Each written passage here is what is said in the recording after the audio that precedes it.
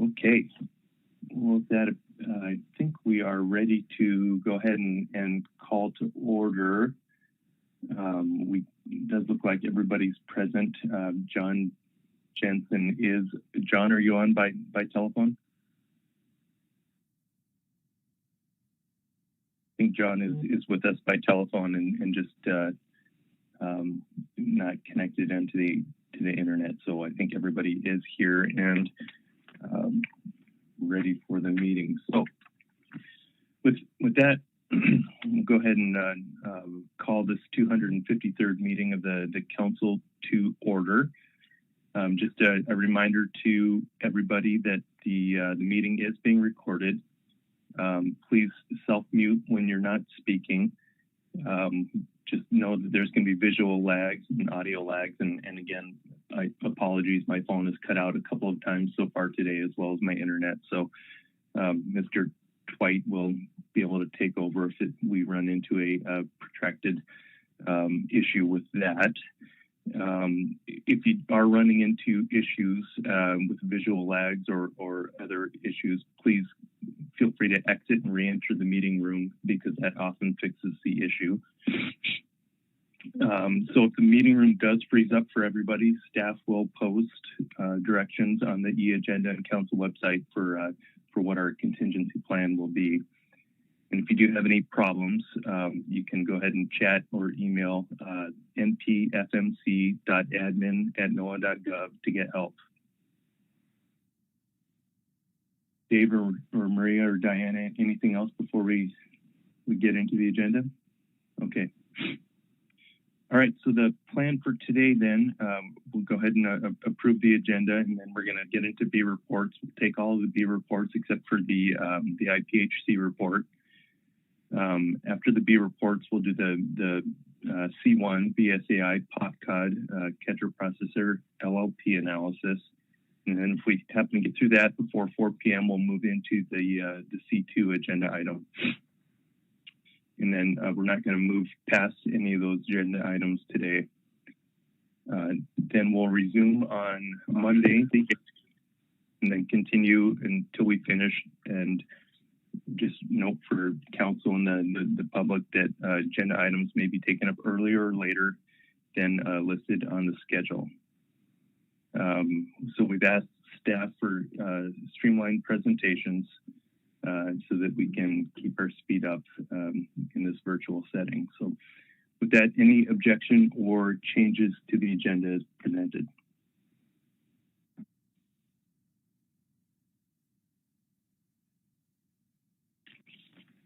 Okay. If there are none, then if we're ready to move on. Before we do get into the B reports, we have two special presentations that the council would like to bestow. I believe we got a couple of guests on the line.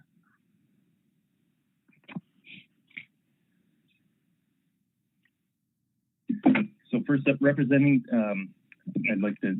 I'll just kick it off here. Representing the state of Oregon as a council member for over 23 years, Bob Nace is known for his integrity, dedication, professionalism, and conservation ethic. In Bob's honor, the council established the Bob Nace Distinguished Service Award. This award is only occasionally bestowed by the council to an individual that exemplifies the highest levels of dedication, professionalism, and conservation ethic necessary to make the fisheries off Alaska the best managed in the world. It's my pleasure to announce that the council has selected Mr. Chris Oliver as the recipient of this highly prestigious award. Mr. Oliver served as NOAA Assistant Administrator for Fisheries since July 2017. In this capacity, Chris has served the regional fishery management councils by securing their role in managing fisheries, improving communication, securing funding, and emphasizing efficient rulemaking. He also pushed the agency to prioritize promoting sustainable fishery management, revise management and regulatory regimes, support scientific advancement in surveys, and building economic value in fisheries-related industries. Under his leadership, NOAA Fisheries mission, staff, and budgets were protected and agency scientists continue to serve sustainable fisheries and ecosystem preservation. His leadership came at a critical time for the agency and for the council process. Not only did he rebuild the role of councils, he set a high standard for future administrators. His many years of leadership, dedication, and support for the North Pacific Council as both Executive Director and NOAA Fisheries Administrator deserve recognition and praise. As such, I present the Bob Mace Distinguished Service Award to Mr. Chris Oliver. I think we'll be able to put a picture of the award up here on the screen. Yeah, it's there in the comment pod. Oh, okay.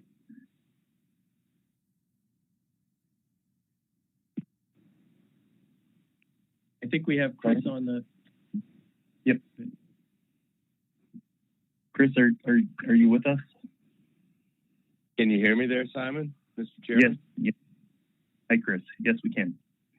Hey, well, let me just first apologize for not being able to connect on the webcam. Maria will be disappointed that over the past 4 years, my IT skills apparently have not improved. I've been trying since 7:30 this morning to hook up to the site, but I was able to call in, and good to hear your voice. And sorry I can't see all of you. I can't wait till we can get back to meetings in person.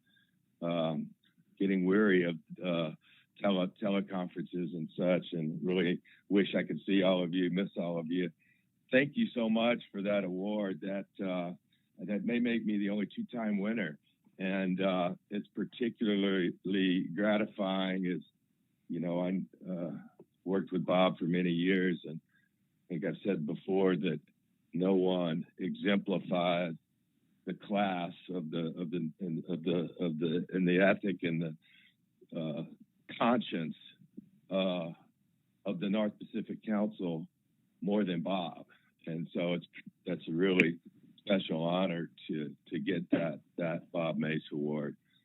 And you know, I took 4 years ago when I decided to go back to DC. It was with a little trepidation, but I don't regret a minute of it. It was an incredible experience, and I learned a lot more about how the sausage gets made on that end of the process, and gained a better appreciation for why sometimes I would get frustrated when I was in my position at the council with the folks back east, but I understand a little better the challenges they were dealing with. And I think we got some good stuff done. I think we've got some initiatives that'll cut through hopefully any administration. And what I would like to say is the reason that I was able to have that opportunity and go back there and be the head of fisheries was because of my experience and affiliation and association with the North Pacific Council. And you always have, that council has been and still is the gold standard. And so that's the credit goes to the North Pacific Council and all the council family, the SSC, the AP, the staff, all the people that participate in the process. It really is a family. And I've just really missed y'all the last 4.5 years. And but it's been a great experience. And so I won't take up a lot of your meeting time, Mr. Chairman, Simon, but I hope to see you soon. I hope to see all of you sooner than later. I'm back in Alaska, and I'll be here for at least a few months. I have a pretty great job opportunity down in Texas that it looks like I'll be availing myself of, and you'll hear a more formal announcement about that soon. But in the meantime, I miss all of you, and I really appreciate the recognition this morning. Thank you. Thank you, Chris. So glad you joined us this morning, and happy that we have you back here in Alaska for a little bit. Sorry that we may be losing you to Texas, but I think they had you first. So thanks again. Right. I'll be visiting. Don't worry. Oh, okay. Perfect. Thank you again, Simon. All right. Thank you, Chris. Okay. So we have one more here this morning. To start off with, Dr. Terry Quinn II was a very active member of the North Pacific Council Scientific and Statistical Committee from 1986 until his death in 2019. In Terry's honor, the North Pacific Fishery Management Council established the Terry Quinn II Distinguished Scientist Award. This award is bestowed by the Council to an individual who, over the course of many years, has made outstanding contributions in fishery science or other related field, and has been dedicated to ensuring that fishery science and management in the North Pacific is the best in the world. It's my pleasure to announce that the Council has selected Dr. Jim Iannelli as a recipient of this highly prestigious award. Dr. Iannelli is a well-known and highly esteemed stock assessment author for Bering Sea pollock and other groundfish stocks, a member and chair of our groundfish plan team since the early 1990s, a mentor to many scientists at the Science Center, and a prolific contributor to numerous important council analyses, including salmon and halibut PSC limits. He shares two important traits with Dr. Quinn: his understanding the importance of working with and listening to members of the fishing industry, and his ability to be a great ambassador for the North Pacific Council on a global stage. By all accounts, he's an exceptionally worthy of this special honor.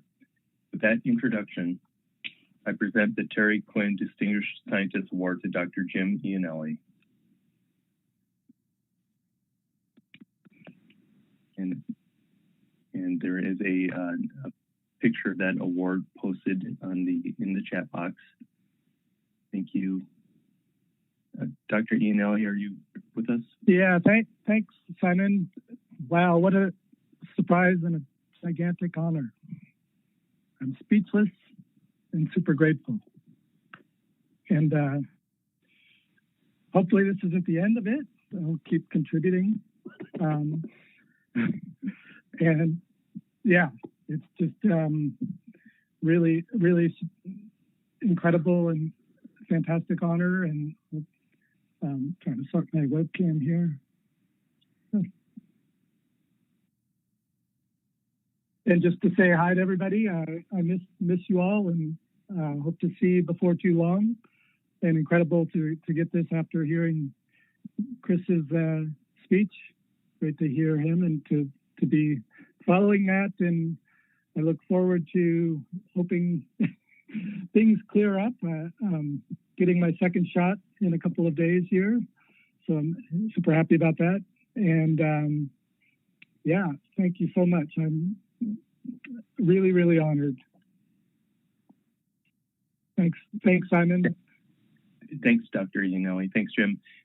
Yeah, no, it's great to see you as well. And I think I can speak on behalf of the council that we concur. This is not meant to be the end, and we're not letting you off the hook on all the great work that you've been doing for us. So thank you so much for all that you've done, and will continue to do in the future.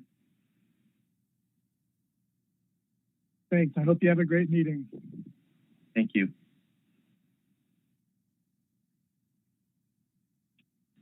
Okay. So with that, I think we are ready to move into our B reports. So just a reminder that we're continuing to limit the B report oral presentations in order to be more efficient in this virtual environment. So you'll see on the e-agenda we have written reports available, and agency representatives will be available to take questions. We will have two oral presentations under B4 today. Dr. Foy will be giving us a Science Center report, and then on Monday, after the morning break, we'll have a time-certain presentation on the IPHC report. With that, I will turn it over to Mr. Witherall to walk us through the different written reports and presentations. Thank you, Mr. Chairman. I'm going to use a PowerPoint to try and summarize the B reports. Under the Executive Director's reports, there are a number of updates. The first being that this is Fish and Wildlife Service John Gherkin's last meeting as a council member. And on behalf of the council, I just wanted to say thank you to John for his contributions over the past couple of years, and he will be discussing his replacement during the Fish and Wildlife Service report. So I will defer to him to make some remarks at that time. One of the things I wanted to bring forward from the updates on staffing and activities is Mr. Mesereau. I learned that Mr. Mesereau is going to be awarded the very prestigious Legendary Captain's Award from the International Game Fish Association coming this fall, I believe. So congratulations to Mr. Mesereau on that. At this meeting, the SSC and AP held their election of officers. To fast forward, the same officers were elected as we had last year. There's also a handbook. We've updated the SSC and AP handbook, and the executive committee, or the full council, I guess, in executive session, whichever you prefer, will review and approve those handbooks in April. There are a couple of national updates. The first being, of course, with Chris's departure, they've named Paul Doremus as acting administrator of fisheries, and some of the deputies have switched around with Brian Pollock and Sam Rauch being the deputies. We had a number of committees that I've listed in the report, in the ED report. I posted the minutes of the Legislative and Finance Committee that held their meeting last Friday. And I'll give a brief summary of those two committee meetings.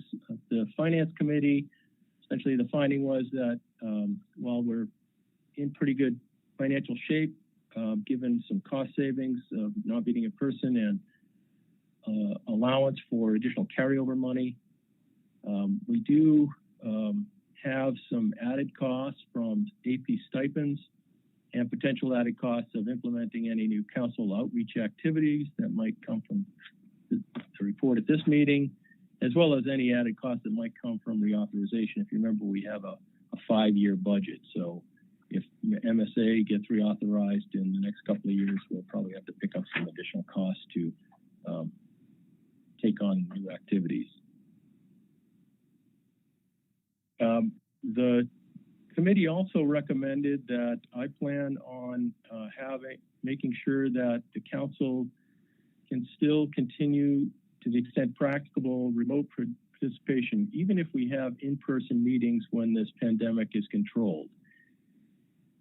So costs that are associated with remote access, limitations of IT and personnel, those will need to be considered, but the concept is continue remote participation to the extent practicable after the pandemic. And lastly, if you recall at the last meeting, the council directed the Finance Committee to determine the amount for AP stipends. That amount was set at $150 a day, and Chairman Canine announced that to the AP on Monday. For the Legislative Committee, we reviewed a couple of major bills that were introduced, one in the last session, the Ocean-Based Climate Solutions Act, and one that was introduced this year, the Huffman discussion, or hasn't been introduced, but it's a discussion draft on MSA reauthorization. There are a lot of sections in that bill that could have potential impacts on the council and council process, and the committee provided quite a few comments for us to consider should we get a specific request for comments on these bills from Congress.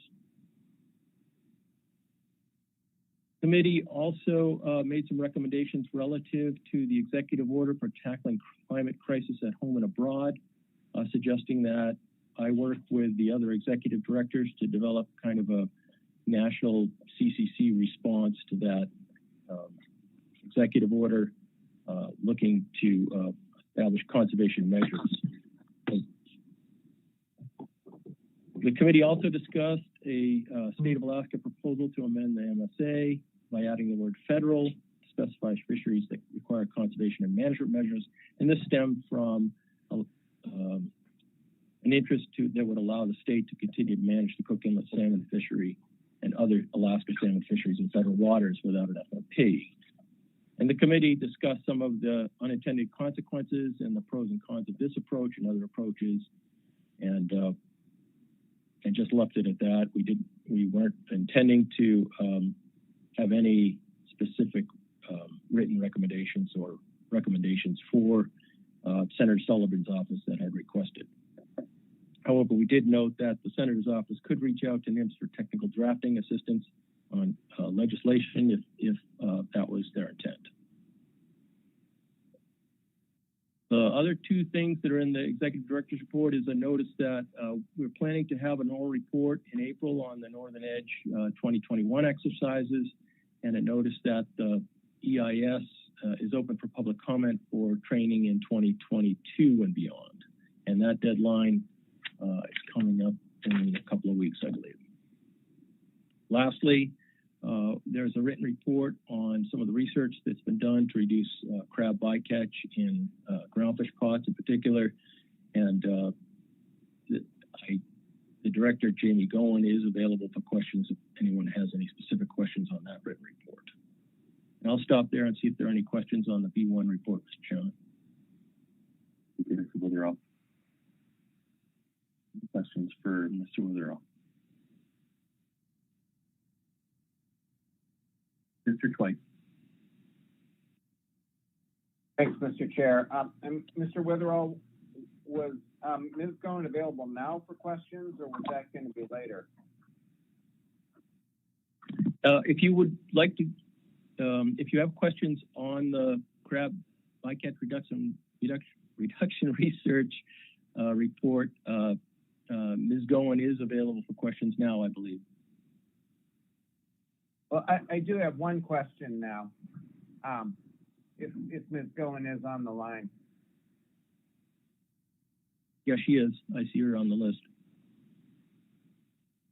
Thanks. And Mr. Chair, with your leave, Ms. Goen, really encouraging to see those results, and I really also appreciate including some pictures of some of the different mechanisms that were being tested. That's really helpful in visualizing.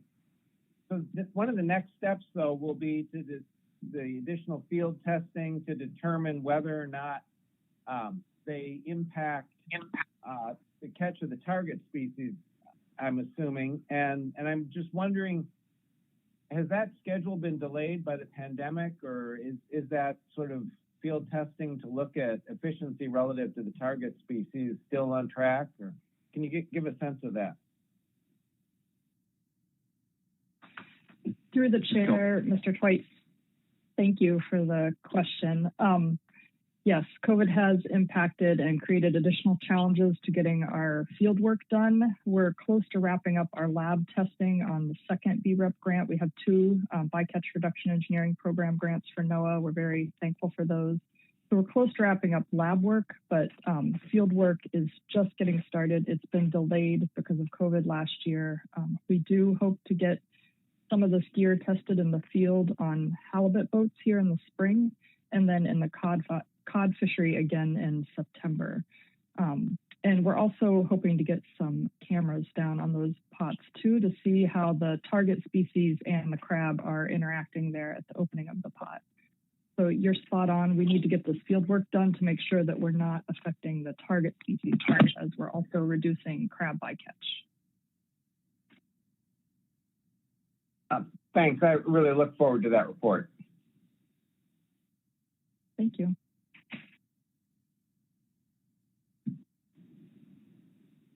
Ms. Kimball. Thank you, Mr. Chair. Thanks, Ms. Witherell. I just wanted to see if you had any more details to share about the discussion or the process to consider some hybrid type of meeting where we continue to have some virtual participation. I just wanted to know if there's any more details for us or the public about that, and whether that's envisioned kind of in perpetuity or just as we get through the rest of COVID. Thank you, Mr. Chairman, Ms. Kimball. The Finance Committee talked about it from a cost perspective, and that having virtual meetings requires additional administrative time and also has quite a few costs associated with IT and phone expenses. Believe it or not, it's fairly expensive to run a virtual meeting. So the concern from the finance committee was how to juggle that with the cost of an in-person meeting. So there'll be added expenses. Plus, it requires additional administrative time because the staff is fully busy with an in-person meeting, and a remote meeting, a virtual meeting, holding a virtual meeting at the same time requires even more staff. So I think the finance committee was interested in having me plan for trying to figure out what can be accomplished given the costs and what seemed reasonable. And so my intention was to scope that out and provide a report or perhaps some perspective in April or a little bit later than that, perhaps. But what I heard from the finance committee is they were interested in planning to some degree of remote participation. Maybe it just means oral testimony in the future, but some degree of remote participation in perpetuity. That helps. Thanks.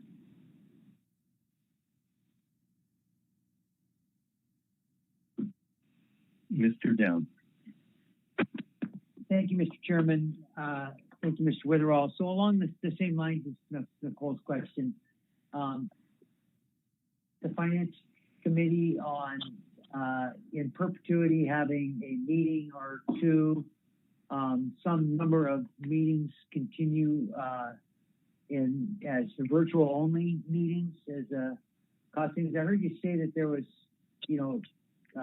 considerable expenses to this type of a format, but I didn't hear a comparison to, whether that's a savings from a meeting that would be in person with this type of participation from the public, or that's not a savings.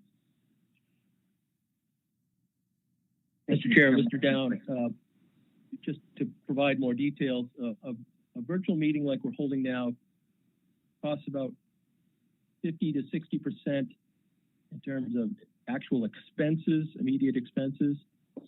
Of course, we have additional administrative staff that we're also paying expenses for to hold a remote meeting. My hope is that the council can return to an in-person meeting as early as October. And, one thing we could do is still perhaps provide some opportunity for the public to testify remotely. And, we'll probably build upon that. Obviously, having our YouTube channel with live streaming of our committee meetings and the council meetings certainly helps. It also provides, and our texting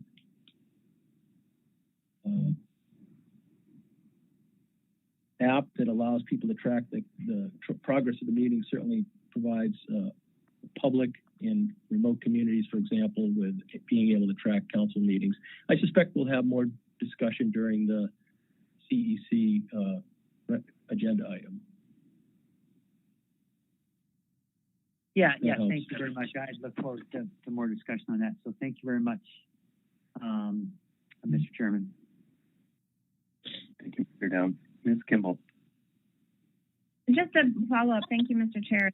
But what I'm hearing, Mr. Witherall, this hybrid option is more expensive than a virtual meeting alone or an in-person meeting. Is that the takeaway that we're trying to balance? What else we can do if we move forward with something like a hybrid meeting where some proportion of it is virtual or remote testimonies available? That's a higher cost than what we've been doing previously. Is that the takeaway? Yes, that's my initial thought.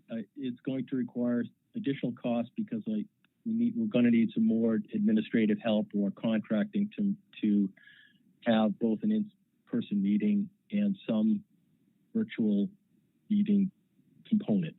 So yes, a hybrid meeting will cost more than one or the other. Thanks.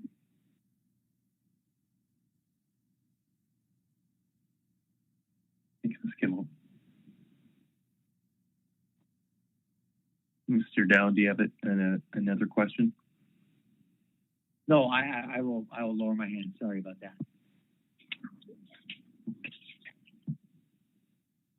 Okay, moving on. Moving on to the NIPS manager report and under B2. The report includes normal progress on rulemaking. There is a draft Alaska Regional Electronic Technology Implementation Plan that was developed from 2018, but NIPS intends to submit that to headquarters next month, and so they're looking for any final comments from the council before they submit that, and that is posted as an attachment. There's some cost recovery reports, 2 of the cost recovery reports available, and those have been posted. There is a data table on halibut and sablefish IFQ transfer activity. There's a note about the proposed rule for establishing critical habitat for ringed and bearded seals. Those comments are due March 15th. There's also some updates on staffing and other items. And probably Glenn could answer any questions if there are any on this B2 report. Thank you, Mr. Witherell. Let's see if there are any questions. Ms. Baker. Thank you, Chair. And I do have a question about the quota share transfer activity information that's provided in the B2 report. And so thank you to the agency for providing this. It's really helpful. And I want to just confirm that I'm understanding one particular line in this table, and that's the temporary IFQ transfers, also called a WEAS. And so I guess I just want to confirm that that line for both halibut, sablefish, and the total includes all the various types of transfers that have been allowed and authorized in the regulations for some time, in addition to the temporary transfers authorized in 2020. Is that correct? So that's why, for example, I was a little bit surprised when I first looked at that table to see 321 temporary transfers in 2019, because I was thinking that was just the temporary authorization last year. But if it includes all of the different types of transfers we authorized, that makes more sense. So am I interpreting that correctly? Through the chair, Ms. Baker, I'm assuming everyone can hear me. Yes, that is correct. If you look at that table, the substantial increase that you see from 2019 through 2020 is largely due to the implementation of the emergency measures that allowed a more liberal transfer of IFQ among participants. And that's why you see the total for that particular row, as well as the total number of transfers, have increased substantially in 2020 relative to 2019. Follow-up, Chair? Ms. Baker. Thank you. Thanks, Mr. Merrill. And so that's helpful. And I wanted to ask then, from the agency perspective, given the large number of increases in transfers, particularly in that temporary transfer category, were there any implementation challenges with that in terms of dealing with volume or specific issues that, I guess were difficult in terms of the specific temporary transfer authorization for 2020 that you heard either from NIM staff or perhaps have made their way through from IFQ participants about that process in terms of how it worked out, or if there were any particular challenges to implementation? Through the chair, Ms. Baker, yes, there were challenges. I think it's important to keep in mind that our entire IFQ infrastructure is designed around the idea that leasing of IFQ, in other words, separating the place where the IFQ is held and then where the quota share is held, is something that is challenging for our system to accommodate. So there was a substantial amount of work to set up temporary system that would allow us to do that. One of the major challenges we faced, in addition to just the substantial increase in workload, was a number of challenges in terms of participants wishing to reverse their decision to lease their IFQ to other participants. And that's particularly challenging within our system because there were hundreds of additional participants this year who engaged in transfers of IFQ. And we have a series of underage and overage provisions within our IFQ program so that we have to carry over those amounts from one year to the next.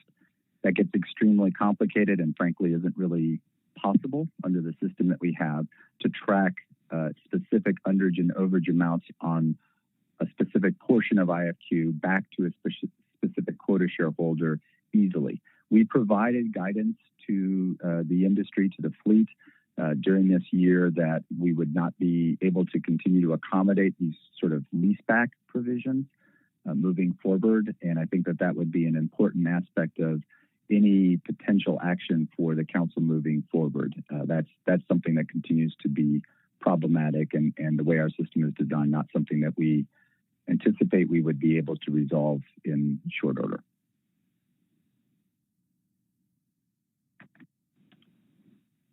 Mr. Chair, thank you, Mr. Merrill. No more questions. Thank you, Ms. Baker. Any further questions on the NIMS management report?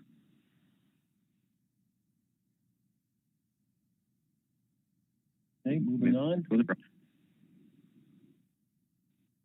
We had a number of written comments under the E-agenda item with requesting emergency action by the council. And it seemed like a reasonable thing to do would be to remind the council members of the policy guidelines relative to emergency rules, and you may end up getting some public comment under the B item. So this seemed like a good point to walk through these, and I'm going to let Mr. Merrill speak to these rules. Thank you, Mr. Chairman. Thank you, Mr. Witherell. Just very briefly, I think it's helpful for the council at this meeting, given the suite of proposed emergency rule measures, to be familiar with our policy guidelines concerning what constitutes an emergency rule. I think this slide in particular is the key. Emergency must exist, that it results from recent unforeseen events or recently discovered circumstances. I think over the years, we are fairly practiced in describing the potential measures that were unforeseen in a given year. It will be important if the council makes a recommendation to provide that information to us about what is particularly difficult this year. Is it unanticipated, slow rollout of vaccinations or other operational issues that were present perhaps in the previous year? That will be helpful information for us to consider. Present serious conservation or management problems in the fishery. I think, again, the council is fairly attuned to these issues. And then, of course, the final is that it can be addressed through emergency regulations for which the immediate benefits outweigh the value of our normal notice and comment rulemaking. And then, of course, we have to have an administrative record to justify this. In past council meetings, either the agency or the council or both working together have been able to provide some administrative record to help supplement the council's actions. I think for a number of the issues before the council at this point, we don't currently have that. So that is something that we would need to prepare prior to considering implementation of an emergency rule. Emergency rules through the Magnuson process are effective for up to 180 days and then may be extended for another 186 days if the emergency continues to exist.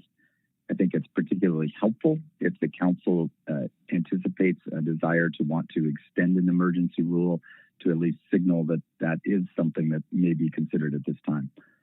I'll also note that there is another mechanism under the Administrative Procedure Act where we can implement measures, rulemaking measures in a more expedited fashion. We used that process last year when we implemented measures to relieve vessel cap restrictions under the Halibut Act. issues that are taken up under the Halibut Act are not subject to the Magnuson-Stevens emergency rule procedures. They have to follow a separate procedure. We will review carefully whether or not any recommendations coming from the council meeting on Halibut Act issues can use a similar administrative procedure as we used last year, which was a final rule without a preceding proposed rule. That particular venue may not be available to us this year. That is something that is under continuing discussion among legal counsel. That is another venue that we can use to implement emergency rules that are outside of the Magnuson Act process. I'll perhaps pause there and note that's the process, and then we can talk about prioritization in terms of the issues that are before the council.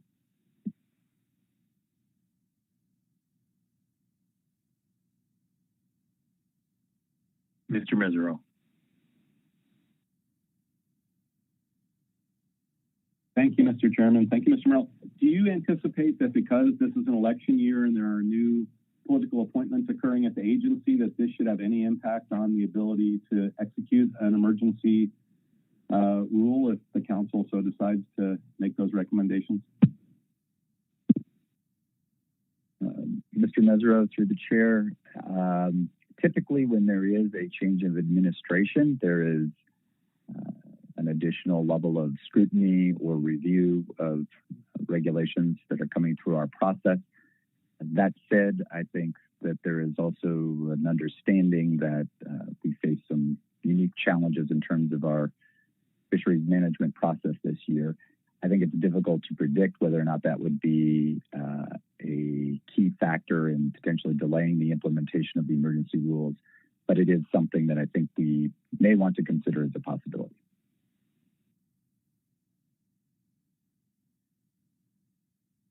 Ms. Kimball.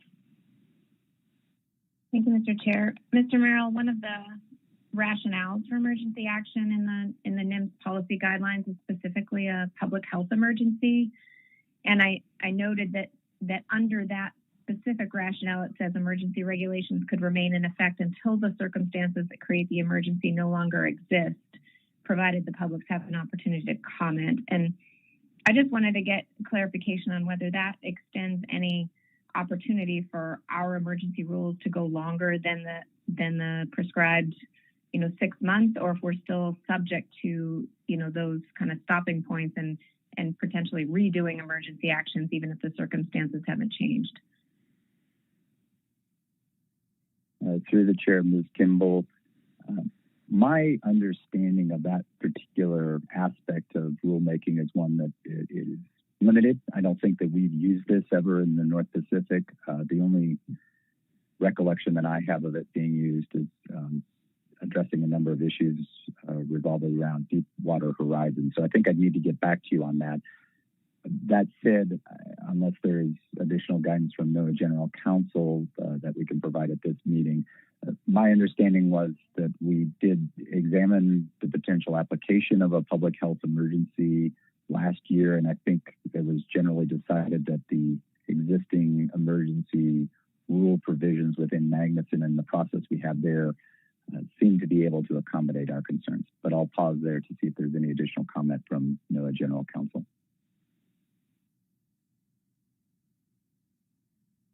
Hi, Glenn. Thank you. This is Molly. Can you guys hear me? We can. Good morning. Okay, perfect.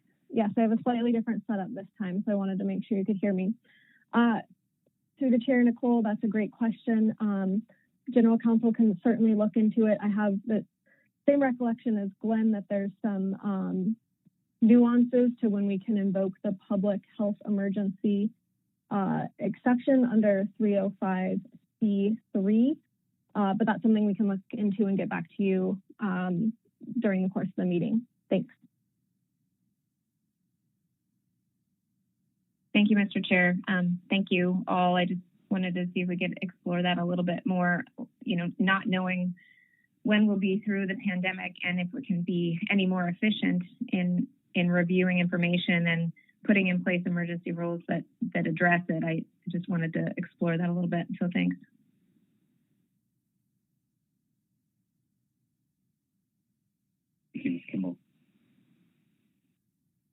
Further questions? So, Mr. Chairman, if there are no further questions on sort of the process, I did want to just briefly touch on prioritization in terms of the issues that are before the council, if that's all right. Yes, Mr. Merrill.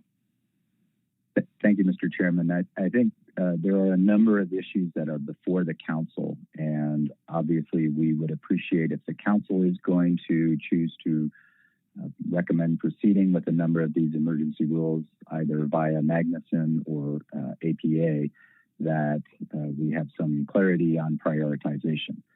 If the council is not going to provide specific prioritization, I think we would, and some of the criteria that we would look at are when the emergency rule would need to be effective to have an impact, and the number of potential participants that would be impacted if that emergency rule were to be implemented. And I think, as you can see from a number of the issues that are under your staff tasking agenda item, I believe there are requests to reinstate an emergency rule to allow the emergency transfer of IFQ. Given the opening of the halibut and sablefish fishery, I believe that's March 6th, that would be something that would be high on our priorities for things to accomplish. There's also an emergency request to move up the season start date for the rockfish fishery from May 1st to April 1st. Again, given the timing of that, that would probably also rise up in terms of our priorities. There are also a number of requests that are revolving around vessel use caps, either for just halibut or for halibut and sablefish potentially. Given the areas, the geographic areas, and when those vessel use caps can become binding on the various vessels and fishery participants, that would probably be next in our prioritization. Finally, there's also an emergency request that would look at relieving some residency requirements for the CQE fishery, community quota entity fishery in ADAC. Given the scope of that, that may be something that we could try to see about if the council is interested in proceeding with that, to include as part of the emergency transfer provision. Having said that, we would be cautious to commit to that at this time, because given the desire to want to proceed quickly on the emergency transfer provisions, we would want to ensure that that process can proceed quickly. And there may be a number of issues with that particular emergency rule we would have to consider. So that would probably be lower on the priorities in terms of implementation. Again, if the council were to recommend all four of the emergency requests that are currently before you.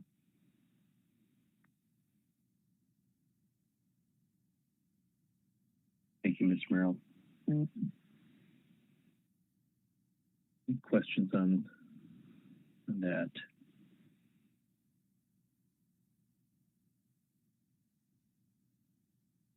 Okay, I don't see any. That concludes your report, Mr. Merrill? Yes, it was, Mr. Chairman. All right, thank you very much.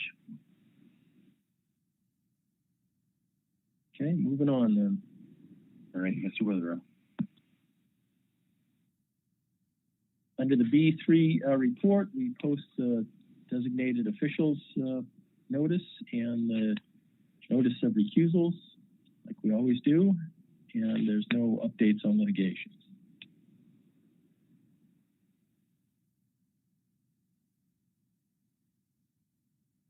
At this point, I'm going to stop, and we have a oral report from Dr. Foy on the status of the Fishery Science Center. So, Dr. Foy is on the line.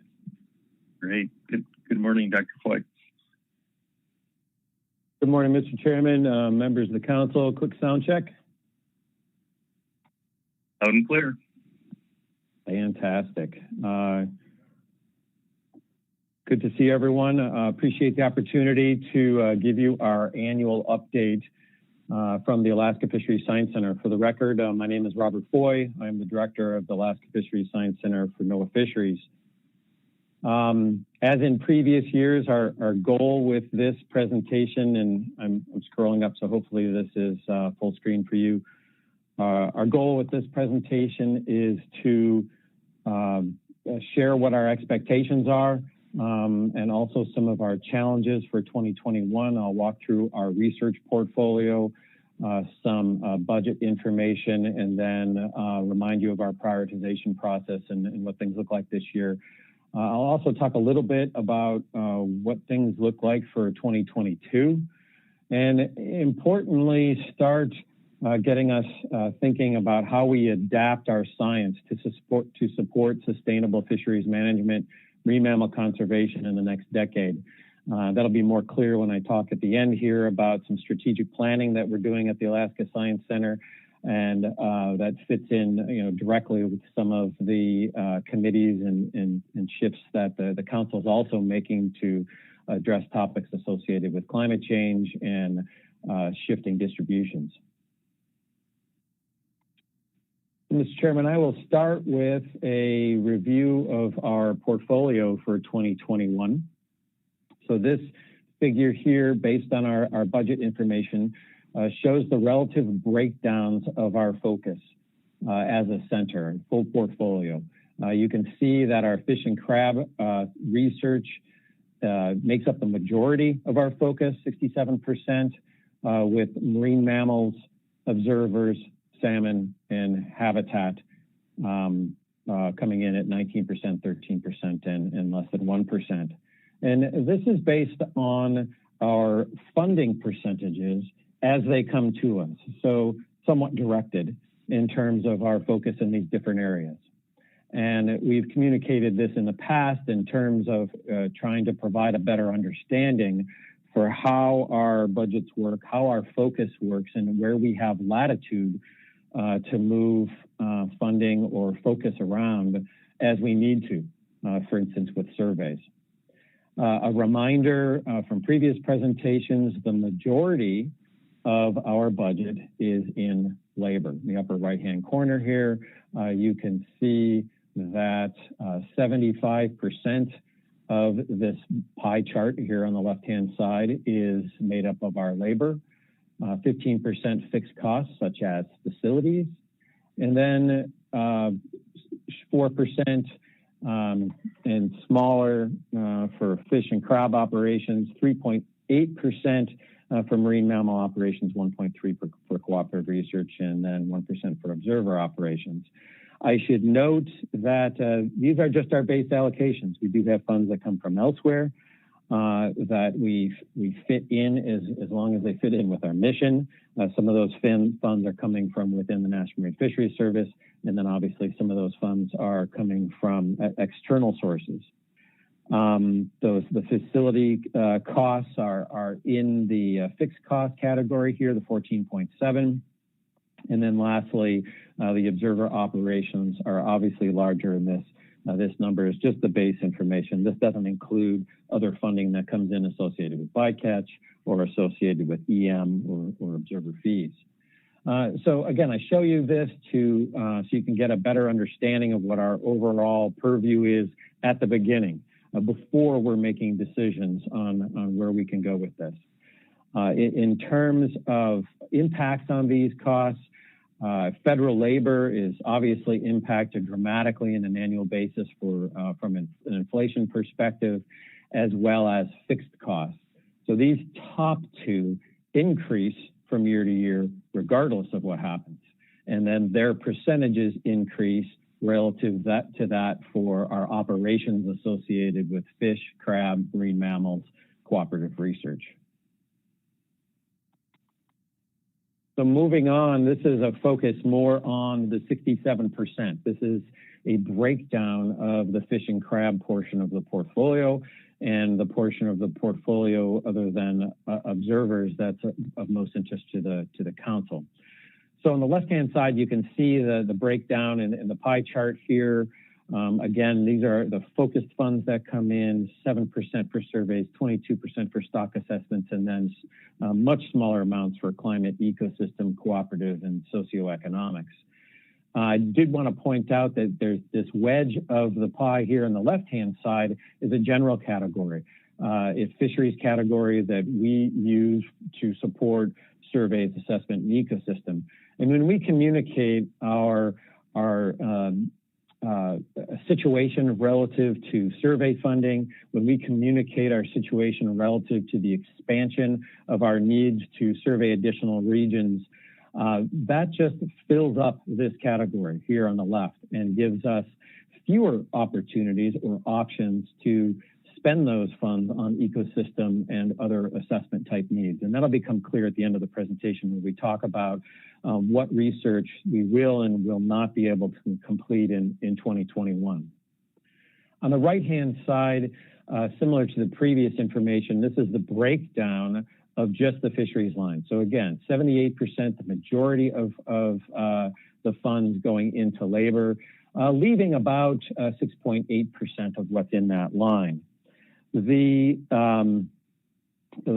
breakdown, the 6.8%, continues to be affected by inflation. As I've communicated in the past, we've seen a reduction. We had about $6.5 million in discretionary operational funds in 2017.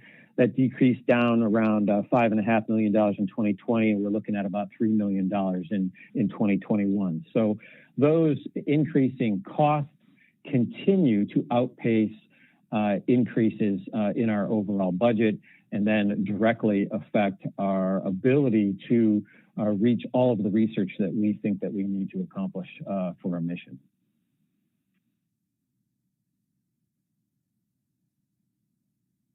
So this is a final budget slide here just to give an overall perspective of what I just said about declining budgets and the various types of funding that we get. On the left-hand side in green, this is our fisheries line. So again, these are all the topics I just talked about relative to ecosystems, stock assessments, surveys, and the like. You can see that in the last few years, there has been an overall decline in that total category, again, affecting our ability to get to all of the research that we think we need to be doing in order to meet our mission. What we've added here is the additional funds that we've received congressionally in FY20 and FY21 that directly support our surveys. And surveys remain one of our most important priorities, and that is borne out in the focus that we've received nationally from the National Marine Fisheries Service as well, to make sure that we've had those increases, without which we would have been in some extreme trouble in FY21 and our ability to meet that part of our mission. In our other categories, protected resources, I'll be brief.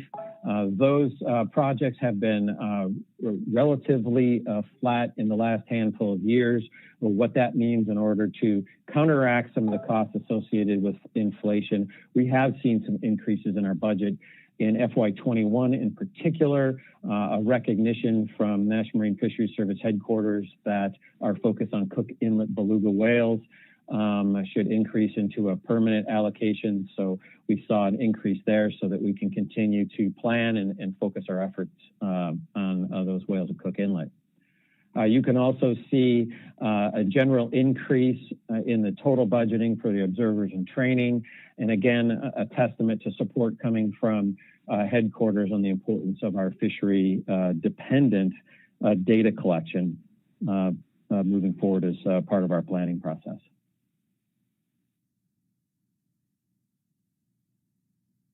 So a slide just to remind you of our science prioritization process.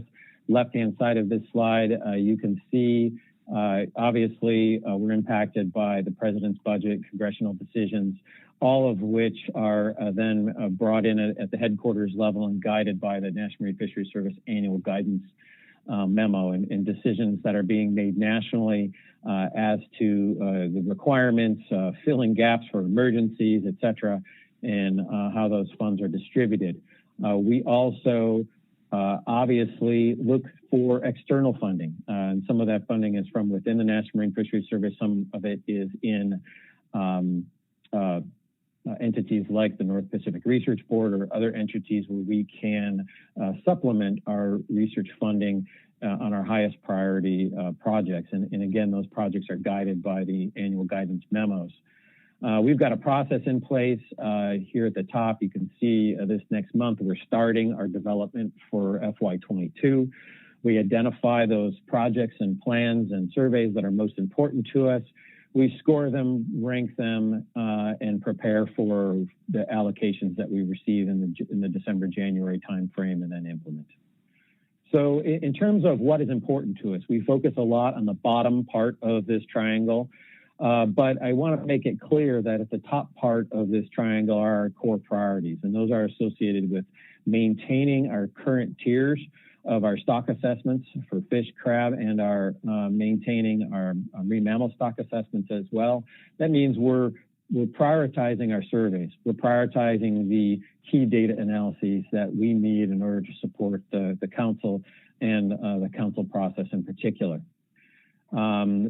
Obviously, in this core priority, in order to accomplish that, we're supporting NOAA Fisheries and council on the regulatory side as well, and our international obligations.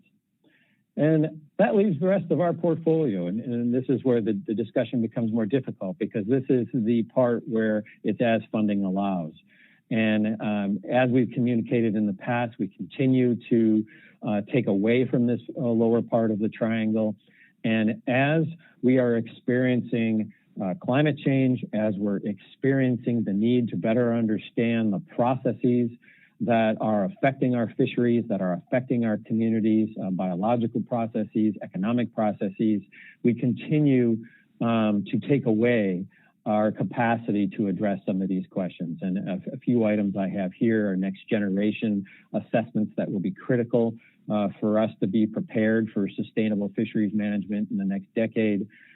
Conducting the bycatch analyses that we need to be doing to address your needs as bycatch issues are constantly on your radar. Understanding and forecasting the effects of climate change. I'm going to highlight this later in my presentation, but this could not become more important for us on the science front. This could not become more important that we're providing you with the information to better understand our expectations in the next decade. And then lastly, to make sure that we can hire and bring in and support our staff to the best of our ability to make sure that, again, we've got the best scientists in the country and focusing on the largest fisheries in the country. So a few more details here on the annual guidance associated with fiscal year 21. Some of this guidance comes from the National Marine Fisheries Service, a little more general. The first bullet here, amplifying the economic value of both commercial and rec fisheries while ensuring sustainability. This is an important nod to the importance of our socioeconomic data and on-ramps for economic science into the council process.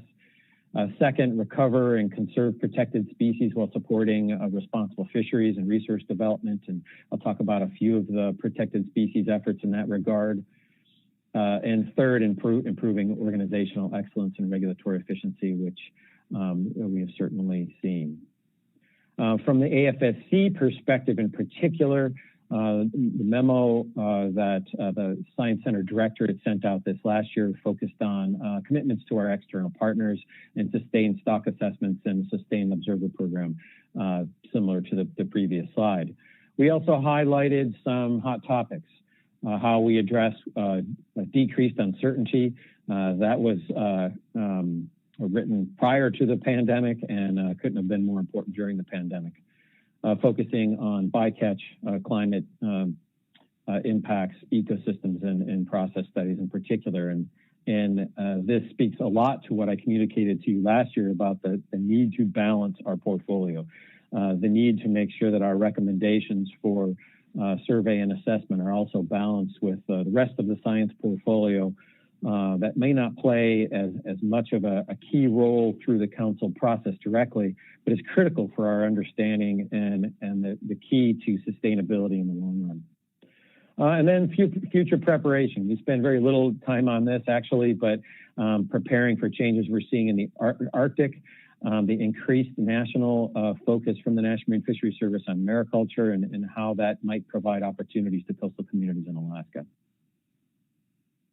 And I wanted to highlight this next item. This is focused on FY22, but we just put this information out, and it's important to communicate that we are also developing and supporting the NOAA Diversity and Inclusion Strategic Plan.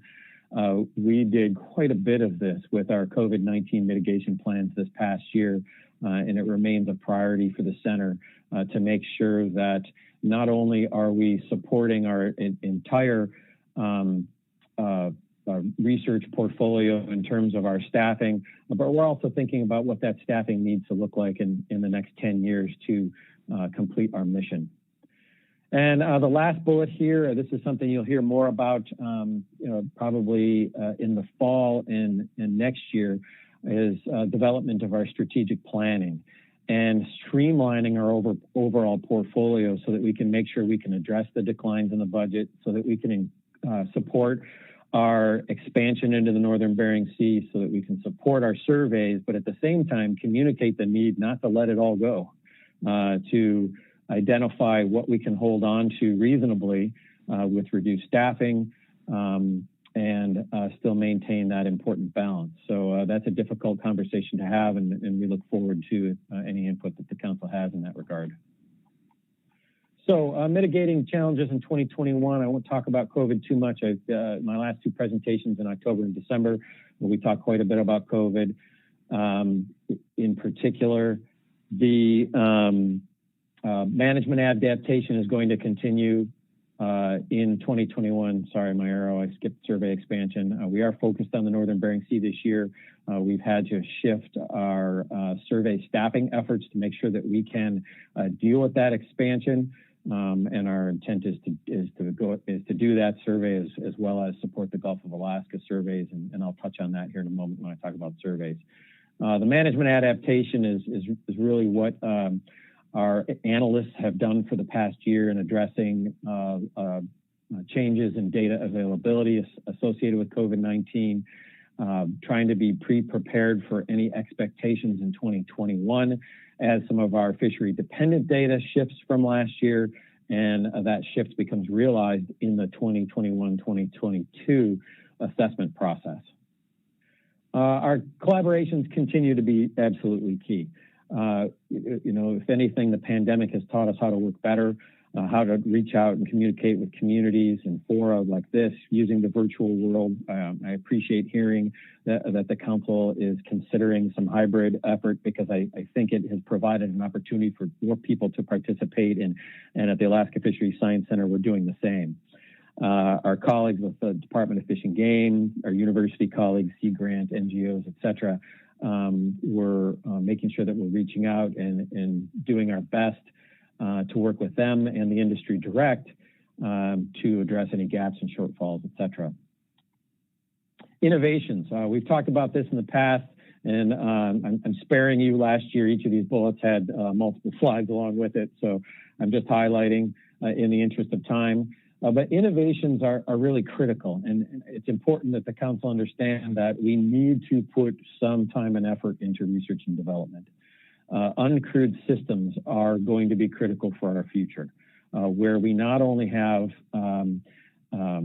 people on vessels collecting data, but we also balance that appropriately with innovative tools, satellite data, drones, et cetera, to collect information as well in order for us to meet the expansion of our stocks.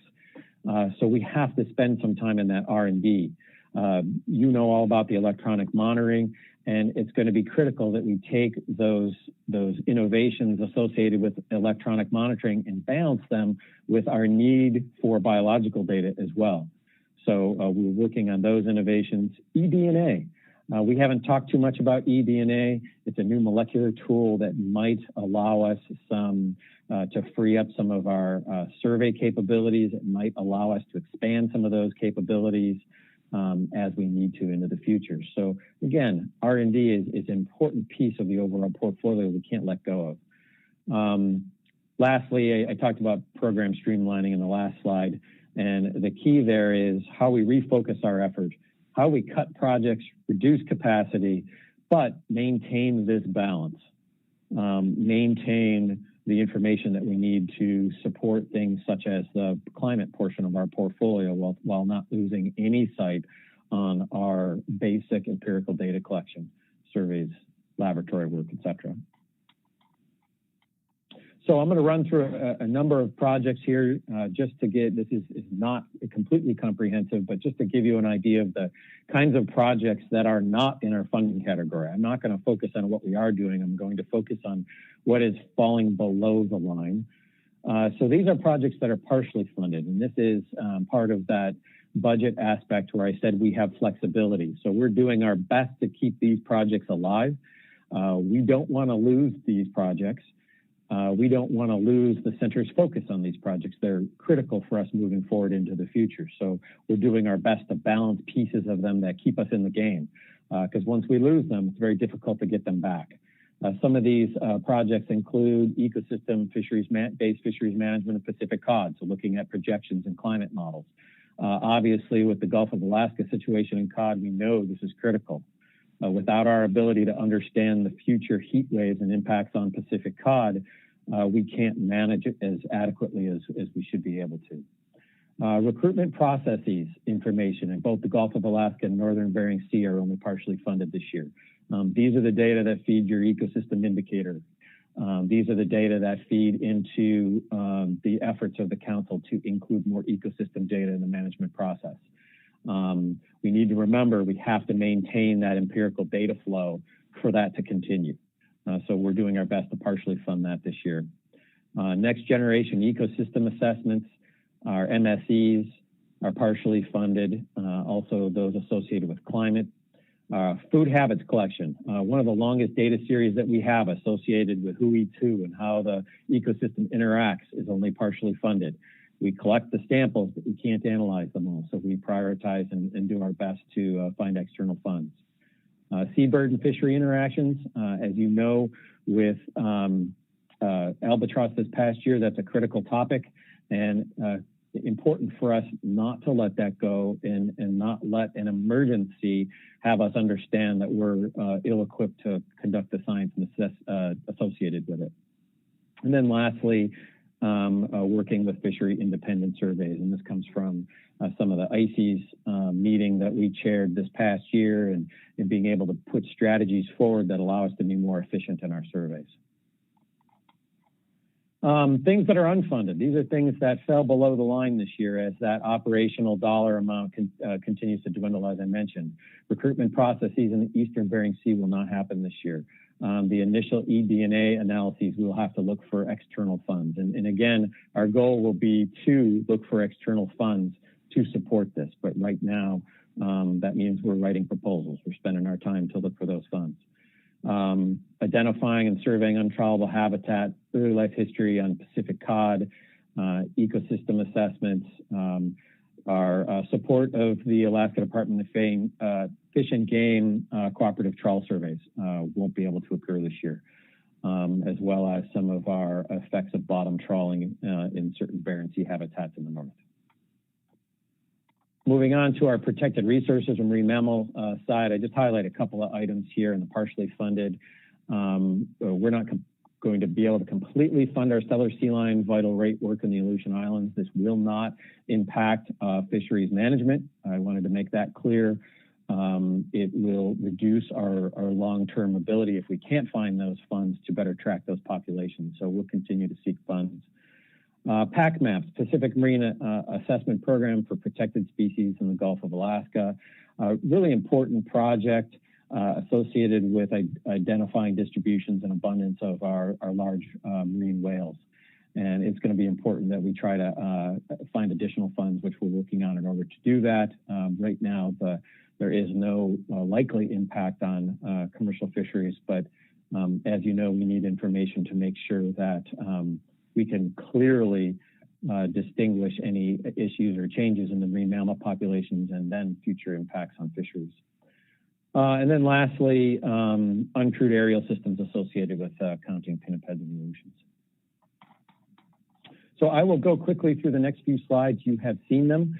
These are the slides from December on what surveys we are conducting. There have been no changes in what we intend to conduct from what we discussed in December. So our survey portfolio remains whole for 2021. We are trying to put all of our surveys on the water. In fact, our first survey on the Oscar Dyson is in preparation right now. Our staff are in their shelter in place for 2 weeks, some of them in hotels. And that survey should be going. That's the acoustic survey in the Shelikof region in the Gulf of Alaska.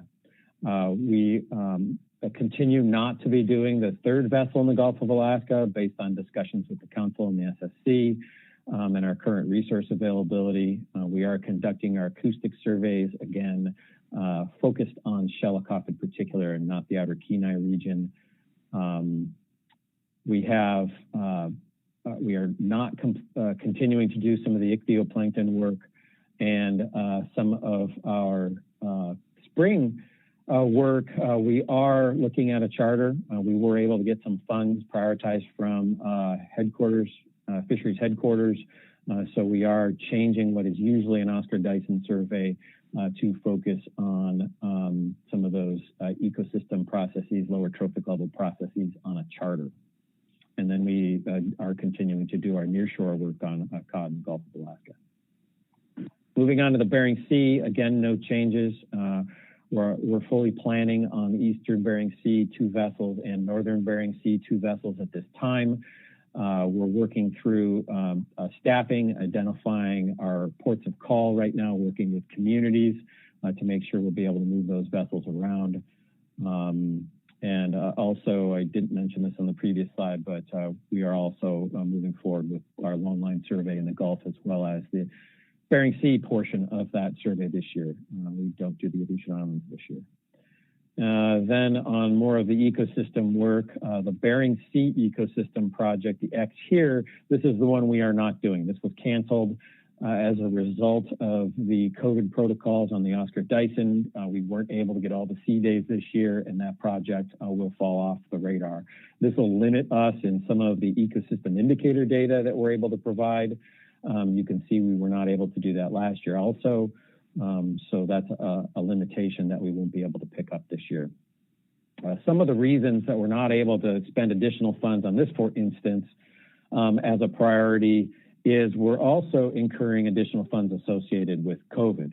We've got approximately $1.5 million of additional fund requirements in order to deal with testing and shelter in place. I know the industry knows this all too well. So those funds had to come from somewhere, and they're being made available. So both internally and from National Marine Fisheries Service headquarters in order to make sure we can conduct all of these surveys. In the interest of time, I won't go through details on the marine mammal work in 2021. It remains the same. I encourage you to look at the presentations and read the SSC report on the marine mammal presentations that they received yesterday. A really exciting broad list of collaborative work that we're doing with local communities, critical ecosystem work associated with marine mammals that's important for fisheries management in the long term. So I encourage you to take a look at those presentations and reports as needed for both the, apologies, the top here was Gulf of Alaska, Aleutian Islands, and then also the Eastern Bering Sea, Chukchi Sea, Beaufort Sea, and North. So final slide, but I'm going to take a few minutes with this. Looking forward to 2022. What is our focus right now? I mentioned before that the Alaska Fisheries Science Center is building its strategic plan out for 2022 to 2026. And obviously, the strategic plan, based on everything I said today, we are focused on making sure we can maintain our core surveys, we can maintain our core assessments. But more as important as those, we're also fleshing out our ability to make sure we can still say the word sustainable a decade from now. So I've asked our folks to think 10 years out and longer about how we consider what our fisheries are going to look like. Obviously, ecosystem-based fisheries management must be at the forefront of that conversation. How do we incorporate ecosystem data into this process? Are we collecting the right data? The SSC is discussing risk tables right now, and how those data are incorporated such that they help us sustain our fisheries, so that they support our understanding of the fisheries and don't unnecessarily impact industry or communities. Climate, front and center. We've had 2 heat waves in the last handful of years. We continue to have low sea ice, and they've had dramatic impacts on our fisheries. We must get a better handle on climate impacts and what our expectations are for 10 years out. And I won't go into any of those details. You've got your committees. The FEP discussion with the SSC this week was fantastic. And I look forward to continuing to see how we can build that out, and an acknowledgement from the council that needs to be built out in parallel to our focus on basic empirical data collection associated with surveys and assessments. Socioeconomics, making sure that as we react, as we adapt to these changes in climate, that we're addressing all aspects of who we represent in the commercial fishing industry, from communities to the largest of industries, and our focus on making sure that we understand the impacts of our decisions and the impacts of the expectations from climate. Bycatch, we've always worked on bycatch. I'm highlighting bycatch in our 22-26 plan, really because of all the time you spend on it. Obviously, bycatch is a critical topic, and I want to make sure that we're providing a full and objective science portfolio to you so that you can make decisions, and so that we can both improve on our bycatch in Alaskan waters, but also better understand it. And then lastly, I touched on these before, Arctic and mariculture, in terms of making sure that we acknowledge that Alaska is the only Arctic state in the United States.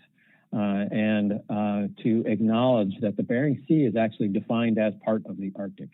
And as there's an increased focus on the Arctic, as our stocks move further into the Arctic and potentially high Arctic, it's going to be critical that the United States is playing at the international level, and that the Council is aware of the implications of decisions that are being made at the international level for the future of fisheries in Alaska, for the future of ecosystems, marine mammals, et cetera, in the high Arctic as well.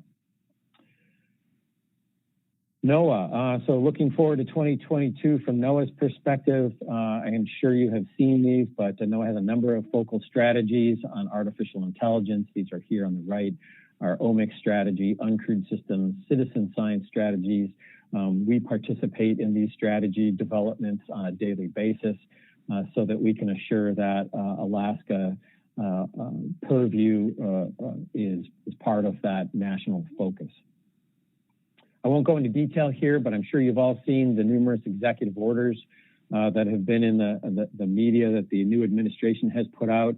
A number of these orders directly impact Alaska, and a number of these orders directly impact the National Marine Fisheries Service as a whole. We're expecting some guidance from NOAA and NIMS headquarters on these executive orders in the near future. I won't go into those details right now, but to suffice it to say that that's going to drive some of our focus in the coming months. At the National Marine Fisheries Service level, focus on climate-ready fisheries, ecosystem-based fisheries management, and resilient U.S. seafood and fishing sector. These are the priorities that came out recently for our focus in 2021 and into 2022. Obviously, climate is critical. We've talked quite a bit nationally about climate policies. The CCC has heard some of these presentations and how we, again, better prepare ourselves for 10 years from now from a climate perspective, from an ecosystem perspective, as well as building our resilience in seafood trade and our understanding of seafood markets, et cetera. From the AFSC perspective, making sure that 2022 is going to be adequately resourced. As I've communicated in the past, we need to forward fund as much of our surveys as we can from one year to the next. So right now I'm focused on 2022 and making sure that we can address which surveys are going to be our priorities and make sure that our staffing turnovers adequately address these mission shifts and or these mission changes that I mentioned above. And lastly, and probably more importantly, and I should put this at the front, is our collaborative focus in 22 and beyond. Not only continuing to build our relationships with industry. I pride myself on trying to build relationships with industry, and I look forward to doing more of that in the coming years. And acknowledging that we're all in the sustainability game together. And that's either associated with survey support or general research. It's great to see Jamie Goen's report earlier today. Great to see the industry research and the collaboration with that project with NOAA Fisheries. And lastly, we are hiring a tribal liaison. We're working with a number of different federal entities on building out Indigenous community engagement. And I want to make this clear, we're putting a huge amount of effort here because we should be putting a huge amount of effort here. And as we learn better how to communicate with coastal communities in the north, as we learn how to better communicate with the changing climate and impacts this has on subsistence and commercial fisheries, it's critical that we build a platform, that we have a framework for communicating, for allowing folks from multiple interests to participate in the fisheries management process. So that's all I have, Mr. Chairman. Apologies if that was a bit long. It was the state of the center for the year, so there's a lot going on. Thank you very much, Dr. Boy. That's very much appreciated. Looks like we do have some questions. Mr. Cross. Thank you, Mr. Chairman. Thank you, Dr. Foy. I appreciate the report. From my memory, it seems to be a lot more in detail in how the funds are being distributed, which we asked for. So I appreciate that and understand that when you went through the priorities, I found them to be well versed out and I understood them. So that's good. One of the questions that I've been kind of dealing with, and I'm sorry to go off script here from what you put up, but it's been concerning me for a while a little bit, and want to understand how the center is going to deal with this. Is as you go more into this artificial intelligence, and you go into drones, and you go into other ways of gathering this biological data, understanding that we have to, and I'm reconciled to that. One of the things I want is to understand if the center and nationally or how it's working and what's being put into stock assessment model development. In other words, as we move forward into these drones and things, we have the VAST model, etc. But that also starts to impact the stock assessment models that we've had in the past. And I'm wondering how much the center is going to help in focusing on starting to put those models together with new models that are going to make these fit into the model structure that we've already had. So I guess that's a question, and the kind of the corollary to that is, as somebody who's been following this for a while, I'm starting to get lost in the science. And as you develop more models that put this together, industry is going to have less of a ability to understand how that goes. So is the center thinking about how to communicate all of this more complex modeling that's going to need to go forward, and are they developing those models nationally or at the center?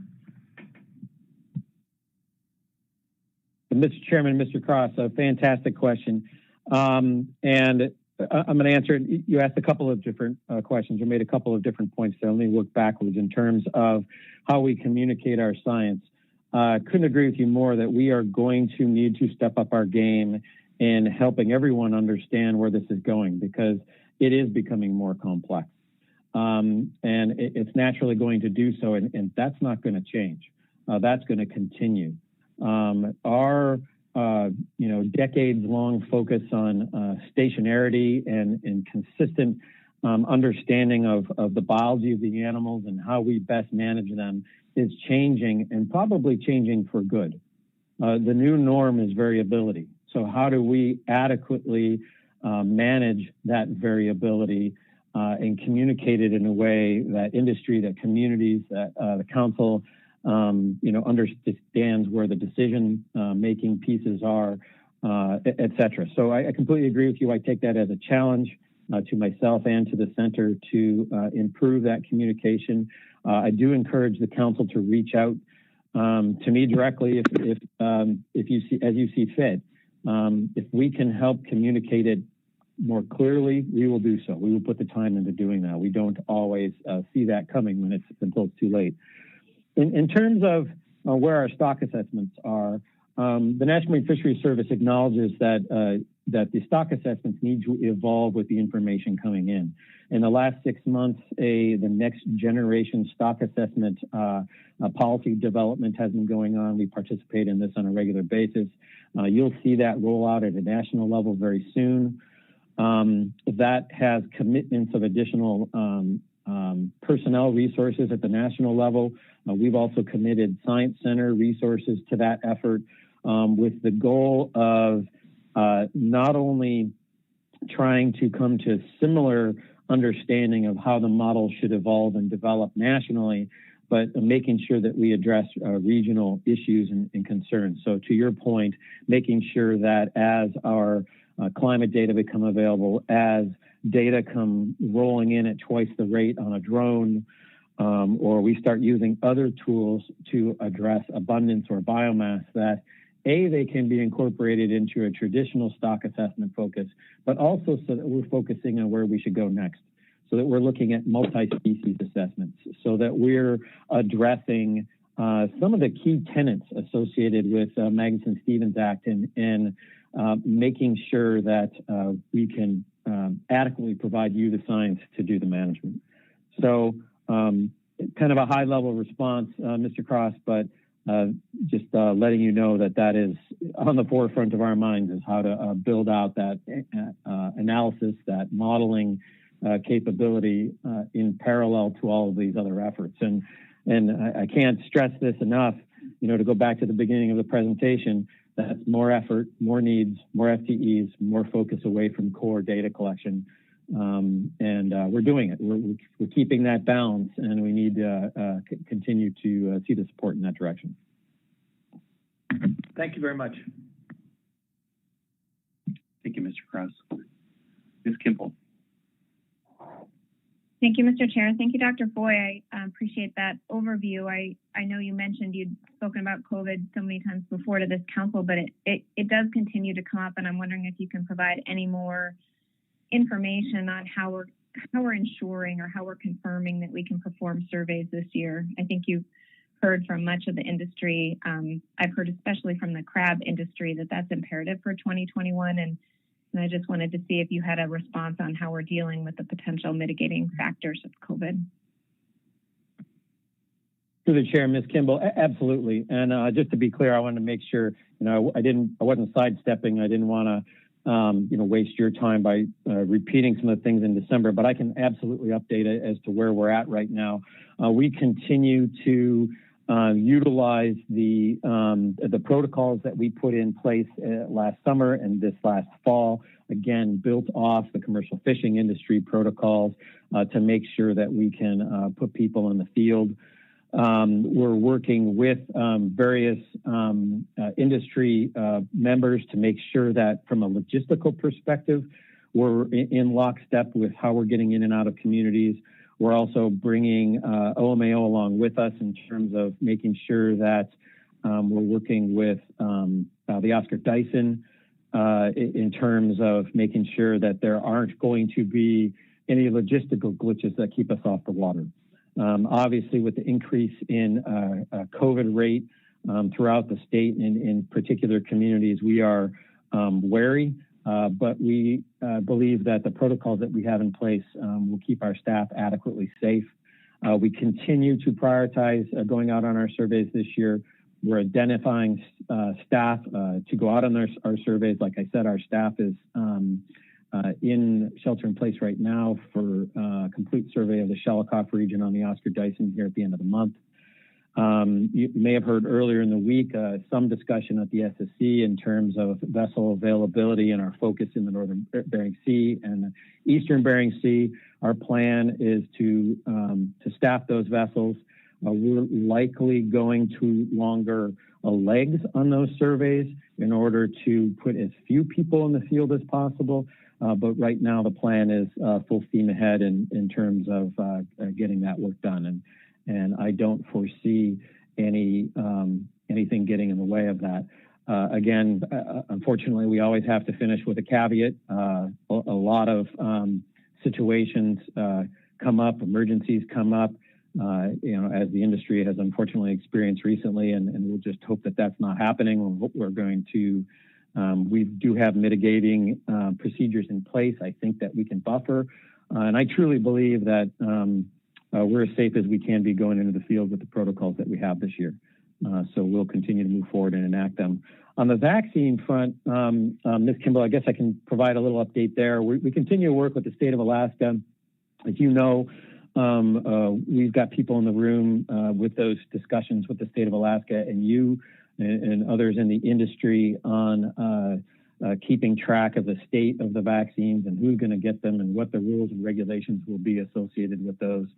It still remains a bit nebulous as to how our survey staff will fit into that. Having said that, at every turn, we've made sure that in addition to observers being on those lists, that we're also making sure that everybody understands that our survey staff are also critical infrastructure and need to be on the quarantine list, whether it's in the state of Washington or the state of Alaska. So we, as you know, that's an ever-changing situation, but we remain vigilant and waiting for the shot. Right now at this point, we're just saying, hey, if you can get the shot, get the shot.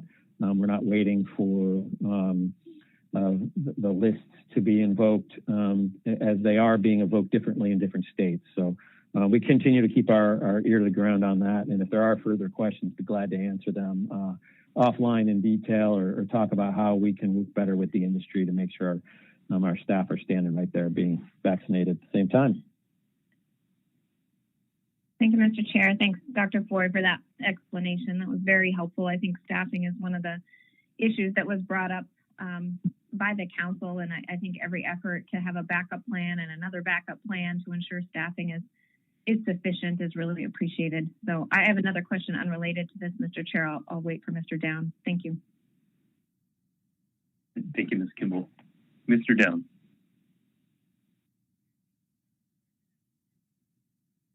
Thank you, Mr. Chairman. Thank you, Dr. Foy. I appreciate this presentation. I second the comments from Greg Cross. We appreciate the detail in your report. I always look forward to seeing these reports every year. Going back to the beginning, I had a question on the percentages that go to pay for your for labor and what's included in that. So I guess the question I have, I don't know if you can scroll back to that beginning or not, but the question that I have on that is, in the past, I remember seeing these where labor was broke down by the National Marine Fisheries Service personnel and also the what percentage of that goes to contractors. So I'm assuming that this includes the federal labor part includes all that's just National Marine Fisheries Service, and so obviously you've got a high budget for contract help as well that would be included in labor. So where does that come into play? Is that funds that aren't included in this that are used to pay for that, or how does that work? Yeah, through the chair, Mr. Down, excellent question. My focus here was on federal funding in particular. We don't put temporary labor such as contractors on federal dollars.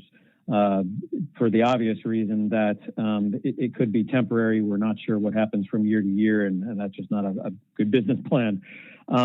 So we do rely on temporary funds either coming through National Marine Fisheries Service headquarters and through research projects that are funded externally for a lot of that contract support. Then some of our more empirical fisheries empirical data collections are funded that way. Some of those contract dollars are going to put people on vessels, et cetera. Some of it is for putting people in laboratories. We try not to overinflate our use of contractors, but it is necessary in some cases. So that is not reflected here, and there are a number of positions then that would, again, increase all three of these lines in terms of personnel focused on particular topics. Does that answer your question, Mr. Dunn? Yeah, I think that gets through. Of course, I share the same concern that I'm sure you do when you look at 85% going to fixed costs and labor. It doesn't take much of a budget cut before all you can do is pay for staff salaries. And so that was there's other funds that come into this that are used to help, and that none of these funds in this balanced portfolio you're showing here go to pay for contract help. That's outside of this. I think that's the answer. Yeah, Mr. Chairman, Mr. Down. Yeah, you're correct. And you know, obviously this is the lion's share, and I too have that concern as we move forward on the availability of the portfolio moving forward. So it's a business decision and a business balancing act. You know, no different from what you guys are doing as well. Great. And then I had another question, Mr. Chairman, on page 6 on this document where he showed this pyramid. There was one line there that kind of caught my attention. I wasn't sure what that was, but first, just as an observation, I would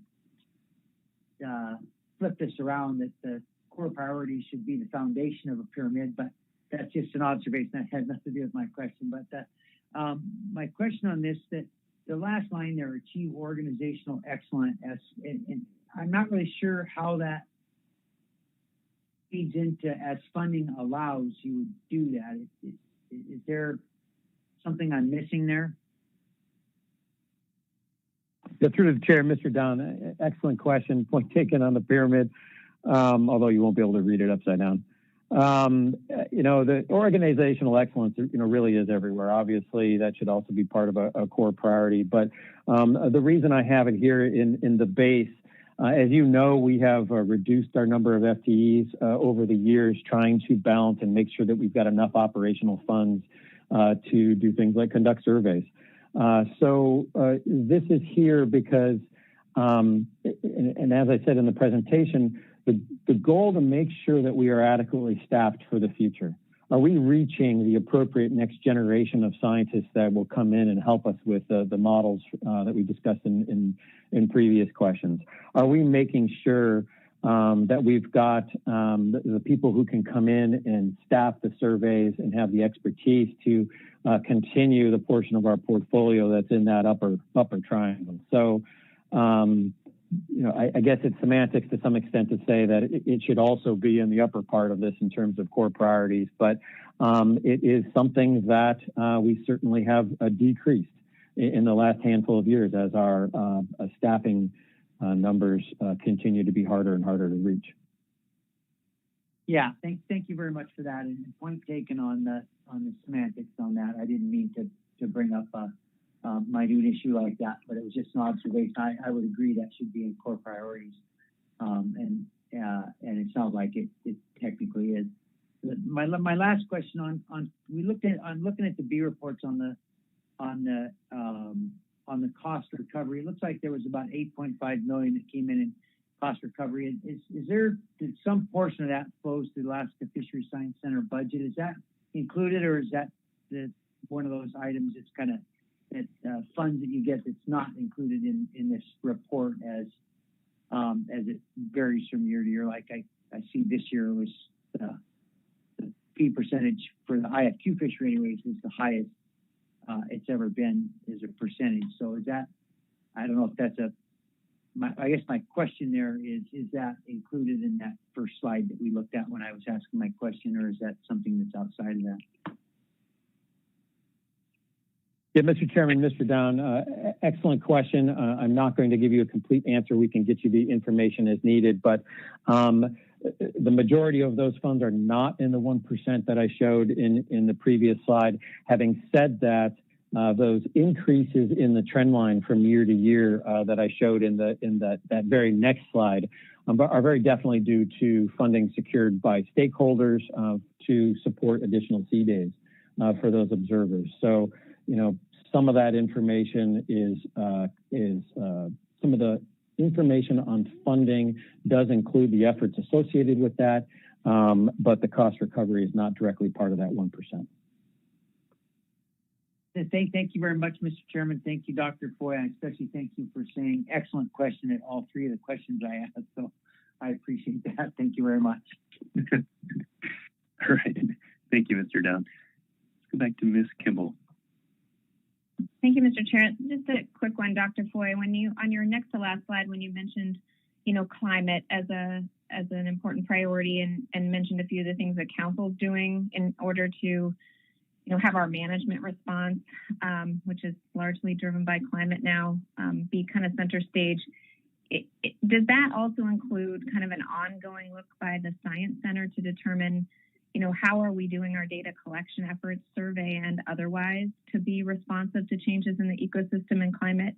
I understand this push and pull between, you know, how to retain a long-term data set and not undermine that while also realizing we need to either expand or change or move.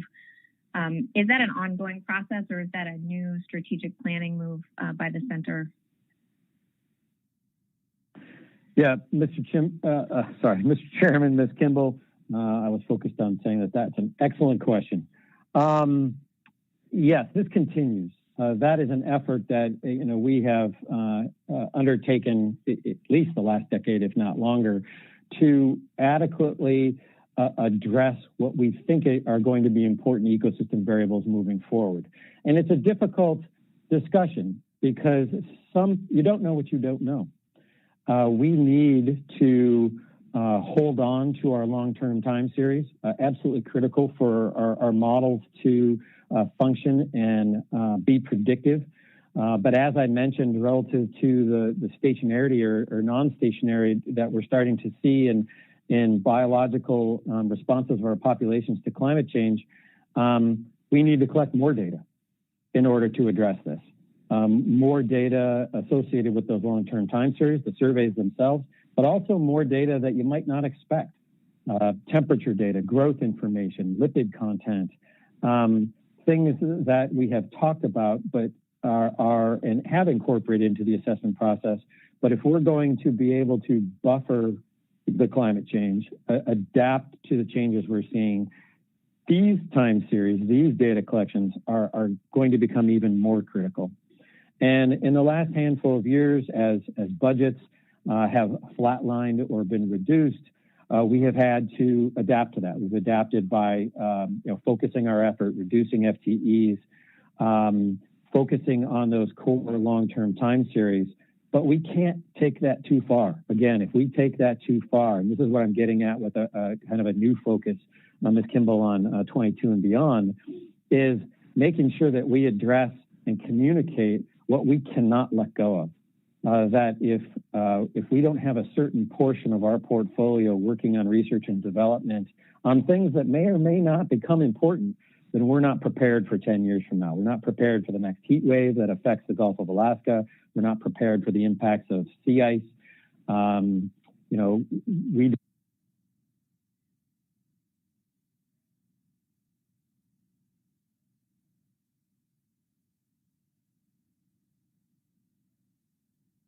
Mr. Chair, I'm not sure if I lost my connection. No, I think we may have lost Dr. Foy. Let's go ahead and stand by for just a minute here to see if we get him back.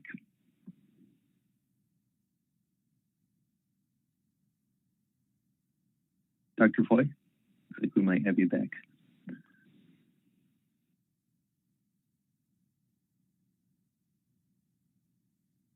How's that, Mr. Chairman? Am I back? Yes, sir. Apologies. That's one way to get me off my soapbox. So hopefully that was a good answer, Ms. Kimball. I was wrapping up with just communicating, as I think you were stating, the importance of keeping those long-term time series, but then also to make sure that we're collecting additional data as we think is appropriate, as the experts at the Science Center think are appropriate in the Northern Bering Sea and even farther north. Thank you. Thanks, Mr. Chair. I think this is the rub. I think this is one of our most important issues. So I appreciate that response. And I guess I just offer that I feel like this council is ready to kind of.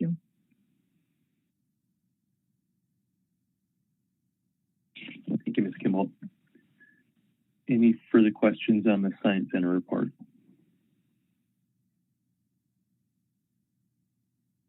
Okay, well, thanks again, Dr. Foy. Thank you, Mr. Chairman. Have a good afternoon. Yep, you too. Take care. All right, I'll turn it back over to Mr. Witherell. And before I do that, maybe I'll just give a quick reminder to the public that if you do intend to provide public testimony on the B reports, ask that you please sign up now. Mr. Witherell. Thank you, Mr. Chairman. I'll wait till the slides come up. Okay. The next B5 is the Fish and Game Report, and the report provides a status of the fisheries for crab, scallops, and Pacific cod, including the GHL levels for this year. Additionally, there's a note that of the Board of Fisheries meetings, noting that the meetings for 2021 are going to be determined at their March 8th board meeting. And if anyone has any questions, I believe Ms. Henry is online.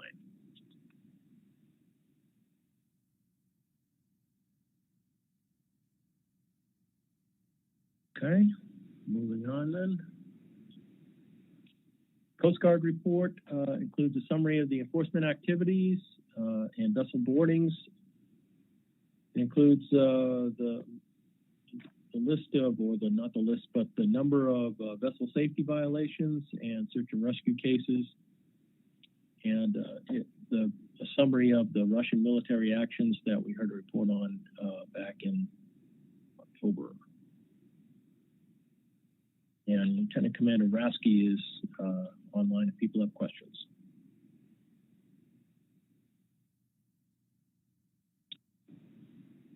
Okay, moving on.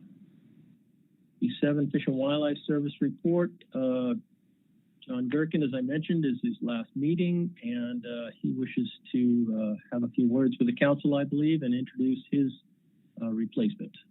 So I'm going to ask John to go ahead and jump on the line.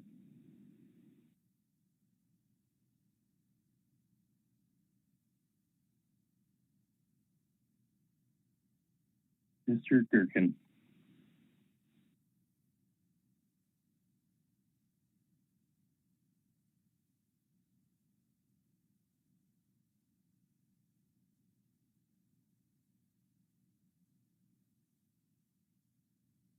I think he may be muted on the platform here, not just his phone. All right, the double mute's a little difficult there. Thank you. Good morning. Good morning. Good morning.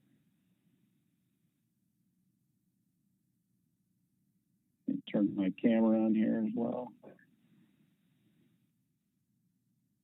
All right, great. Yeah, I just wanted to add a few words on the record here and then introduce my replacement for the Fish and Wildlife Service role. So I guess, I would like to thank the stakeholders and the industry, in my 2.5 years that have certainly helped me get up to speed on a number of topics and how and if the service when and could assist in some of those endeavors. And certainly would like to thank the council staff both for the amount of work, whether it be analytical or administrative. Certainly your assistance made my integration into the council representative role more seamless, and I know you'll do the same for the next service representative. And then, thanks to each of the council members who offered camaraderie and guidance and certainly the experience is humbling on my end, given each one of the council members' knowledge and certainly experience. So, and then I just wanted to add, just a comment on certainly, the role of the Fish and Wildlife Service, at least within my time. And the service has undergone a number of changes organizationally in the last couple of years, and we've lost numerous staff positions to attrition and retirement, and we have not filled these positions typically. So the North Pacific has seen the results of these changes to service personnel no longer sitting, I should say, on the SSC, and then the numerous work groups. And, where in the past service personnel were more regularly attended and presented. And, I still think we have a good foundation with regards to our relationships with a lot of the refuge folks contributing seabird information and stuff, that way. Similar to my predecessor, Aaron Martin, the results of all these changes have also changed my responsibilities, and hence my stepping down for in the current role. But I am hopeful that the service will begin to fill the roles that they vacated, and I think Holly Carroll, who will take over as the service representative of the council, will be a good asset for everyone. She's currently the Yukon Federal In-Season Manager and is based in Anchorage, and as such, she's got a wealth of knowledge in salmon management and research, and lots of experience in collaborations with federal, state, tribal, and stakeholders. So I think I will ask Holly to turn her camera on and say a quick hello. Hi, everyone. I'm not sure if you can hear me. We can. Welcome, Ms. Carroll. Great. Thanks very much. I have a lot to learn, but I'm really excited to get to know you more and to hopefully one day attend in person.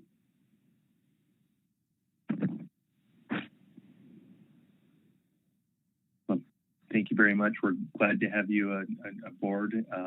Thank you, Mr. Gerken, for your time with the council. I wish we were able to say farewell in person, but hopefully we'll be able to cross paths again. So thank you again for your service with the council, and again, welcome aboard, Ms. Carroll. Thank you, Mr. Chair.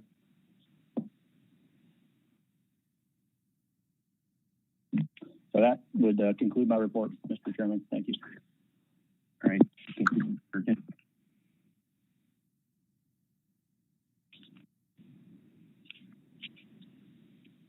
Okay, Mr. Witherell, I believe that concludes all the reports that we're planning to cover today. Under the Mr. Chairman, there's one more, and that's the B8 Protected Species Report. Right. And I don't need the slide for that, but basically it provides the annual marine mammal status update that the SSC discussed at this meeting. The reminder of the critical habitat proposed rule for bearded and ring seals, and a note that the population assessment was published for North Pacific gray whales. The current estimate is about 20,580, which is a decline of about 24% from 2016, and that's attributed mostly to an unexplained mortality event, with a lot of whales washing up on the beaches in 2019.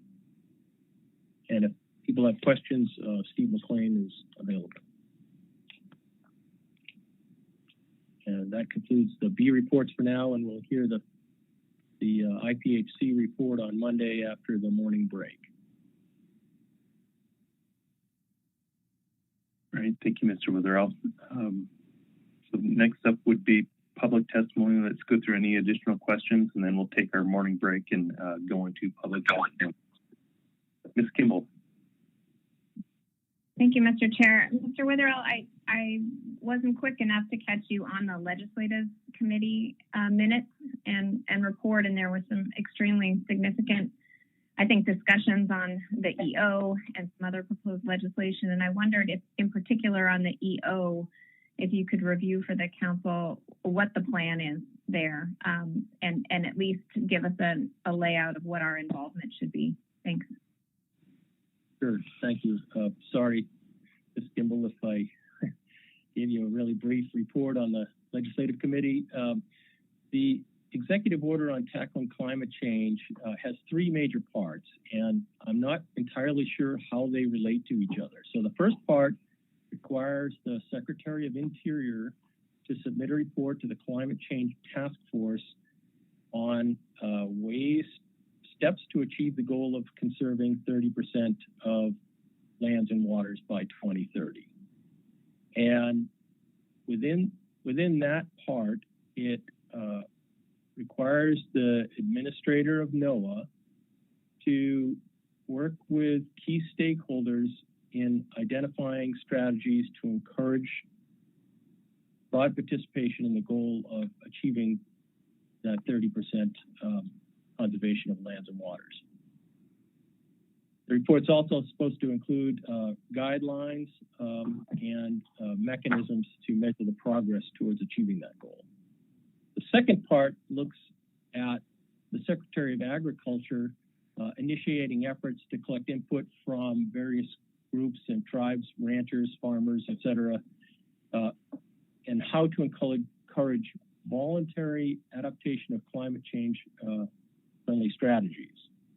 And they're supposed to make a report to the task force. The third part is having the NOAA administrator initiate efforts within 60 days to collect input from fishermen, councils, scientists, and other stakeholders, make fisheries and protected resources more resilient to climate change. So it's not entirely clear to me, for example, if Part C, the third part, where it specifically mentions the councils, how that input goes into Part A, or if they're completely unrelated. So, but regardless, there seems to be at least one, if not two, on-ramps for council to participate in or to comment on this section 216 of the executive order. The legislative committee recommended that I work with the other executive directors to come up with, say, a national response. And rather than focusing on MPAs, which are more preservation in nature, that type of thing that was mentioned in a HR 8632 in a previous draft piece of legislation, the executive order looks more at conservation of 30% of the waters. So the EDs are working on a draft letter for the Council Coordination Committee to approve that gets at the first part of this executive order. Those comments right to the Secretary of Interior, the Secretary of Agriculture, and the Secretary of Commerce, really to get our foot in the door and let these agencies know how important the councils are in conserving and managing resources in the marine waters of the United States. So that's going to be the primary message. The council, individual councils, I anticipate will be commenting relative to Part C on efforts to make the fisheries and resource more resilient to climate change. I mean, obviously the individual councils will probably want to do that, but we haven't heard how that input will be taken or what types of input they'll be looking for. And that the NOAA administrator has 60 days to come up with that plan. And so we haven't heard anything back. At our next leadership call, that will be one of the items on our agenda to discuss. But that's as far as the legislative committee recommendation was, just to work with the other councils to see if we could come up with a unified response, focusing on the conservation aspect rather than the preservation aspect. If that helps. Thank you. It does. Thank you, Mr. Chair. Do you anticipate then that national letter will be able, because it's representing all councils, to highlight the process that's used, at least in our council? I don't know if it's used elsewhere, to determine, what we would think of as a conservation area, going through our whole public process, our SSC, to get to the council and determine some closure area to some gear type or closure entirely based on trying to meet some particular habitat or other conservation objective. Is that highlighted in that letter to ensure that they know there's a process to move toward that, at least in the North Pacific currently?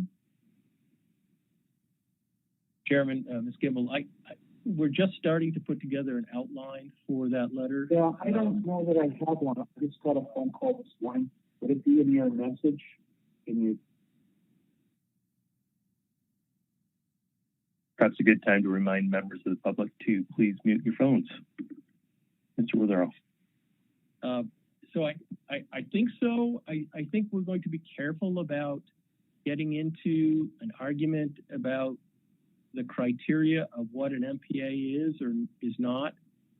But obviously the letter will emphasize the council process being science-based and transparent and participatory in nature. And I'm not entirely sure at this point how much we'll touch upon what we have right now, for example, for different fishing area closures, but certainly on the scientific process for conserving fisheries under the Magnuson-Stevens Act and other laws. Thank you.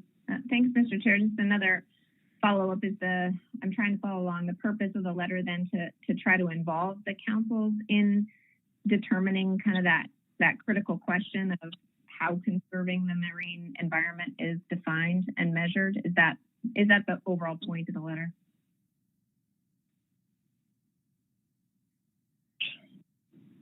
I think the point of the primary point of the letter, from what I discussed the other day with the executive directors, was really to alert the secretaries of the importance of the councils in conserving the marine waters off the United States, and that we have a process to do that.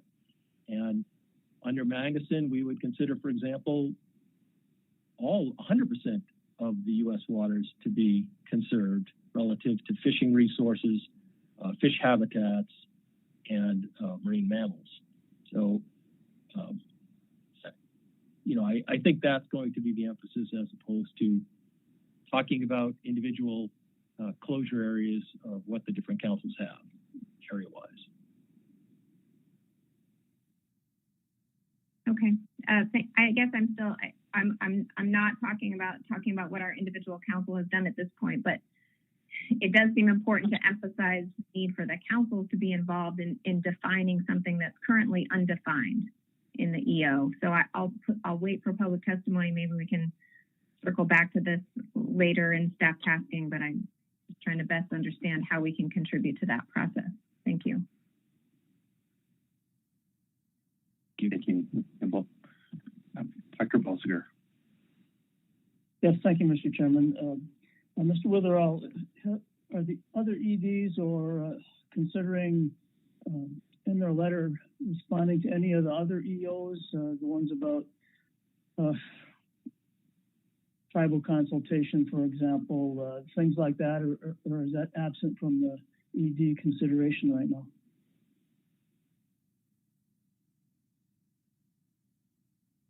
Mr. Chairman, in my executive director's report, I did cover 3 of the EOs that have recently come about that intersect with fisheries.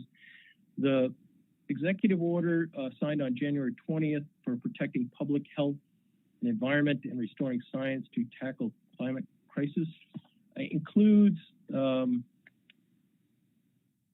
couple of things. One of them that the executive directors were interested in preparing a letter, an additional CCC letter on, was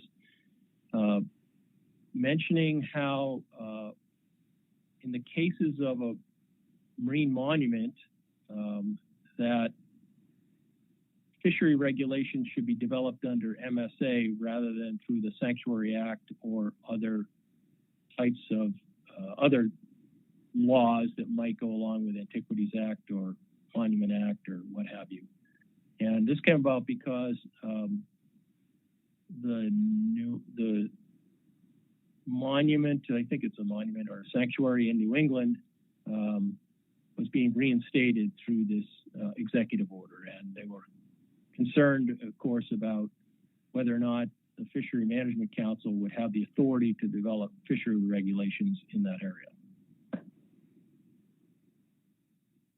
And the CCC has gone on record with a consensus statement that they believe that MSA should, and the MSA process should trump any other legislation or statute.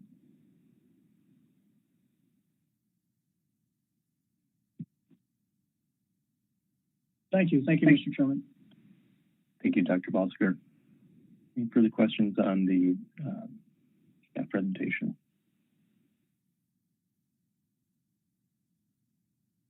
Okay, so that will conclude the staff report then.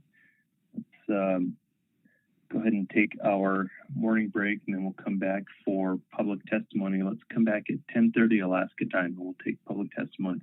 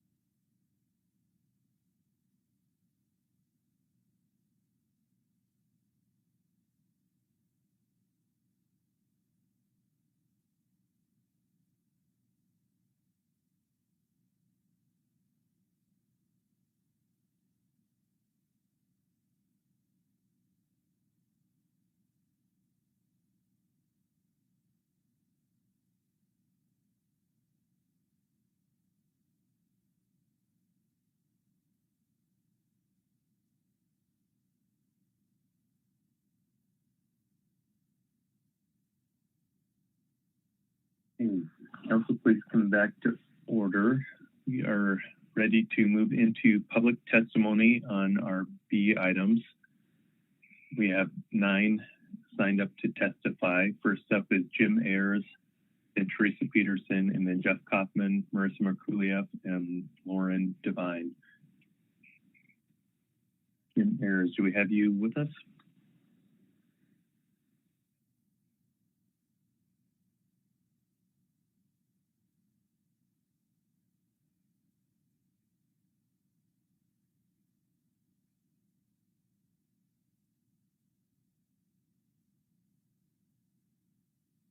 Hello? Hi, good morning. Can you hear me all right?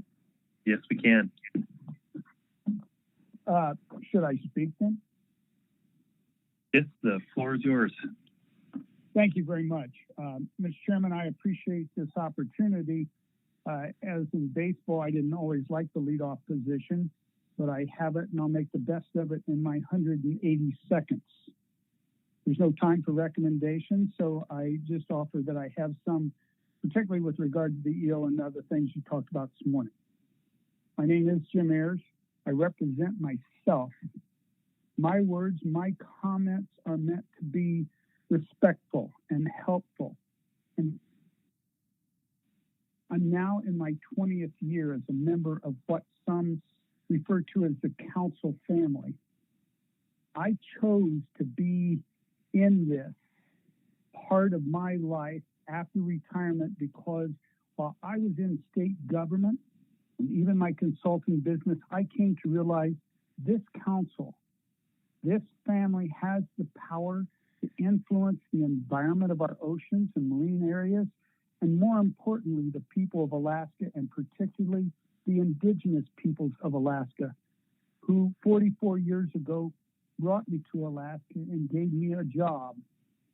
This council is often recognized for leadership and gets press and recognition for things that were involved and led partially with the help of indigenous people and communities. And that includes the recognition of the importance of coral, which is now a national program because people brought forward the importance that they'd had for hundreds of years of taking care of the ocean habitat, the reestablishment of an ecosystem, up to and including the Arctic FMP that Senator Stevens took to the United States Senate and was ultimately in a joint resolution signed by President Bush. But now it seems inclusion is more complicated, more difficult, and inclusion in decisions is slipping away, and it appears we're moving back to a path that we had avoided of lawsuits and hateful conflict. Major decisions seem to be controlled by a few. Observations, recommendations by people who live with the consequences get a perfunctory 180 seconds to comment and not necessarily an integral part of the decision. We can do better. We must do better. And as a family, I know we can because I felt the other way. Comments, observations, recommendations, questions are often ignored without response. They may be heard, but then the action taken is opposite to the recommendations, let alone consultation. When meetings are over, most of us go home to a world not directly impacted by the council decisions, except for some bean counting. Alaska Indigenous people go home to live with the decisions that we make as a family in their daily lives, in their food security, their way of life, their children's future. Of course, there are going to be differences of opinion in committees, but the answer is not to boot them. Balance and sustainability means this council has a responsibility for vibrant fisheries, as we do well, but this family also has a responsibility, as you were discussing, in the EO conversation. Yeah, I'm going to conclude right now. Three things: vibrant fisheries, EO, and you were talking about healthy biodiverse ecosystems. But the third leg is ocean opportunities and well-being of the tribes and communities that live with that in that EO. Indigenous people must continue to be full family members and treated with respect. Thank you very much. Thank you, Mr. Ayers. If there's any questions. Mr. Twite. Thank you, Mr. Chair. Thank you, Mr. Ayers. The word seem is an interesting word. It conveys so much sometimes. And I was trying to unpack that sentence of yours about, roughly paraphrased, that our decisions of late seem to be made by a few. And first, not as part of my question, I want to assure you that decisions are still being made through the council process by many.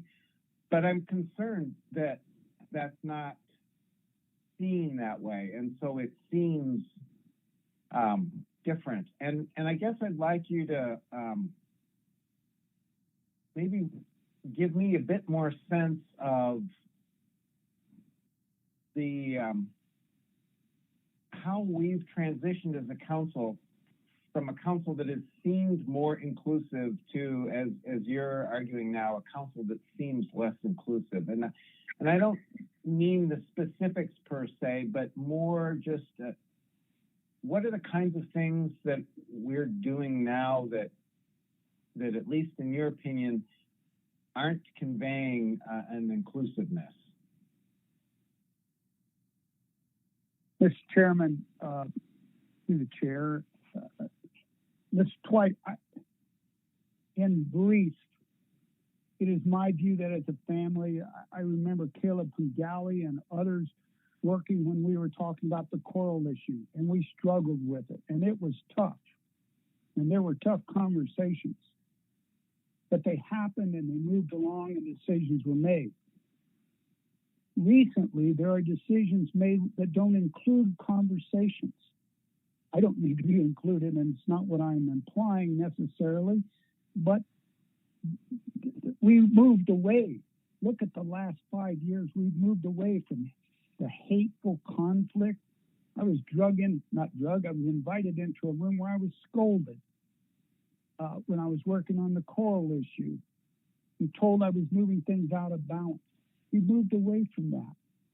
But we now have a situation where when people comment and they have deep concerns about, and herring comes to mind, the opening of the herring area, or now the discussion of EO and our areas, should we look at important ecological areas and have a discussion openly about that?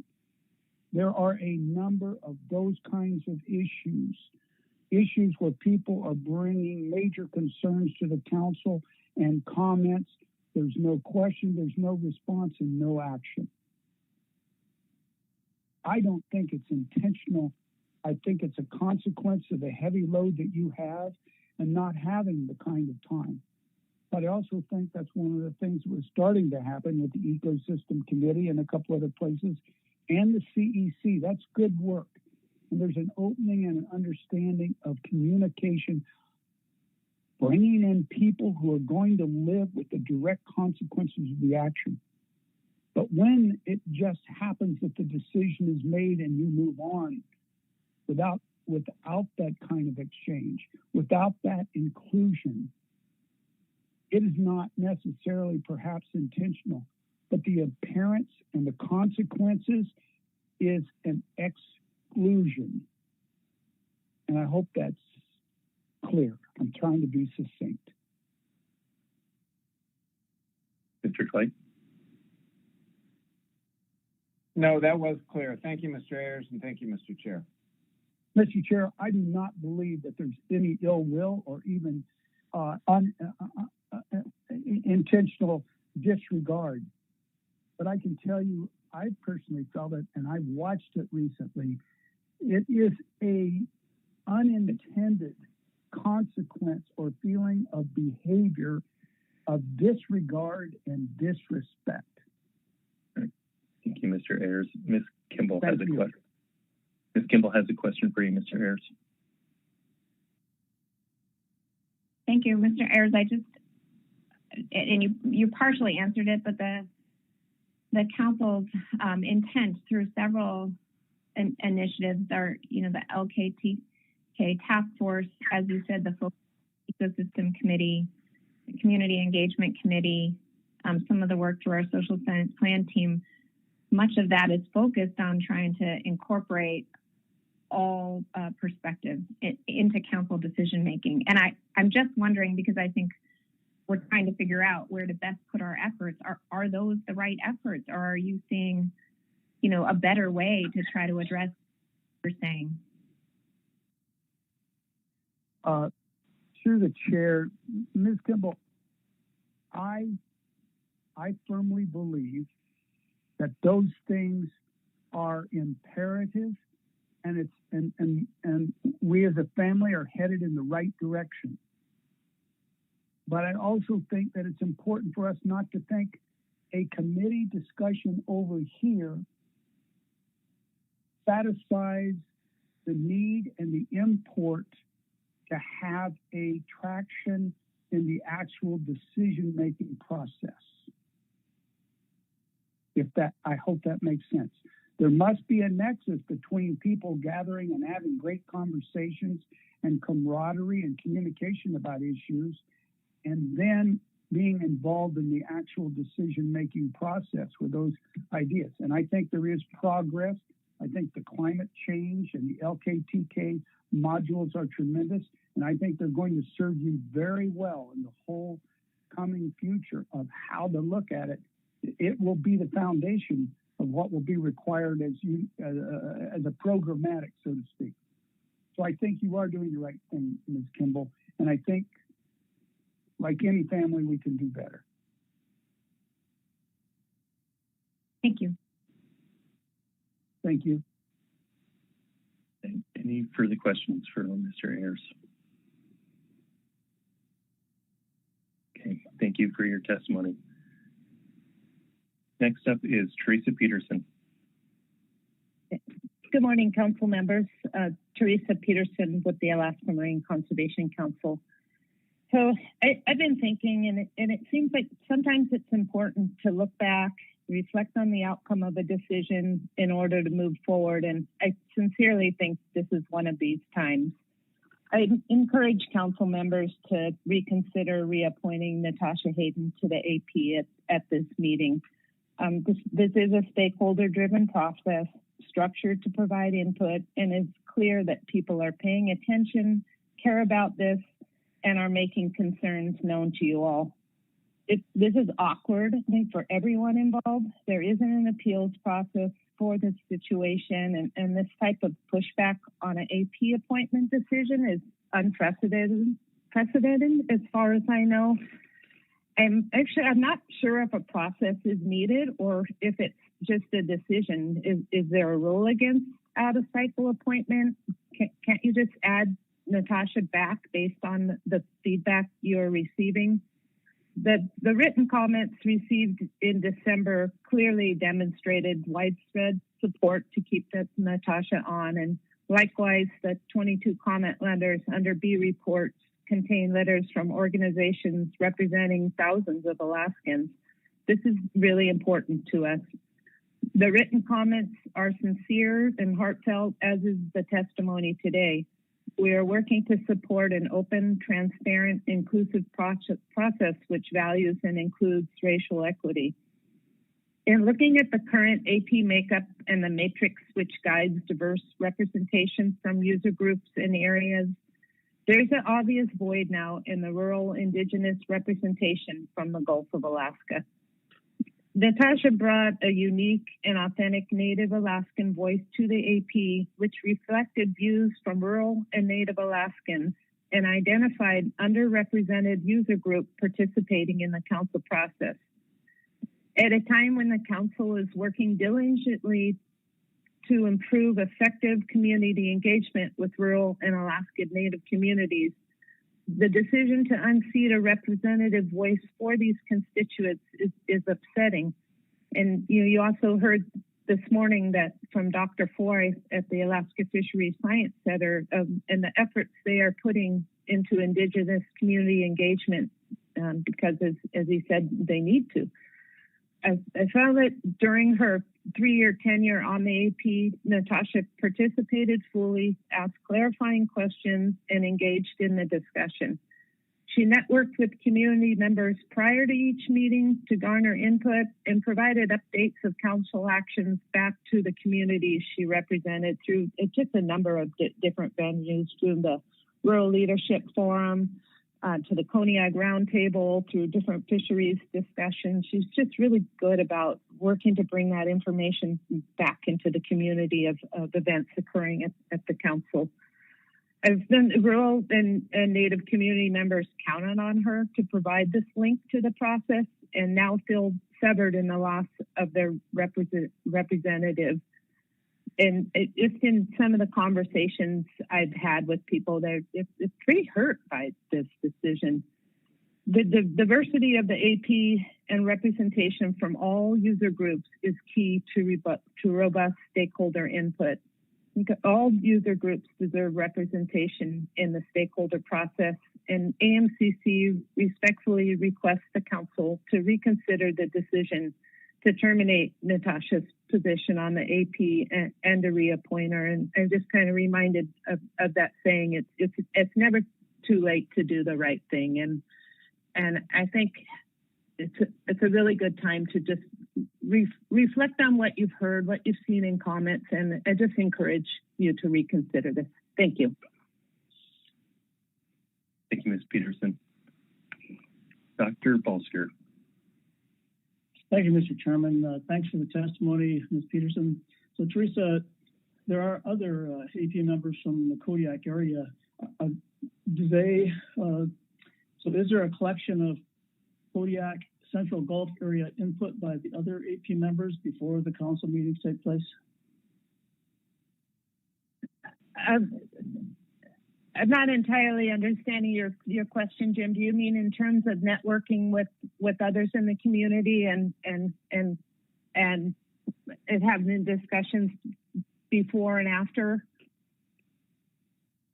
Yes, thank you, to the chair. Yes, you suggested that Natasha networked with people and came to the council meeting, to the AP meetings with information from the community at large. And I was just wondering if that same opportunity exists with the other AP members from the Central Gulf. Okay, thank you. Yes, I know the same opportunity exists, and that our Kodiak-based AP members certainly network with within their industry and the kind of the circle of those that they're kind of affiliated with and comfortable with networking with. Natasha is connected to the tribal, indigenous, and rural communities, kind of in a way that's unique and different from our industry representatives on the AP. And I've found over the years, in kind of collaborating with her and participating in some of the different meetings, she really went above and beyond the call of duty to work to receive feedback, bring that to the table with the AP, and then also, made sure she communicated back with community members, with ties to the indigenous community that's kind of unique from the makeup that we have there now. Thank you very much for that. Thank you, Mr. Chairman. Thank you, Dr. Balsiger. Further questions for Ms. Peterson?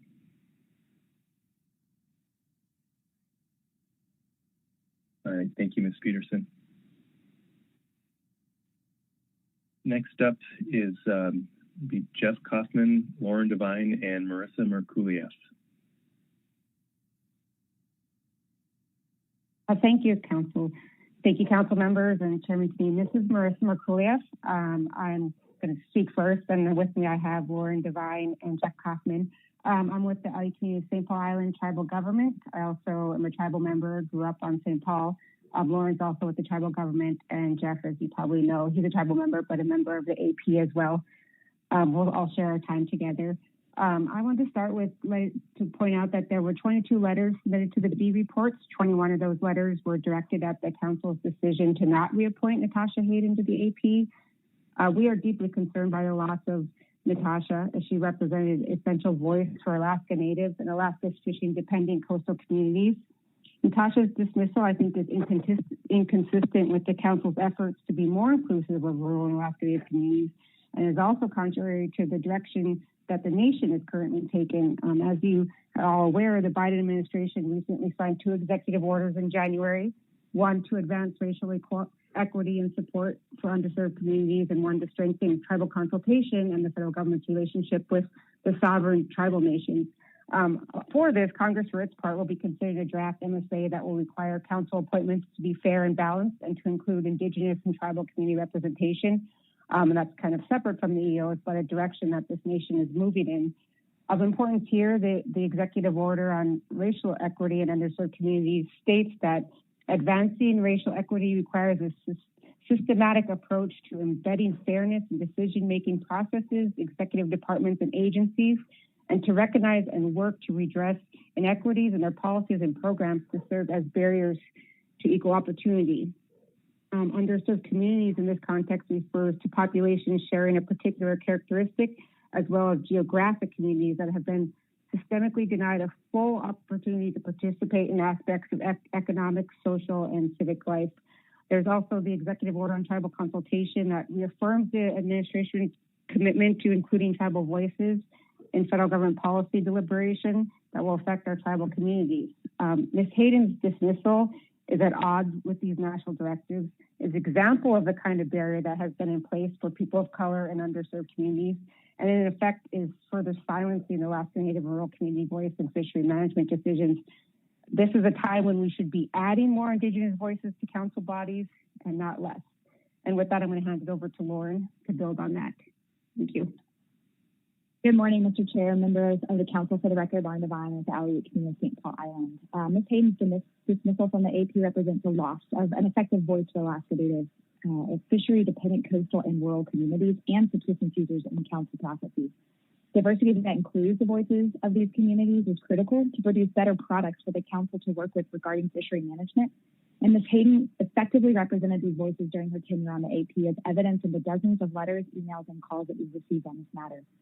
Further, the council efforts over the last 10 to 15 years to reach out to rural villages and foster mutual understanding and increased participation are undermined by her removal from the AP. At a time when the council appeared to be actively working to encourage increased rural and Indigenous participation, the decision is very troubling and sends a strong contradictory message. We've been so encouraged by the work of the council bodies and task force that you'll hear more about from this meeting. These groups have been working tirelessly to better manage fragile ecosystems in a way that opens the door to communication, inclusion, and exchange, as Mr. Ayers has already mentioned. The action to remove Ms. Hayden, we believe, had unintentional consequences of exclusion that undermines the council's efforts over these past years. We understand the political process. We do not hope to change the trajectory of the situation, but we do wish to call out that this part of the process is broken and it warrants fixing. We hope that you take action and respond to the direct requests from our thousands of tribal members represented in the letters you've received. Specifically, the Community Engagement Committee has provided some recommendations in their final report that could provide opportunities for you to restore Ms. Hayden to the AP. Thank you for my time, and I'll pass it off to Mr. Kaufman. Thank you, Lauren. Good afternoon, Mr. Chairman, council members. I want to speak to the importance of Indigenous representation on the advisory panel. The AP is designed to include a broad range of perspectives from across Alaska and the Pacific Northwest. Alaska Native or tribal representatives are best suited to represent small coastal communities with mostly Alaska Native populations. It is important to have representation of Indigenous people who can advocate for marine resources, their communities, and fishery regulations that are fair and beneficial to these often underrepresented populations and mostly Native communities. Indigenous representatives are best able to keep their constituents informed about the council action and processes and to carry their messages on fishery issues to the council bodies. Having seats on the advisory panel and council are the best way to make this happen. In addition, such representatives offer an understanding of local and traditional knowledge that the council desires to incorporate into science and policy. We are advocating for balanced and diverse representation on the AP to best serve the fishing industry as a whole and small Alaskan communities that often border the Bering Sea and Gulf of Alaska and depend on marine resources for cultural subsistence and commercial needs. Indigenous representation strengthens the process and allows their regions, concerns, and needs to make it back to the council decision makers. Thank you, Mr. Chairman. All right. Thank you all for your testimony this morning. If there's any questions from council members.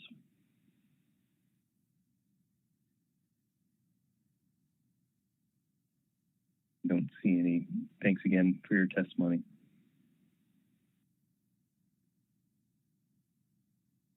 Next up is Natasha Hayden. Good morning, Mr. Chairman. Can you hear me okay?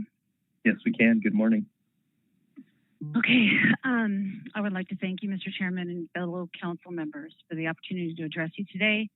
It's a little difficult for me, so please bear with me. Today, my testimony is intended to speak to the 21 letters from individuals and organizations regarding the council's decision to eliminate 2 Alaska seats on the AP when you did not reappoint me or fill Ernie Weiss's seat. Those letters represent tens of thousands of rural and Alaska Native stakeholders.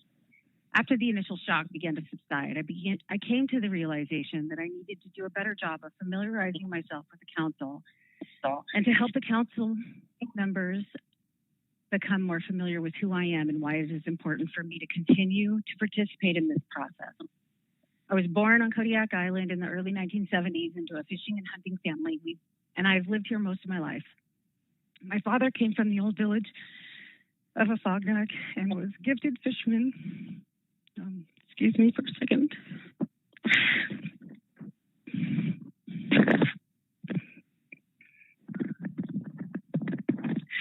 And he was considered a trailblazer in fisheries.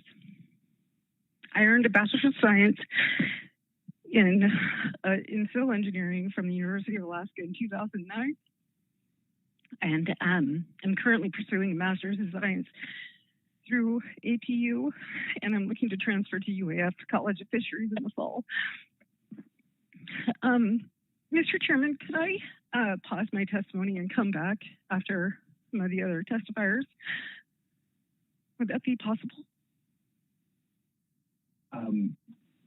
Ms. Hayden, sure. I think we can do that. That's not something I've done before, but be willing to make that exception at this point. Okay, thanks. Thank you, Ms. Hayden. Just give me, give me a couple testifiers. I'll get it together and come back. All right. Thank you, Ms. Hayden. Let's move on to Linda Benkin. Thank you, Mr. Chairman. Linda Benkin testifying for Alaska Longline Fishermen's Association. We have 197 members, 168 of them reside in Alaska in 18 different Alaska communities. Our mission has always been to promote sustainable fisheries and thriving fishing communities.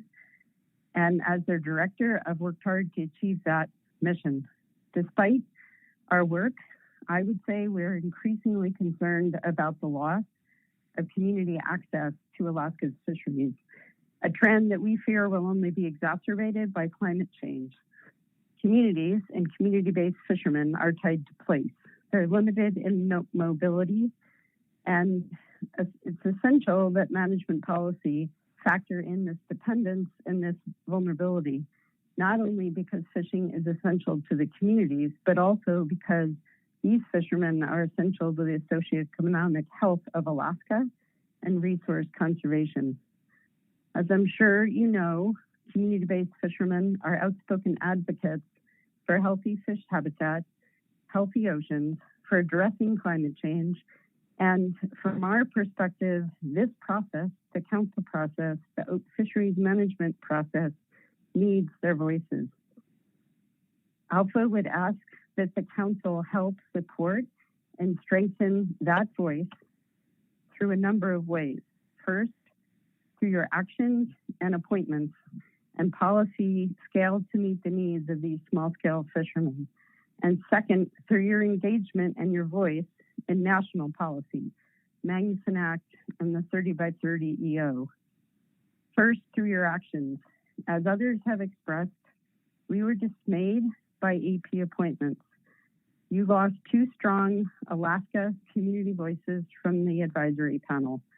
One was our representative. Alpha's held a seat on the advisory panel since the Magnuson Act established an advisory panel in 1978. We've been strong advocates for the resource and for those communities. The other voice you lost was Natasha Hayden as an Indigenous representative. You've heard from others about the strong role Natasha was playing to bring an important voice for communities and particularly Indigenous communities to the process. We would urge you to remedy that, what we consider a mistake, as quickly as possible. And I would point to the recommendation that's been made to you by the Community Engagement Committee for an appointment of an Indigenous or community liaison from each region to the advisory panel. And note that you are missing that strong voice from the Kodiak area, and Natasha would be a perfect person to rejoin the AP in that liaison position. We hope you'll take that action before the next meeting and restore some of those strong community voices in policy decision-making in a way that's effective, that's affordable, and really bring meaningful engagement to the process. Relative to national policies, you know, Magnuson Act reauthorization is an ongoing process. We look for the council to be involved in strengthening habitat protection, climate-ready fisheries, and climate-ready fisheries that recognize the vulnerability of coastal communities and the importance of maintaining opportunity and access for those communities. Relative to the 30 by 30 policy, we've been very involved in trying to shape how that executive order was issued with a focus more on conservation than protection, recognizing that sustainable fisheries play a very strong role in addressing climate change, in keeping the ocean healthy and protecting habitat, have for a while and can in the future, provided that role is recognized. We urge you to weigh in on the importance of engaging regional stakeholders in each and every area that's considered for protection or conservation, that those stakeholders be involved in identifying the goals for specific to that area, that the very best science is used in defining those goals and determining what uses, including fisheries, are compatible with those goals and which must be excluded to meet those goals. In doing so, it's essential that the role of fisheries be recognized in local food security and in the global effort to address climate change. Thank you. I'll end there, but I'd be happy to answer any questions. Thank you, Ms. Lincoln. There, Mr. Twite.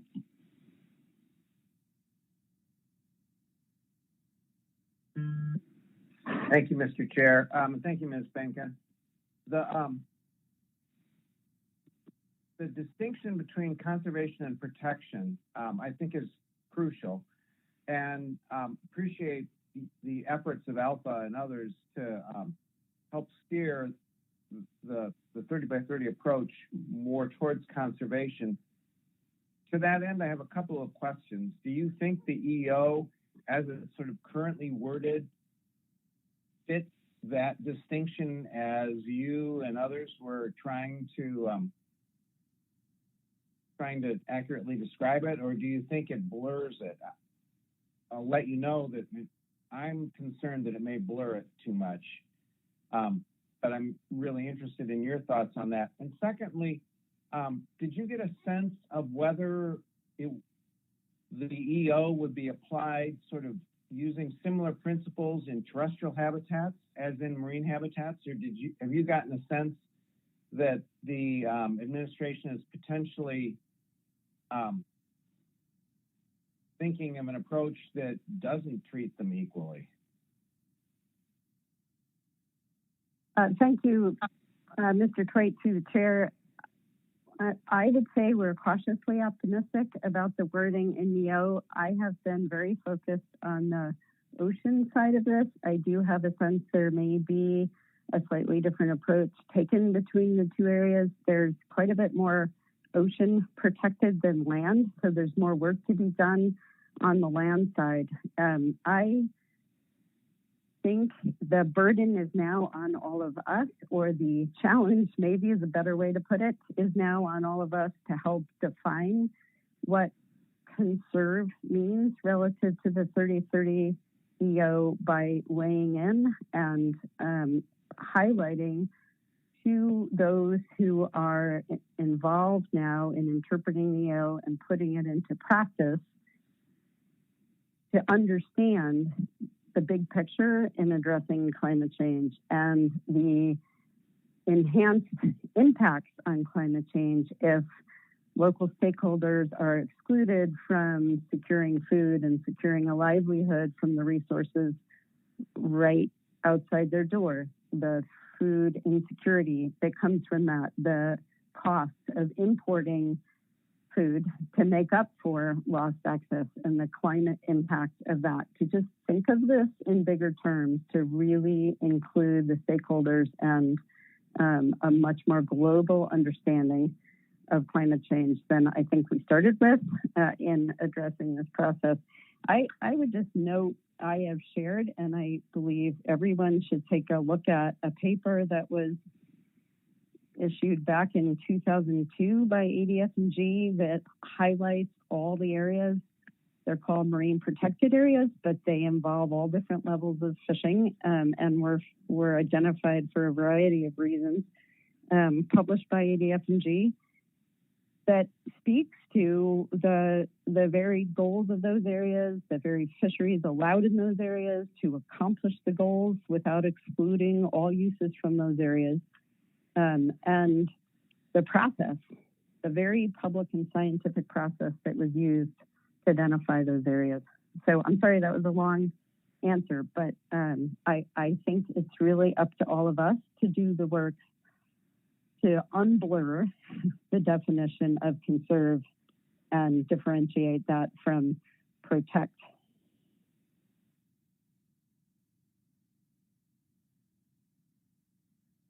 Thank you. Thank you, Mr. Twite. Further questions for Ms. Benkin? All right, thank you for your testimony. Thank you. Next up is Becca Robbins-Gisclair. Thank you, Mr. Chair. Good morning, Mr. Chair and council members. Becca Robbins-Gisclair with the Ocean Conservancy. And I am testifying today on behalf of Ocean Conservancy and our over 140,000 members, including members in the great states of Alaska, Washington, and Oregon. And we have offices in each of those states as well. And today I also offer these comments as personally as a former AP member and former AP chair. And I'm here to ask you to add my voice to the chorus, asking you to reconsider your decision to not reappoint Natasha Hayden to the AP and find a way to reappoint her. I first want to just thank you for listening. I want to thank the fellow testifiers and the 22 people and organizations who submitted comments on this. I think it strikes me that this is not a conversation we usually have at the council. And I think the fact that people are willing to stand up and say this publicly, I think is the real indicator of how truly important this issue is. And I also just want to thank Natasha individually for having the courage to speak up for herself. I think that is a very hard thing to do, and certainly standing here with her. If we were in the room, we'd be doing so in real life. I want to offer these comments as a longtime participant in the council family and in the spirit of keeping the council strong. I think the diversity and tribal representation is a key component of that. And Natasha's unique perspective as an Alutiiq woman who's been personally engaged in fishing her whole life is really a key part of that. I think the strength of the AP and the council really depends on that diversity, and Natasha's unique viewpoint is now missing from our council family. Natasha, I think there's plenty in the letters of what you've seen before that she's as an individual overwhelmingly qualified as an AP member. Over the past 3 years, she's also proven herself to be a superb AP member, I think far exceeding what's typical of an AP member.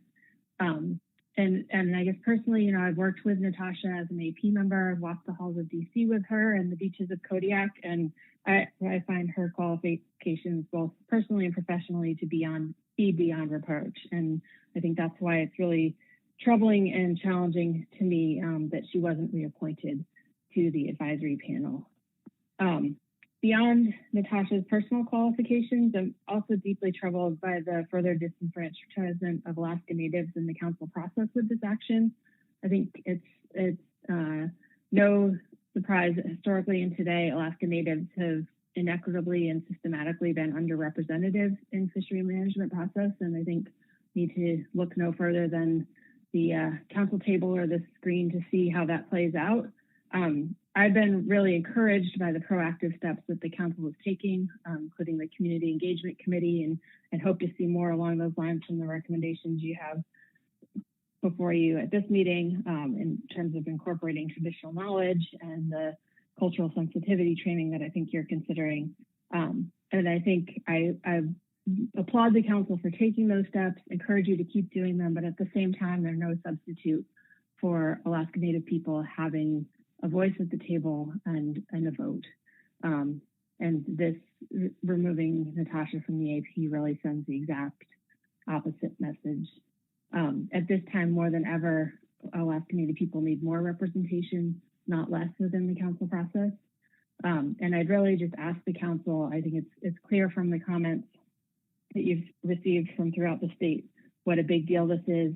And I think there's new information here. I think when you consider this, I'm sure that in the height of a meeting that there's a lot going on in a lot of pieces, and I hope that that you can see now that this really is a move in the wrong direction.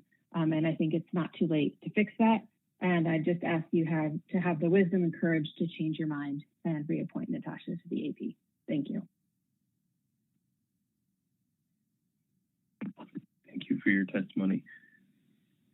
Let's see if there's any questions.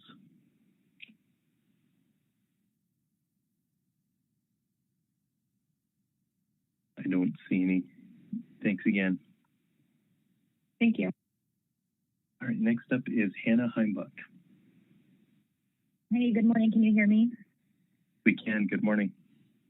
Good morning, Chairman and Council members. My name is Hannah Heimbuck. I'm speaking today on behalf of the under 60 cod harvesters. We represent vessels under 60 feet fishing with cod deer in the Gulf of Alaska, the Bering Sea, and the Aleutian Islands. Our vessels are home ported along the North Pacific coastline, including Petersburg, Kodiak, Homer, King Cove, and Dutch Harbor. Our members and their crews are ingrained in and dependent upon these and other coastal communities whose economies and cultures are rooted in the marine ecosystem and impacted in myriad ways by this process. I'd like to share some comments about the decision the council made last meeting to eliminate part of Alaskans' representation on the advisory panel by not reappointing Natasha Hayden and not appointing a replacement for Ernie Weiss, effectively diminishing the ability of Alaskan stakeholders to engage in this process through representation, and in our view, diminishing the overall quality and efficacy of the advisory panel by reducing its diversity. Unfortunately, because appointments are discussed and decided in executive session, and the public does not benefit from hearing the reasoning behind those choices, we are left to interpret the results. And for many of us, the only conclusion we can come to is that it was decided that this representation was expendable or excessive in some way, which has been disheartening. Because in our view, as fishermen and as residents of Alaska's coastal communities and as close observers of this process, this representation is emphatically not expendable.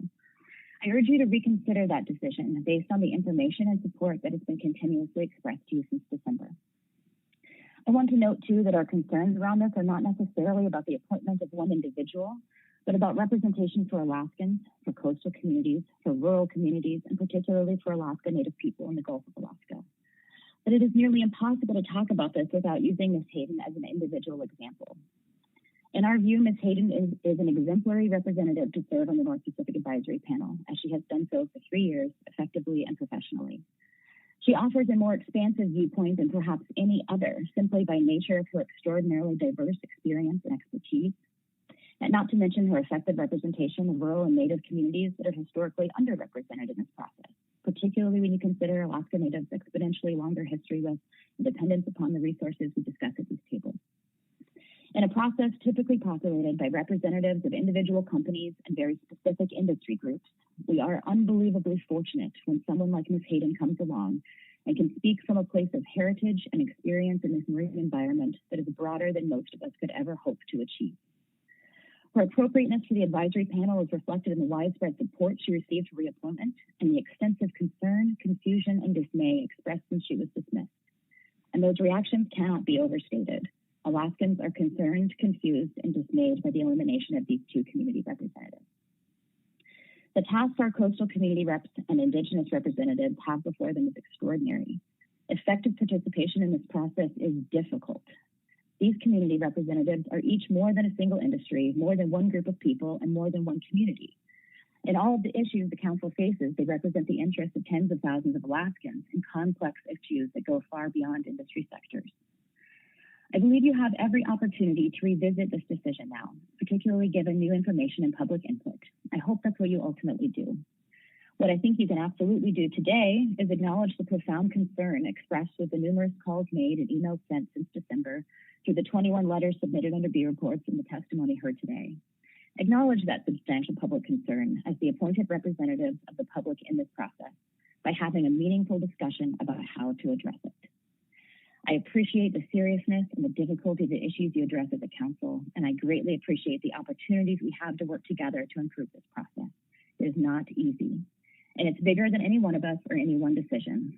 We have an important opportunity before us now to collectively improve a process that has a profound impact on our communities. Thank you. Thank you for your testimony, Ms. Heimbach. Are there any questions?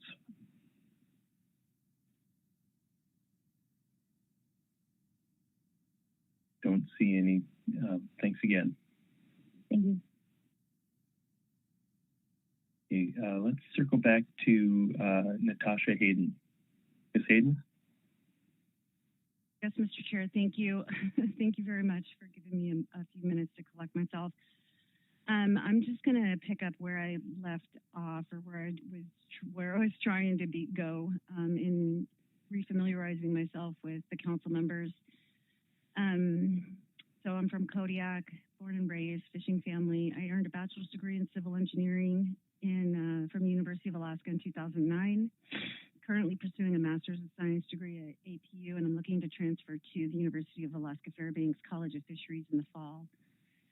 I earned my professional engineering license in 2014. That same year, I was elected to the Native Village of Afognak Tribal Council, which serves about 750 tribal citizens.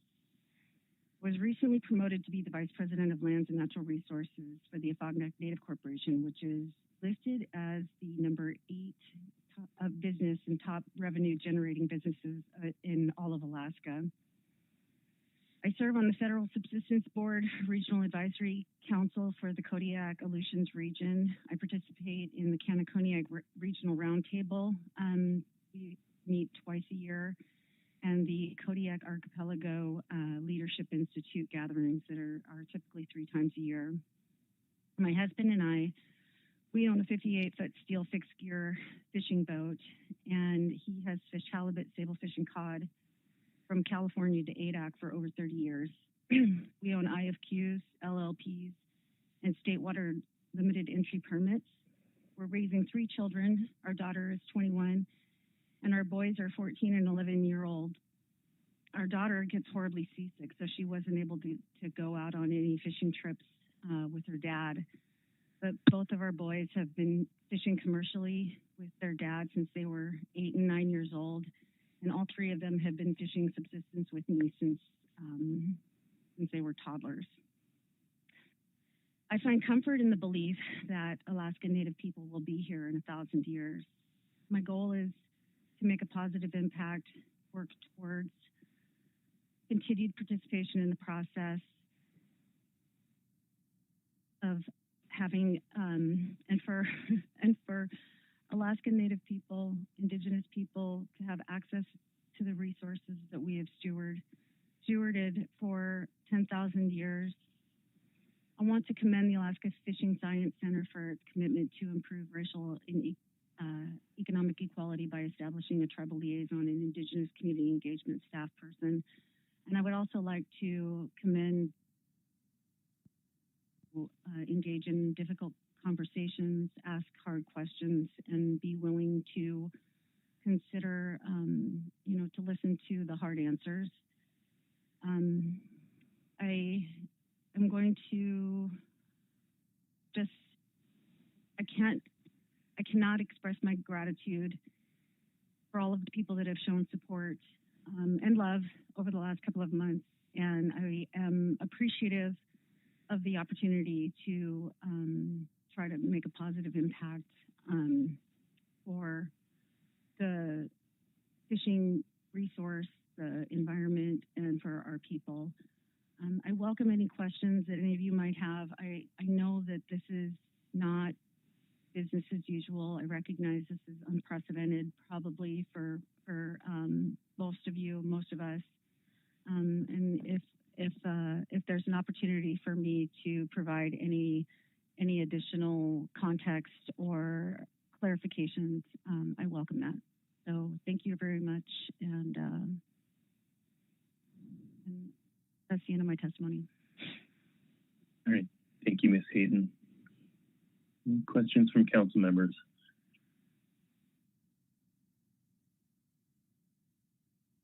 Ms. Kimball. Mr. Chair, I don't have a question. I just want to say to Ms. Hayden that I really do appreciate her testimony. I appreciate the letters that have come forward. I know that's got to be very, very difficult. And I appreciate you reaching out to the council publicly as well as individually. So I apologize. I do not have a question. I just know this is difficult, and I appreciate her coming forward. Thank you. Thank you, Ms. Kimball. I would just echo that. I appreciate the chance that I've had to talk with you, Ms. Hayden, and get to know you a little bit more and talk through some of these issues. And so just want to make sure that you're aware that your efforts have been noticed and appreciated. Thank you, Mr. Chair. Thank you, Ms. Hayden. I don't see any other hands up. So move on to Rachel Daniel. Following Ms. Daniel will be Austin Mosick. Good morning, Chairman Canine and council members. Thank you for the opportunity for public comment. Today, I'm representing the Pew Charitable Trusts. I want to support previous commenters and those letters submitted asking the council to correct past action and reappoint Natasha Hayden to the advisory panel. In my written testimony, I provide a lot of background information on the role Natasha played and the importance of her role. In my comments today, I speak toward some of the systemic challenges that this decision was nested in. I'm Yupik. I grew up in a village located near the Bering Sea coast and Kuskokwim River. Our voices, knowledge, and approaches have been historically excluded from natural resources management. And I grew up during a time when Indigenous peoples in Alaska, were forced into Western approaches, embracing Western values. And I myself have a background in marine mammal biology and ecology, and presently work to equitably bridge Indigenous knowledge and science in policy, science, and natural resources management.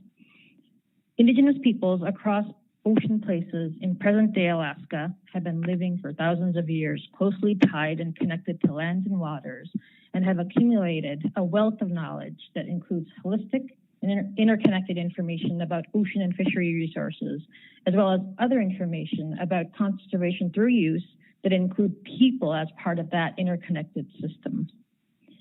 So our knowledge and our voices have been valued by some scientists and decision makers, but usually with an eye towards how it fits in with Western constructs, and it's usually led by Western scientists, e.g. natural, physical, or social scientists.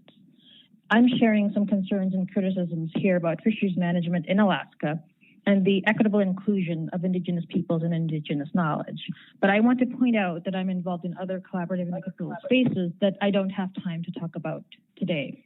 But But I feel like this body has failed miserably in its responsibility to equitably and fairly include voices from those it directly impacts in the management of fisheries resources. You're making decisions about what is right and okay from a Western worldview and value system, often ignoring Indigenous worldviews and what that view might look like in the value of the ocean from an Indigenous worldview and how it could contribute to valuable information in council processes. But in the end, as Indigenous peoples, we often live with the consequences. And your recent action to not reappoint Natasha Hayden to the AP reflects this intent to us. And this shows direction by the council in continuing to marginalize and exclude Indigenous peoples' worldviews and values of the ocean. And so I would like to share some words here, from Maurice and Claire because they apply. Start quote. We all have to recognize that we are part of a heritage and ongoing reality of colonialism, whether we have benefited from it or whether we have been victimized from it, or whether we have been, whether we have benefited from it or whether we have been victimized by it, we have to understand how we have been impacted by this dominant system. Oftentimes, we've been influenced to such an extent that we often don't know that we're discriminating or being discriminated against. We must question what we've been taught and explore the possibilities of how things should be in the future, end quote. I think those are really important words because, we need to work together to find what that equitable future looks like. And in working towards building equity in fisheries management that includes Indigenous people's knowledge and worldviews, those of us that work in the trenches, and work in the weeds really need support from leadership. And you're the leadership, and you hold the authority to help us as a community move more towards this reality of what, an equitable process and approach might look like. And so, I challenge you to, move more towards that future and think about your decisions in that light in the future. And thank you for the opportunity to testify today. Thank you, Ms. Daniel. Are there any questions?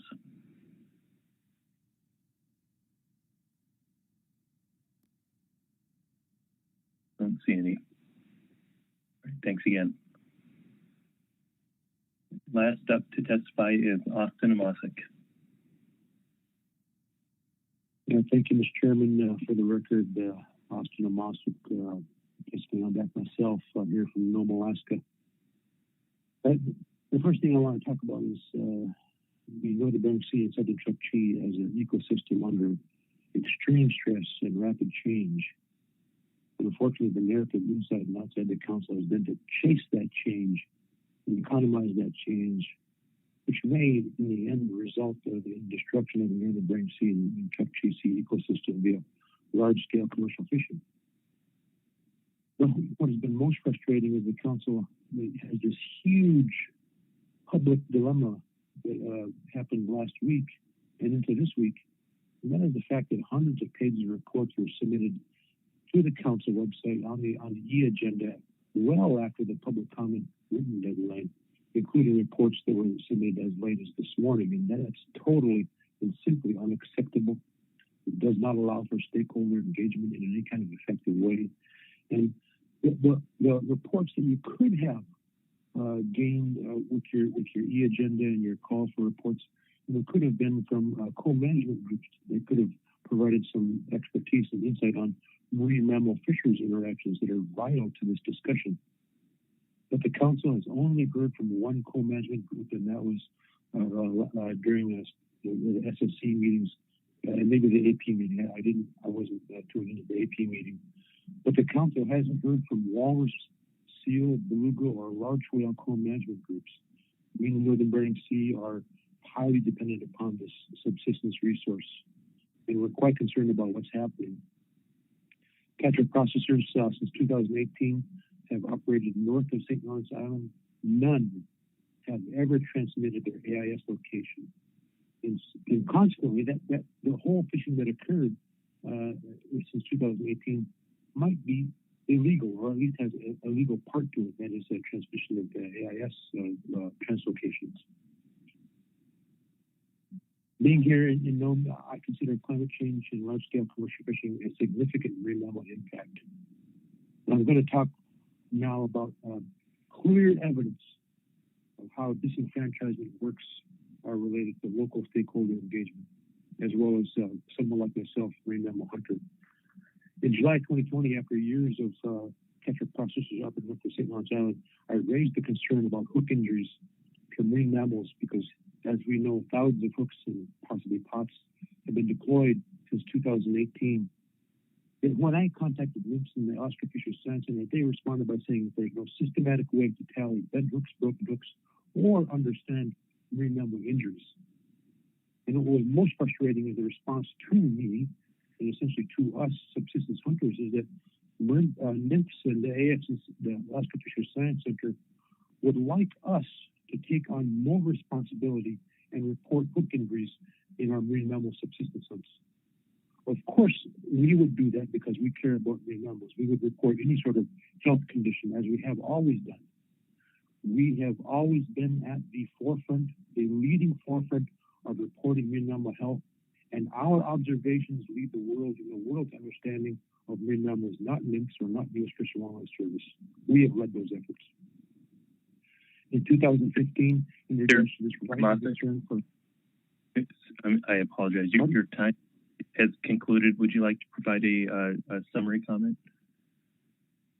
Just real quickly, in 2019, marine mammal science journal reported chronic stress from fishing gear, and unless the council can really consider ecosystem of the whole management objectives, I'm not convinced the council is there to ensure ecosystem health. Thank you. Thank you for your testimony, Mr. Mosick. Are there any questions from council members?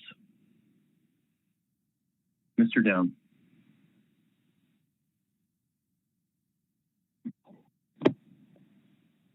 Thank you, Mr. Chairman. Thank you, Mr. Mosick.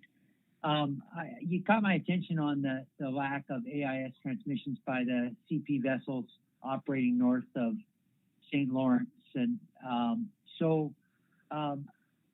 you said that none of them have ever transmitted AIS, and you had some concerns that this may be a violation. Could you just expand on that and also let us know if you have, a way clearly to communicate with the fleet, the CP fleet, that asked that when they're in that area, or has it been requested when they're in that area that they broadcast AIS?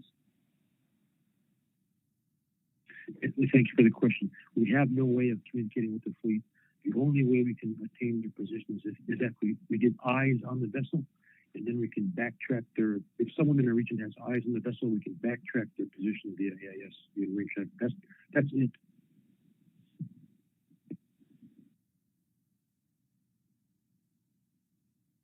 Mr. Dunn.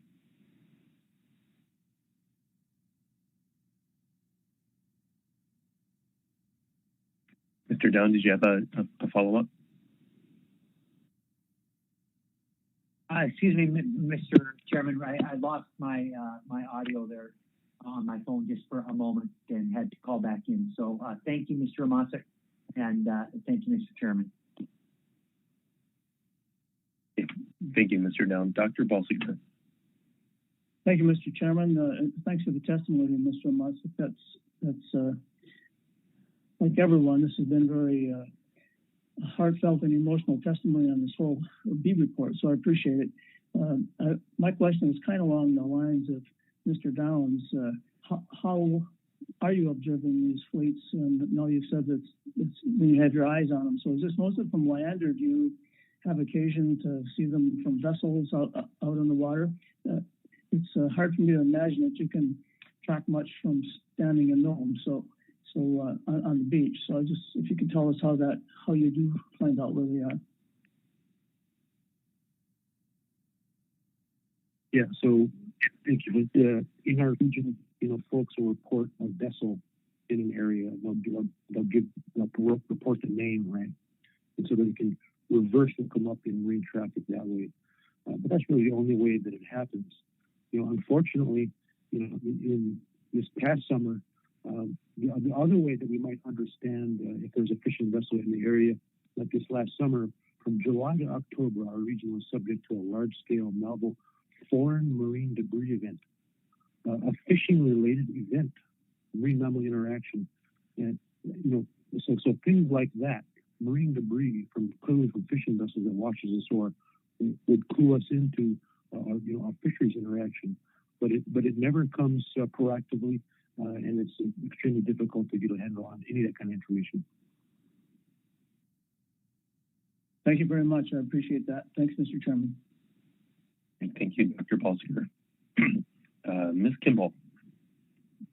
Thank you, Mr. Chair. Thank you, Mr. Mosick.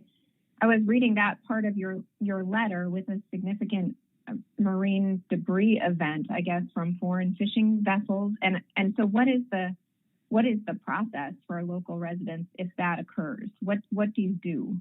Do you call NOAA, or what would you go through? Yes, thank you. We called NOAA. We wrote letters to Coast Guard. We called Coast Guard. We received no help. We essentially received the offer to participate in a coastal current study, which didn't help us clean it up, of course. What we did in the region was we ourselves cleaned up thousands of plastics, petrochemicals, derelict fishing gear ourselves without any kind of marine debris program whatsoever. We did that ourselves. So we received very little help.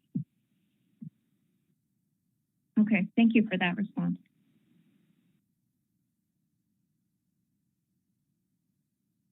Further questions for Mr. Mosick? I'll just ask a quick one, Mr. Mosick, just on the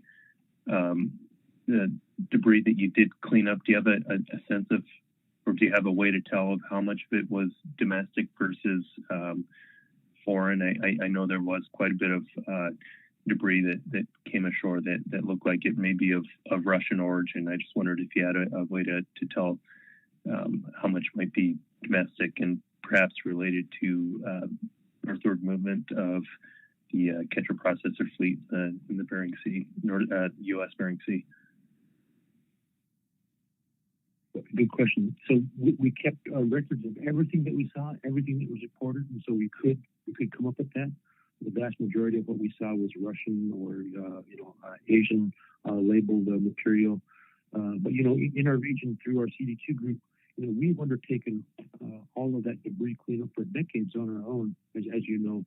And so there's extensive reports that we have, particularly NSCDC, going back at least a decade. Great, thank you, Mr. Mosick, and thanks for your attention to this. I know you've been heavily involved, and your efforts are very much appreciated. Okay, I don't see any further questions, so that will conclude public testimony.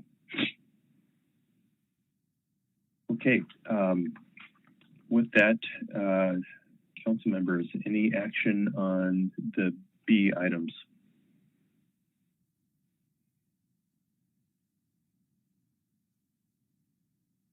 Mr. Twite.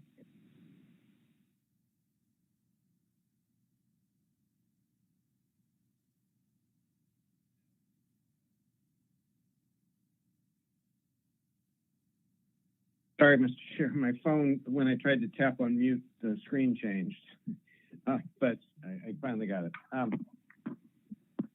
I'm definitely interested in considering what a council letter on the EO, the 30 by 30 EO would look like.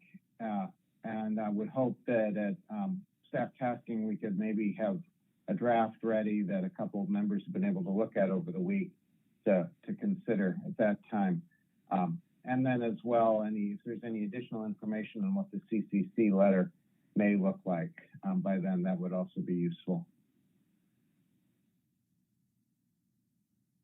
Thank you, Mr. Twite. Mr. Witherall taking notes there. Dr. Balsiger. Yes, Mr. Chairman. Taking to heart our very first public commenter who says that it seems to him that the council ignores everything that we hear from public testimony in the letters. I think we probably should have a statement or a discussion or something at staff tasking sort of on the council's efforts on how we intend to continue or expand our communication and cooperation and collaboration with the indigenous communities, particularly in light of the EO that has come out. And I don't know exactly what to do with that, but I think it'd be wrong just to ignore that and not say something. So it's on my mind, and I appreciate the comments that came in from our constituents. Thank you. All right, thank you, Dr. Balsker. Mr. Twite. Thanks, Mr. Chair. Maybe I just should have spoken to this while I had the floor previously on the other item. I'd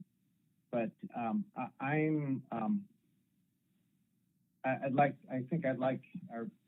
the folks who offered public testimony to understand that I was listening carefully, but that I think it's going to be important before we, as a council, think about a response. I think it's going to be important to get the report from the Community Engagement Committee. And then I think as well, it's possible there'd be some aspects of the report from the Ecosystem Committee too. So I do agree with Dr. Balsker's suggestion that staff tasking would be the time to come back to that. But I think the public testimony we've gotten now it gives us another dimension to be thinking about when we have all that information in front of us.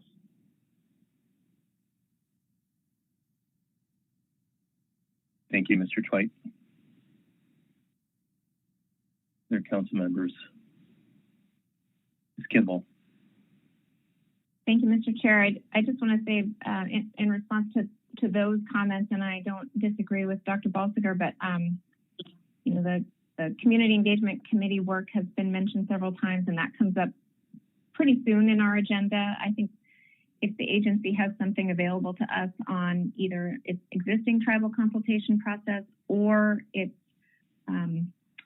new response that it's required to provide to the new EO that was put forward last week on how to strengthen the implementation of the tribal consultation EO, that would be helpful either under this CEC agenda item or staff tasking. I just want to put a notice out that those are all somewhat intertwined. So whenever the agency thinks that's more appropriate to bring forward, I'd appreciate that.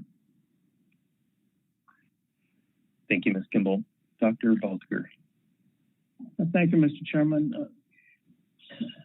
I believe that we are expecting my boss to be on the phone on Monday, Sam Relk, and I was thinking perhaps I might ask him to suggest to him that the council is interested in obligations by the agency and how it might involve the council as we try to answer all of these EOs. And I think the region obviously can explain what we've been doing on tribal consultation, and I don't know that changes because of the EO, but I think it'd be interesting to see what our headquarters people think about that. And I already know I'll be in trouble with him for volunteering his input without asking him or telling him first, but nonetheless, I am going to send him an email over lunch here saying that we hope that the council would look forward to some of his explanations or descriptions of that, if that's all right with the council.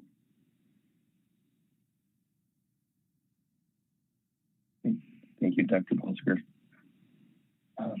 Mr. Misro.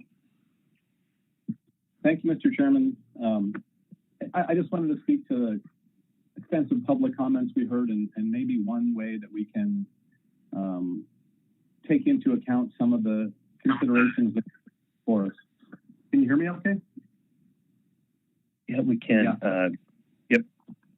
Mr. Misro. Okay, so I guess my question is, for Mr. Witherall, I looked at the matrix that we use to determine AP status. And in that matrix, there is no column in the matrix to determine that somebody has an indigenous affiliation. We have tribal government, which is different than that. And so it seems like, for starters, if we can add a column in the matrix for AP appointments where people can self-identify themselves as indigenous representatives, not just by their gear type or subsistence, because those things don't necessarily tell us that story overtly. That may be one way we can make a small step to address this in the future when we're making those sorts of decisions. I'll just throw it out there now. We can talk about it at staff test. Thank you, Mr. Mesbro.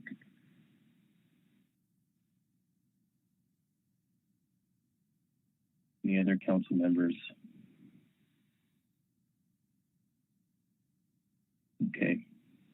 All right. Well, thanks. And I guess I would just like to say here before we conclude with our B reports here today is that I really do appreciate the public comments and testimony on the council's appointment process, and just want to make sure that those who have provided that understand that their voices certainly have been heard.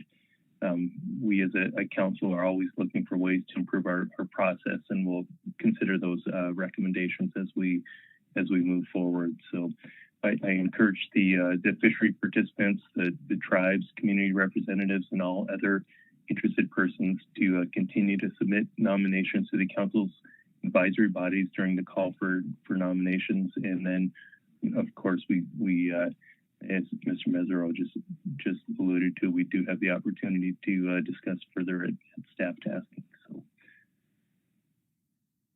if there's nothing else from council members, I believe we are concluded with our B items. And I understand that Mr. Upton would like to present the AP report here before lunch, and that would be my intent after we take AP reports. I believe it's on C1 and C2 that we would go ahead and break for lunch. So I believe those reports are posted to the e-agenda. We have you with us, Mr. Upton. Good morning. Can you hear me, Mr. Chair? Yes, we can. Good morning. Good afternoon. Okay. This is the AP report on C1, Bering Sea Aleutian Island, pot cod CP. The AP recommends the council select alternative 1 and take no further action.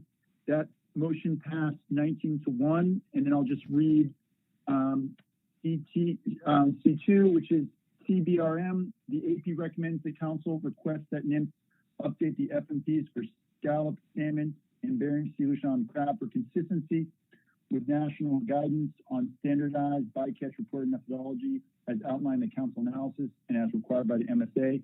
That motion passed without opposition, and the rationale for C1 and C2 should be in your minutes and posted. Thank you.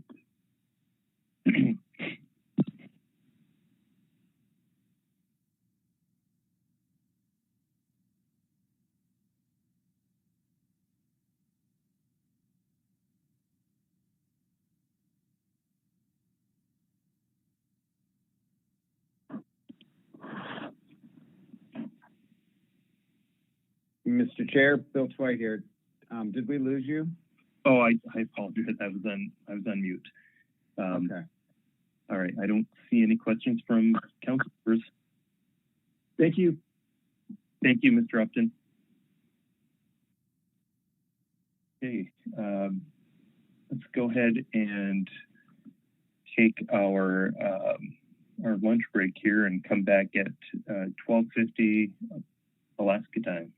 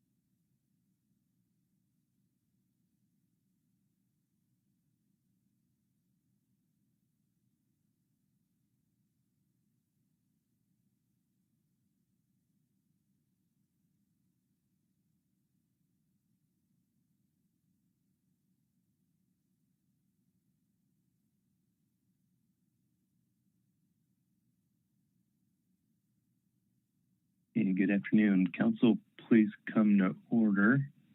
We're going to move into agenda item C1, and I believe Mr. Sam Cunningham is going to walk us through what we have ahead of us here.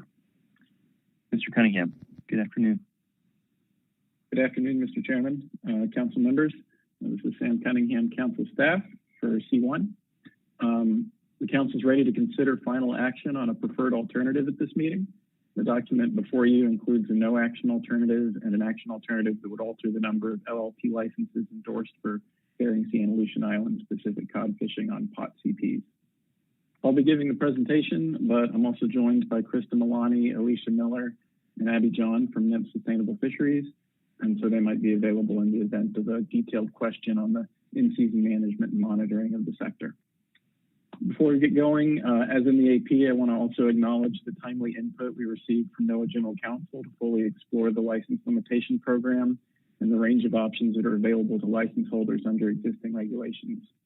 The license limitation program has reached its present regulatory state in the course of some evolution, starting with the council final action in 1995 and then implementation in 1999.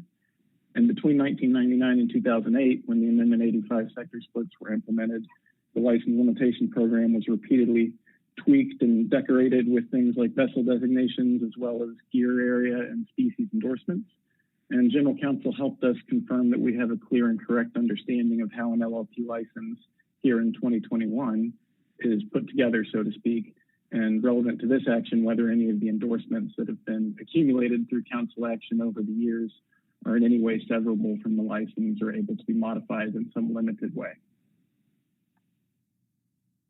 So given the council's familiarity with this issue, the presentation is going to focus on the additional information requested and supplied since December. I've just alluded to the regulatory history behind this action, which is in section 1.2 of the document, so we won't revisit that. Rather, we'll briefly go over the council's purpose and alternatives and then cover some of the new information. And in that regards, the best available information on the prosecution of the 2021 A season, the several ways that existing LLP licenses can be used or modified, the additional information we could provide on community affiliations with these licenses within the bounds of confidentiality restrictions and in light of previous public testimony we received. A very high-level revisit of the benefit and cost trade-offs under the action alternative, which are not substantially different from what the council reviewed in December.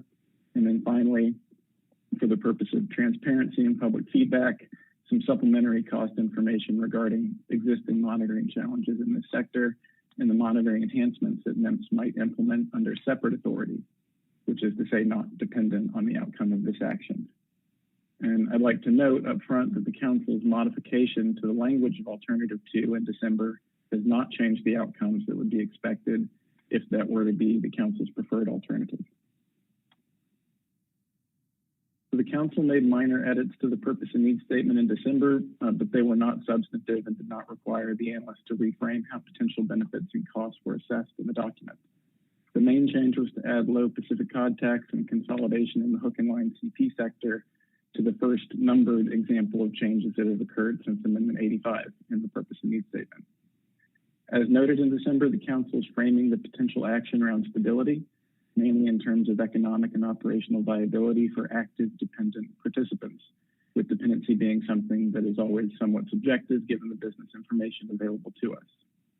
The council noted that stability was the key rationale for cod sector allocations and highlights here that some important things have changed since Amendment 85 was implemented. The impetus for this action was clearly reduced harvest availability due to low TAC and lack of in-season rollovers from other Pacific cod sectors, which has resulted in short seasons and the operational and management challenges that are caused by short seasons. We continue to point out that the council is weighing an action alternative that doesn't directly resolve those challenges, but might, under certain conditions, allow remaining participants to recoup some marginal losses through voluntary cooperative behaviors that provide flexibility in what's currently a compressed, time-certain race for fish. Such an outcome is likely to provide operational stability, but whether that translates to financial stability likely remains more a function of the state of the cod resource and the global market for at-sea cod. Here you can see the council's alternatives. Neither one has been designated as a preliminary preferred alternative. In December, the council did two things. First, it refined the language of alternative 2 so that it was easier for the analyst to confidently account for historical catch that should qualify towards the 1,000 ton threshold. We've rerun the qualifying catch and the outcomes in terms of licenses that would retain or lose the endorsement are unchanged from the initial review. And second, the council eliminated two sub-options under alternative 2. Those sub-options were intended to provide contrast between potentially qualifying licenses based on the frequency and intensity of participation during the relevant historical period, but the previous analysis showed that participation in this sector is stratified enough that it really separates into two clear groups in terms of participation with respect to the historical period that the council identified.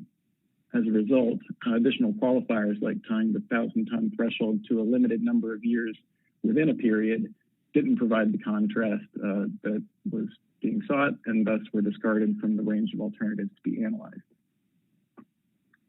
In addition to stability, the purpose and need statement makes reference to actual dependency and latent capacity. And I'll use the black and white figure on the bottom of the slide as a backdrop to state that we are mindful that dependency and latency can be fraught terms. We've gone through the document to make sure that any reference to latency is used only in the true sense, that being a license that has not been used. A truly latent license is not identical to a license that might have been used recently, but would not meet the alternative 2 threshold. And the figure on the slide is masked for confidentiality to the extent possible, and it doesn't reflect catch amount, so it doesn't tell you enough to know which licenses are in or out under the action alternative. And it also doesn't tell you about the extent to which a license holding entity depends on access to this fishery.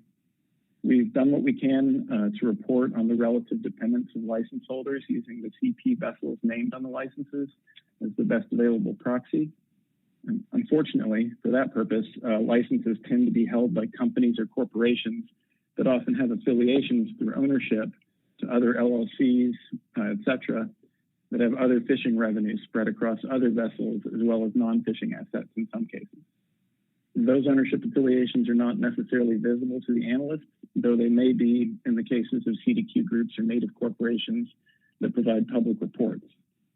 The fact that we have different levels of ownership information across license holders is part of the reason that we can't be more quantitative in terms of dependency at the vessel or individual license holder level. And as is often the case, this is a situation where public comment is a valuable tool for the council. The vessel-based information that we can provide on dependency is in section 345, and that was present in the previous draft.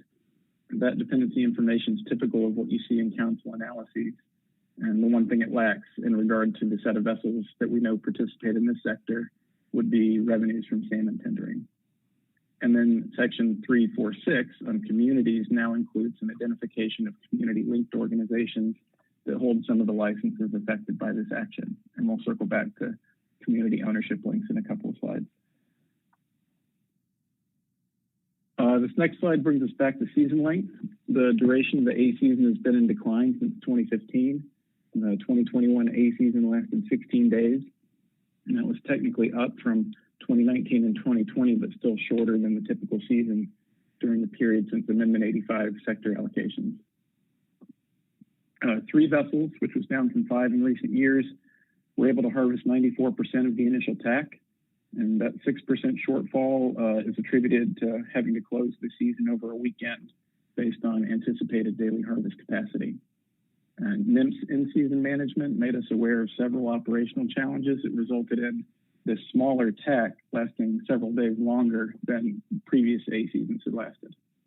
And those challenges included poor fishing at the outset, and then a series of circumstances that cost vessels fishing days here and there, such as weather, having to move gear for sea ice, crew injury, and an issue with Atlas reporting software on one vessel. The shorter A season has real operational impacts on getting a crew and vessel out onto the fishing grounds to compete on a compressed timeline while facing the many contingencies that arise, especially when the preceding B season hasn't reached the end of the calendar year. But the real drop-off in season length has been in the B season with the combined effect of low TAC and little or no in-season reallocations. There, as you recall, some participants are challenged by the fact that they can't connect the cod bee season to the opening of crab in mid-October. And we obviously don't know how rollovers will play out in 2021, but we would expect a continuation of recent trends. We don't yet have information to report on CDQ fishing by the sector in 2021, other than to say that at least one vessel has participated so far. In previous years, there's been a subset of vessels that continue on after the A season to fish CDQ cod, which does also require an LLP endorsement. We can also say that some active vessels have never fished CDQ cod. CDQ can be fished at any time, but historically, for operational purposes, vessels with a contract stay out to do it after the A season limited access fishery closes. And generally, you would never expect a vessel to fish CDQ cod before the competitive A season closes. And the B season could be more complicated in regards to when to fish CDQ. In the past, it might have made sense to fulfill CDQ contracts before the B season begins, because if you had a good sized tack plus rollovers coming to the sector, that can keep the season open through the end of the year, or if you're a crab vessel, could keep it open through the beginning of the crab season, and you wouldn't want to give up open access fishing while it was still available in order to switch over to fish to meet your CDQ contract. The recent shortened seasons relieved some pressure on how to put together that timing picture for vessels, although we doubt that any participants would consider that a good thing overall. So one thing the council wanted us to describe more fully in this draft is how groundfish LLP licenses can be used, modified, or transferred. And we addressed this in the description of alternatives 1 and 2 in section 2 of the document. And also note that I said groundfish LLP licenses. There's nothing in this action that this action might do, or the existing regulations I'm going to describe, that would affect any crab LLP licenses that these entities might hold. Those are separate. The first bullet here is fairly obvious, but we included it here to underline that the action alternative would not affect the ability to fish peacock as a CP in the Gulf of Alaska if the license holds that area endorsement, as 3 of the 8 affected licenses do. That ability would be affected if the license holder elects to have the vessel designation changed by NPFMC from CP to CV, but that's jumping ahead to the third bullet, so we'll pause on that. The second bullet notes that regulations currently allow a vessel with a CP-endorsed LLP to act as a CV on a temporary basis as long as their FFP, Federal Fisheries Permit, has both CP and CV endorsements.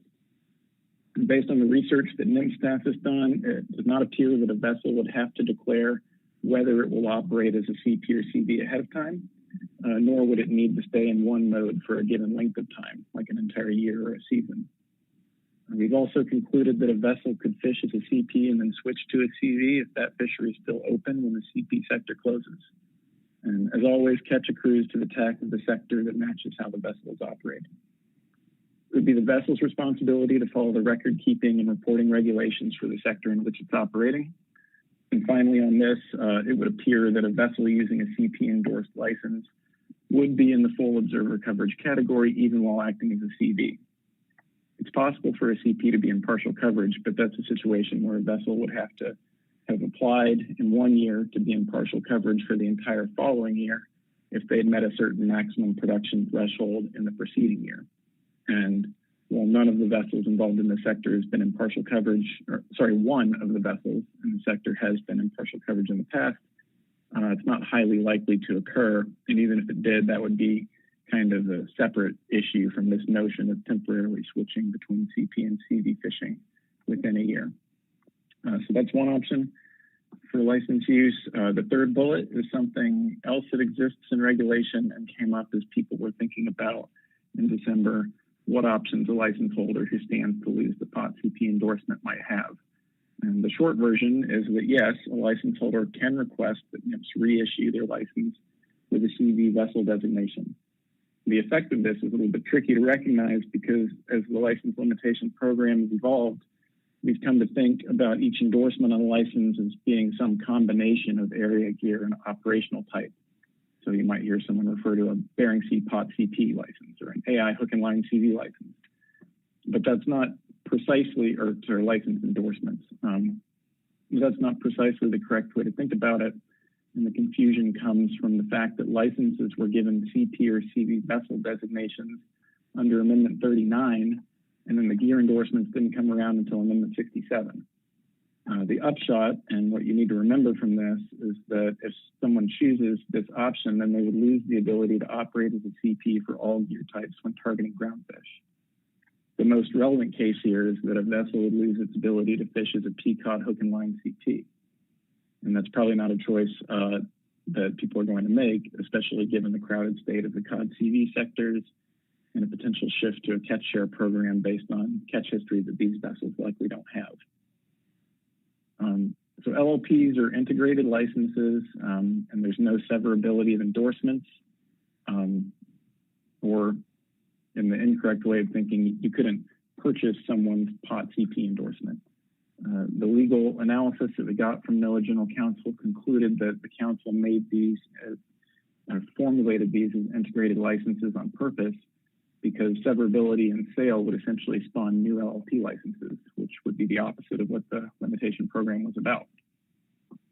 As a point of history, what we ultimately determined is that the ability to have a license reissued with a CV designation was probably included in the program initially so that a person could opt out of the full coverage category.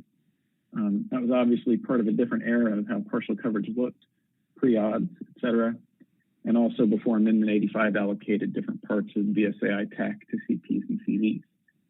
And finally, to our knowledge, this regulatory option has never been used. And in fact, RAM would actually have to start from zero to make one of these reissuances happen. So for several reasons, it was important to understand and clarify this issue at the council's request, but it seems very unlikely that this is going to be the road that anyone goes down.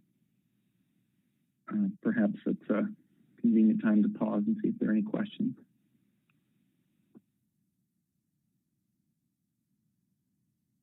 Don't see any. All right.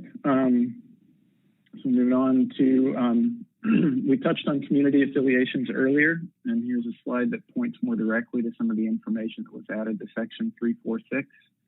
The first bullet is just restating that when you look at the size of the sector in the usual terms, comparing it on percentage terms to the geographies where vessels are based or the ports out of which they operate, you're obviously not going to find a lot of dependency on the community side when looking at it through that lens, because here we're looking at things in terms of places like Unalaska and the Seattle area. We understand why the council is interested in us going deeper into the ownership chain to understand what other community connections there might be to these licenses. And I want to point you to a subsection we added that begins on page 53, titled Community Linked Ownership of LLP Licenses. But to the extent we can go down this road, it's also important to understand that these are fully transferable licenses that in some cases happen to be owned by entities with a community mission, but they're not legally distinct from other licenses, and they could just as easily be sold to a private entity in the future. Having said that, what we can report is that 3 of the 8 affected licenses can be associated with either a CDQ group or an ANCSA native corporation presently. We can only know this through either the public-facing reports that these groups put out or public testimony that the council's received. The reason for this, in most cases, is that NIMS information on who owns these licenses are usually dead ends with an LLC or a limited company, the name of which often doesn't have much interpretive value or meaning in terms of community or even an ownership affiliation to other LLCs or a parent organization that might have other fishing and non-fishing interests. And this is why we find ourselves stuck in a place where we have unequal information on community license affiliations and why we can't pursue the dependency question to the point where we're quantifying the relative impactfulness of participation or potential participation in the sector. And finally, on this topic, we're restricted from explicitly stating which specific licenses stand to lose the POT CP endorsement under Alternative 2, and whether those are licenses with a publicly known affiliation with a particular community group or a set of communities. I think the best way for you to get that information is through public testimony, and you'll notice that we've leveraged some of the previously received public testimony and put information in the actual document that the testimony had led us to or allowed us to be able to present. It had been spoken on the record. And that's a bit unusual. My last comment there is to note that it's also a bit uneven because privately held licenses that presumably have their own types of community connections are not represented in the document in the same way. Mr. Cunningham, as you're getting ready to move on here, probably a good time to remind members of the public that need to sign up to testify prior to the end of this staff presentation. You can do that on our agenda. Okay, please continue.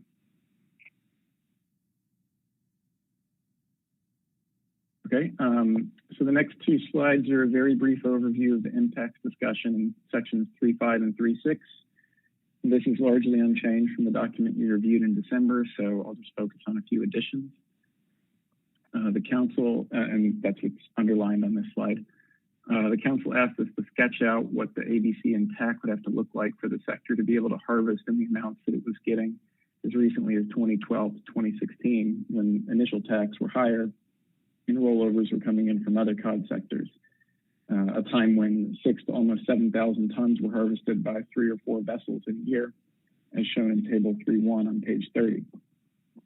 We did this arithmetic on page 59 using some pretty simplistic ratios of ABC and TAC. You have to approach this question without being too precise because there are some parts of the ABC-TAC relationship that aren't perfectly linear. For example, how the council sets the TAC relative to the 2 million ton cap isn't necessarily dependent on cod ABC or ABCs, and also the control rules that govern how much of the ABC comes off the top to go into the state-managed GHL fisheries. And as you would guess, precision isn't really necessary here because the ABC would have to reach really unprecedented high levels to get the pot CP sector and its 1.5, sorry, I said ABC, I meant TAC, 1.5% of the TAC apportionment up to 6,000 tons or more in the absence of any rollovers. So looking back at 2012 to 2016, the combined BSAI ABC was upwards of 275,000 to 315,000 tons. Here in 2021, that ABC combined for the BS and AI areas is 144,000 tons. And the tax during that period were in the vicinity of 250,000 tons. So to get the sector back to a harvest availability of around 6,500 tons with no rollovers coming in, you'd really be looking at a tax somewhere on the order of 480,000 tons. Obviously lower if there are going to be rollovers, but we're not expecting those in the near term. So obviously it's an unprecedented, a high tax level. A related question that was asked in December was how the sector would adjust the higher tax in the future, and stipulating that the TAC is not likely to reach the levels that were harvested just 5 to 8 years ago that were fully harvested by 3 to 4 vessels.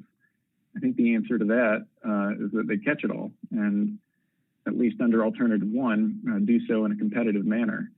There's really no foreseeable point at which the fleet isn't overcapitalized in terms of catch capacity, given how the apportionments work under Amendment 85.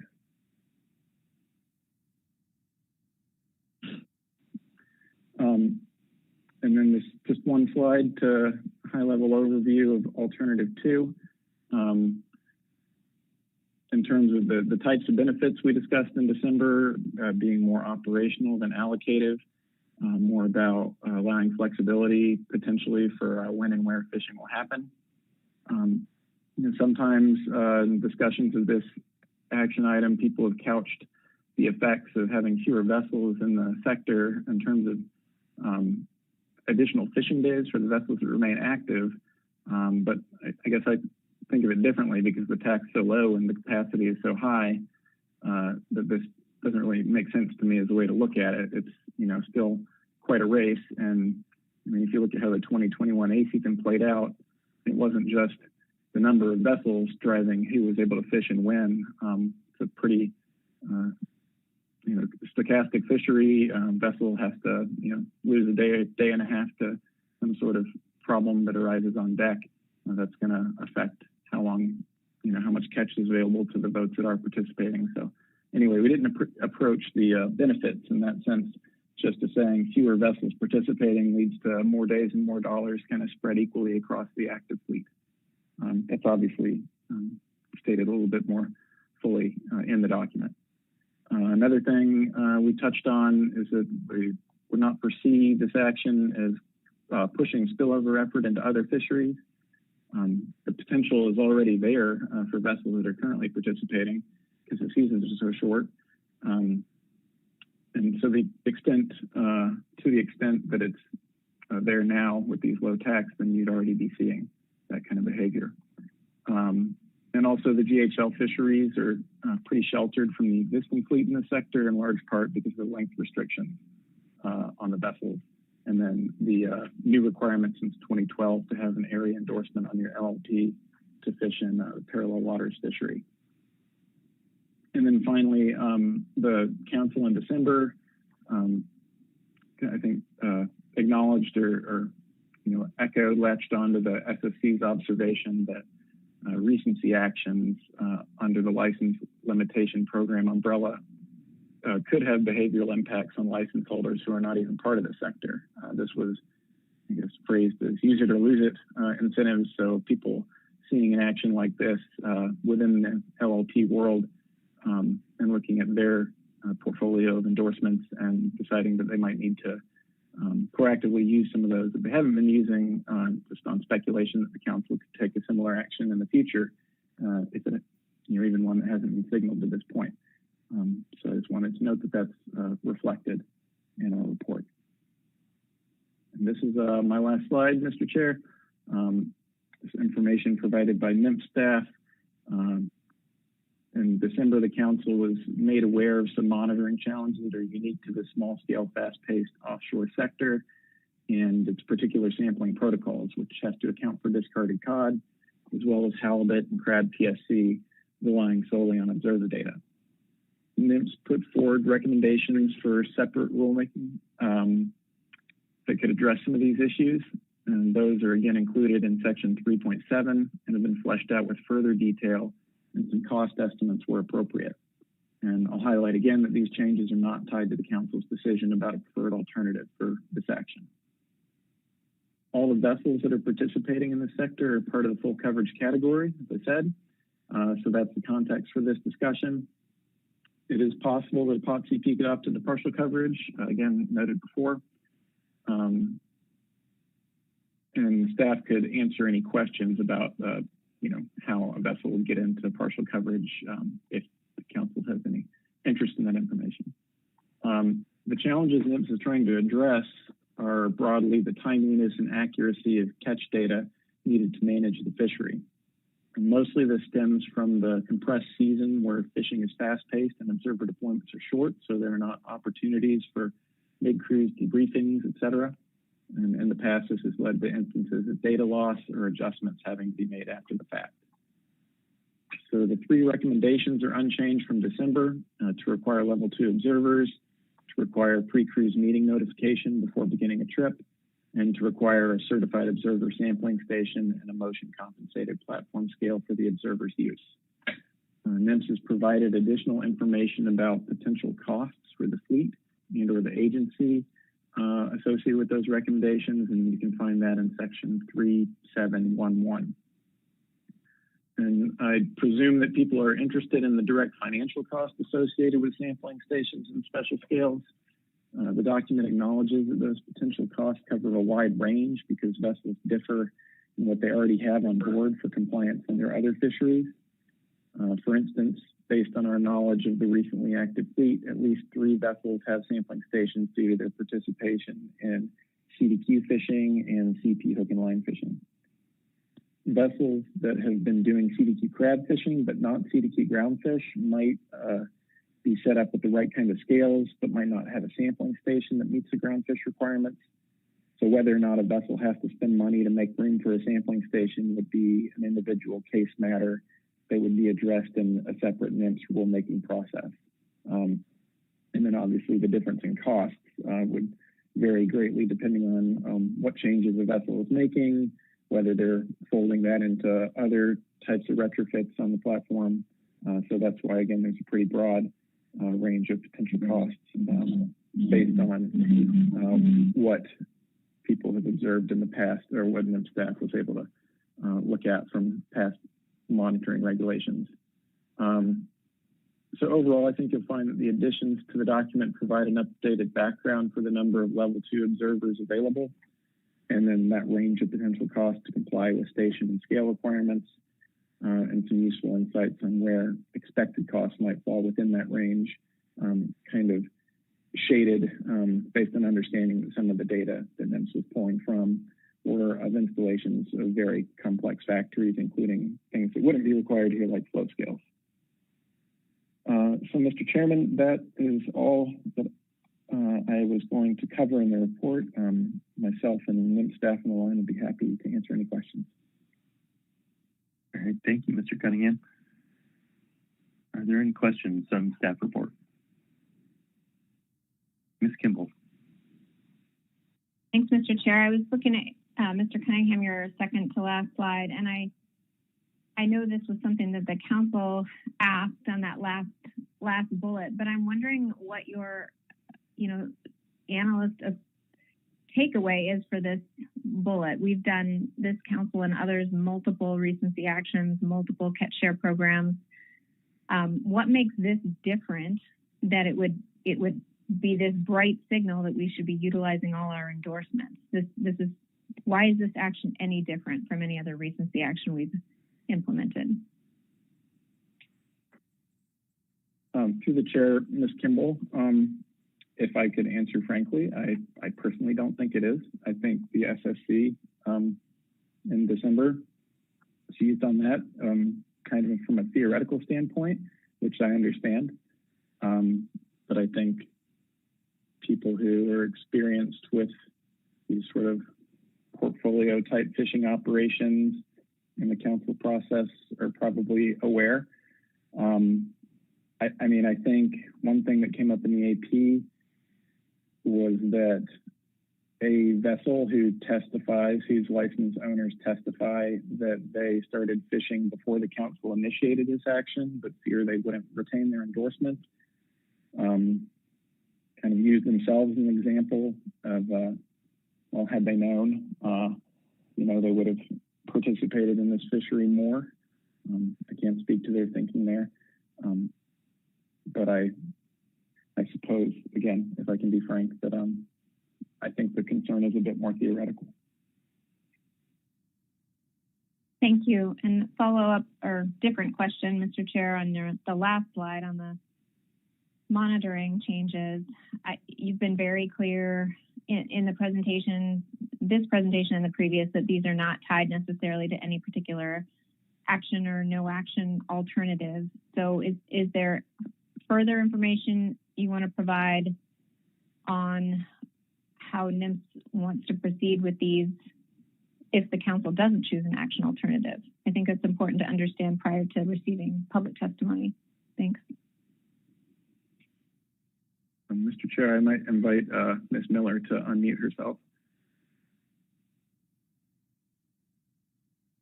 Ms. Miller. Thank you, Mr. Chairman, and thank you for the question, Ms. Kimball. My name is Alicia Miller, for the record, National Marine Fisheries Service, and so I think that that is something that we would welcome input from the council on. If this is something that the council would like to make a recommendation to NIMS about how to proceed, or if the council would like to see anything further. If this action were to move forward by itself as a monitoring only regulatory amendment, we would pull out those portions of the analysis and prepare that separately, and we could bring that back if the council wanted to see that, or we could proceed straight to rulemaking. So we would welcome that feedback and input from the council. Thank you, and thanks, Mr. Chair. A follow-up on that question. I wanted to understand, I was listening carefully to Mr. Cunningham's statements about this slide, and please correct me if I'm wrong, but the take-home seemed to be there are definite costs involved here. Some of the stakeholders that would potentially not qualify under Alternative 2 are actually better situated to respond to these new requirements than the current historically dependent participants. Is that Is that true? Or did I misunderstand your statement?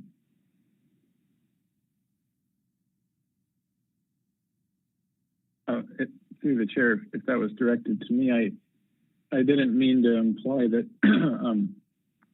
that the vessels. I just was reflecting that there are vessels that have some of this already in place, like scales, for example. But I wasn't stating whether those were vessels that are associated with licenses that are on one side or the other of the action alternative here. I don't know if Ms. Miller has that information or whether she would even be able to share it.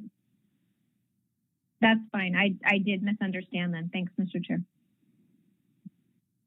All right, thank you, Ms. Kimball. Mr. Merrill. Thank you, Mr. Chairman. Really more of a comment as a follow-up to Ms. Kimball's question.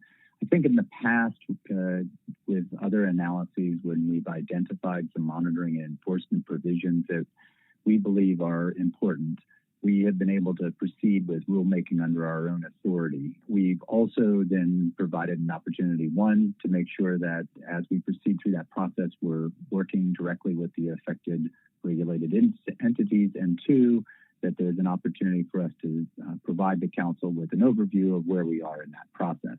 So a couple recent examples of how we've done that. We've done that when we looked at changes in the lead level 2 requirements for the freezer longline fleet.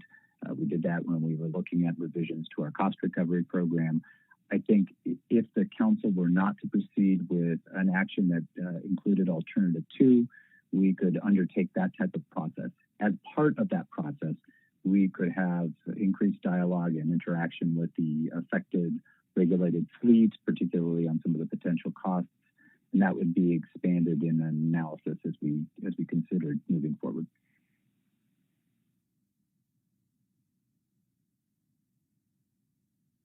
Thank you, Mr. Merrill. Any further questions on the staff report?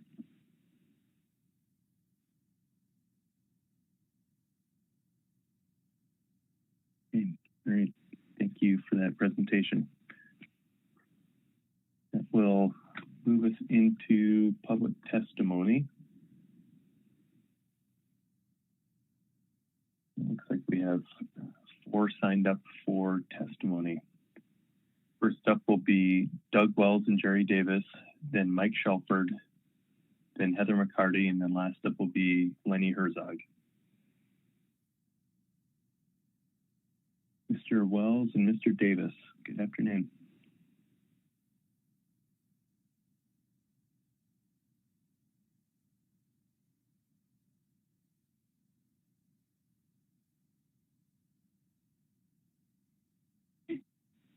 Hello,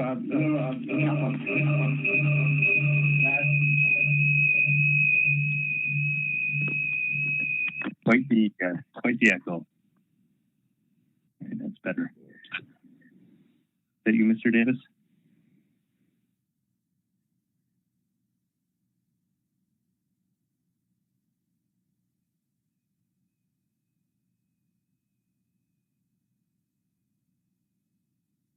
Okay. Sounds like we might be having some technical difficulties there. Let's move on to Mike Shelford, and we can circle back around a little bit. Mr. Shelford, are you available? Yeah, hi, Mr. Chairman. Can you hear me? Yes, we can. Good afternoon. Good afternoon. Mr. Chairman, members of the council, my name is Mike Shelford. We own and operate the fishing vessel Aleutian Lady, which has been a longtime participant in the Bering Sea, Aleutian Island, pot CP sector. I sent in public comments in December 2018 and November 2020, along with testifying in October 2019 and December 2020 about the issues and concerns our sector is facing. I want to thank the council for continuing to move our agenda item forward to final action at this meeting. I must say I'm a little frustrated with where we find ourselves today. As a group of the 4 fishery-dependent participants, we came to you a little over 2 years ago asking for this action. It seemed like we had pretty good support until a couple weeks ago when the largest member in our group decided to go down a different path. The other 3 dependent companies are small businesses we have been trying to scrape by in this fishery the past 3 years. I'm not sure what their end game is, but this is an action that our sector desperately needs. I'm here to ask that the council take action on agenda item C1 by selecting alternative 2, option 2 for final action. I've written letters, testified, and spoken with many of you about the issues that face our sector, and the analysis paper addresses these issues as well. So I will not go into depth on these details. The Bering Sea Aleutian Island pot CP sector is in a desperate situation and needs your help. We are in an extreme race for fish, and we all know the issues that come along with that. I only see 2 paths forward that will help the companies that have been financially dependent on this fishery. The first one is the removal of the latent permits, which is what this action will do, and allow the fishery-dependent vessels to work cooperatively to prosecute this fishery safer and more economically. The only other viable option would be a rationalization program based on the overcapitalization and race for fish in our sector. I can't think of any other sector more in need of a co-op or rationalization program than us. I appreciate the time the council has devoted to our issues. I ask that you help our sector by selecting alternative 2, option 2 for final action. This will give industry the action it needs to fish cooperatively. I'm happy to answer any questions you have. Great. Thank you for your testimony. Any questions for Mr. Shelford? Mr. Down.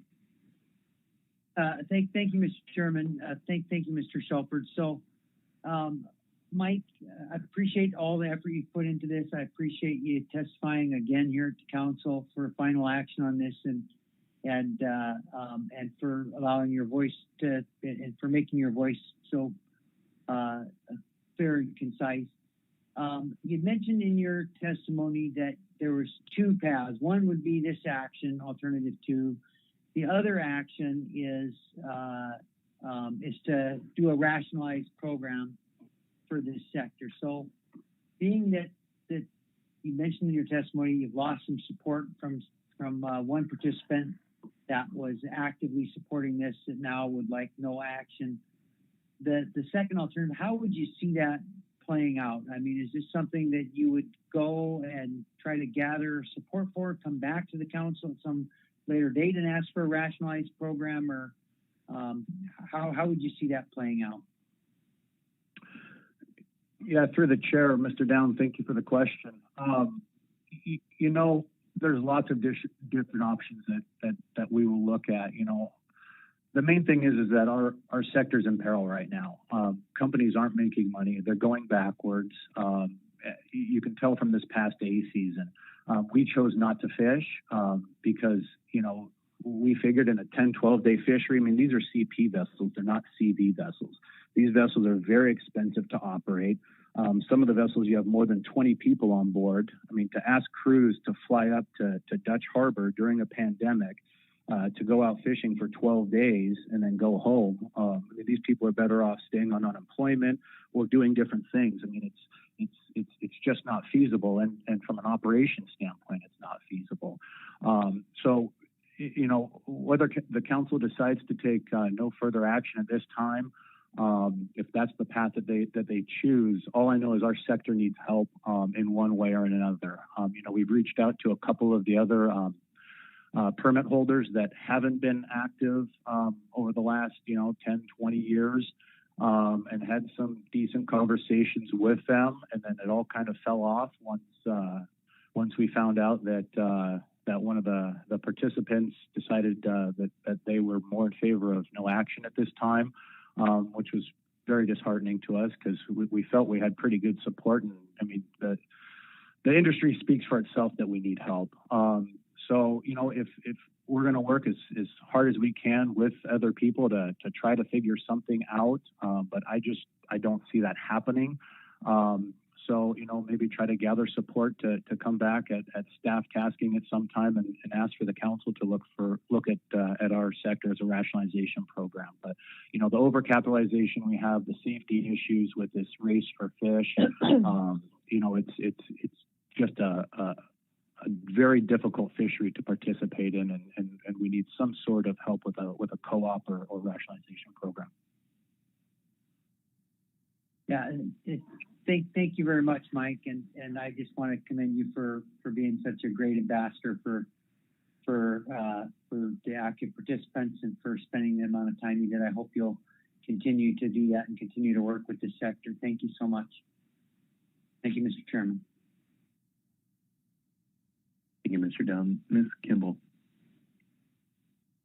Thank you, Mr. Chair. Mr. Shelford, I just wanted to better understand what your opportunity for some kind of voluntary co-op is under Alternative 1. Is there any opportunity there or no? Through the chair, Ms. Kimball, thank you. You know, I would see very little opportunity. I mean, whenever you put together a co-op, you know, obviously you're giving out history to go and fish, and you have 4 permits, well, 3 that have no fishing history over the last 3-4 years. You have 1 LLP that has been active in, I believe, 2 seasons out of the last 6 seasons, or out of the last 7 seasons. I believe they've only fished in our sector, excluding CDQ fishing, in 2 out of the last 3.5 years. You know, to come up with a co-op for the active participants, that's going to be very difficult, because for people to sign up for something, they're going to want something in exchange for that. And in a fishery that's already marginal at best for vessels to participate in, there's not, I mean, it's kind of like trying to bleed a turnip. I mean, there's nothing really there to give out. So I think it'll be difficult. You know, maybe we can come up with some sort of agreements. In the meantime, you know, working towards a rationalization program where we can at least talk to them. It has open dialogue between us to where maybe we can find out who's fishing in advance and try to work together better in season. But, you know, when we originally came to you guys, we were just looking for a co-op where we can, you know, fish cooperatively. And, you know, over the last 2 years with the talk of a co-op and different things and actual co-op and quotas, you know, it's made a lot more sense thinking down that path. And I think that's where this fishery needs to get to based on the overcapitalization. And to get to that end goal now, after the last year, I'm thinking more and more about it, that being what the true end goal really needs to be for this sector. I don't see a way that we can do that as an industry when you have so many permits that don't have history in a fishery that there's just not much to go around. Thank you. Further questions for Mr. Shelford? Thank you for your testimony. Thank you. Next up is Heather McCarty. Thank you, Mr. Chairman. Am I unmuted? You are. Good afternoon. Thank you. Thank you very much. Thank you, Mr. Chairman and council members. I'm Heather McCarty, and I'm speaking on behalf of Central Bering Sea Fishermen's Association, CBSFA, which is the CDQ group on St. Paul Island. We've spoken to this matter before, and I'm just going to quickly, briefly talk about what we said in our previous testimony in December. We advocated, as you recall, for Alternative 2, Option 1, which keeps CBSFA's permit in the mix. And we believe, and we think we made a pretty good case for our permit being different than the other 3 on the block, so to speak, because we aren't a latent permit. And we made that case, I think, pretty successfully. So we still believe that there's a distinction between our permit and the other 3 in terms of history and latency.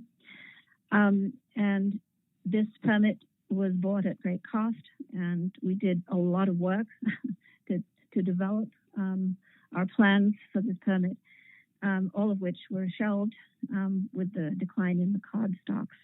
So we are in the same position as a lot of other people. However, as you also know, at the last meeting, 2 other members of the group of permits that was in jeopardy through this action came out and said in no uncertain terms that they would like to remain in the fishery, that they want their permit to remain active. And to be consistent with our policy of support for our fellow Western Alaska entities, we have determined that the no action alternative 1, is the best course of action to take at this point. This was bolstered by the recent news that one of the 4 most active participants had decided to withdraw their support for this action.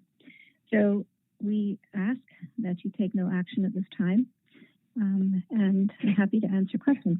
Thank you very much. Thank you, Ms. McCarty. Do you have any questions?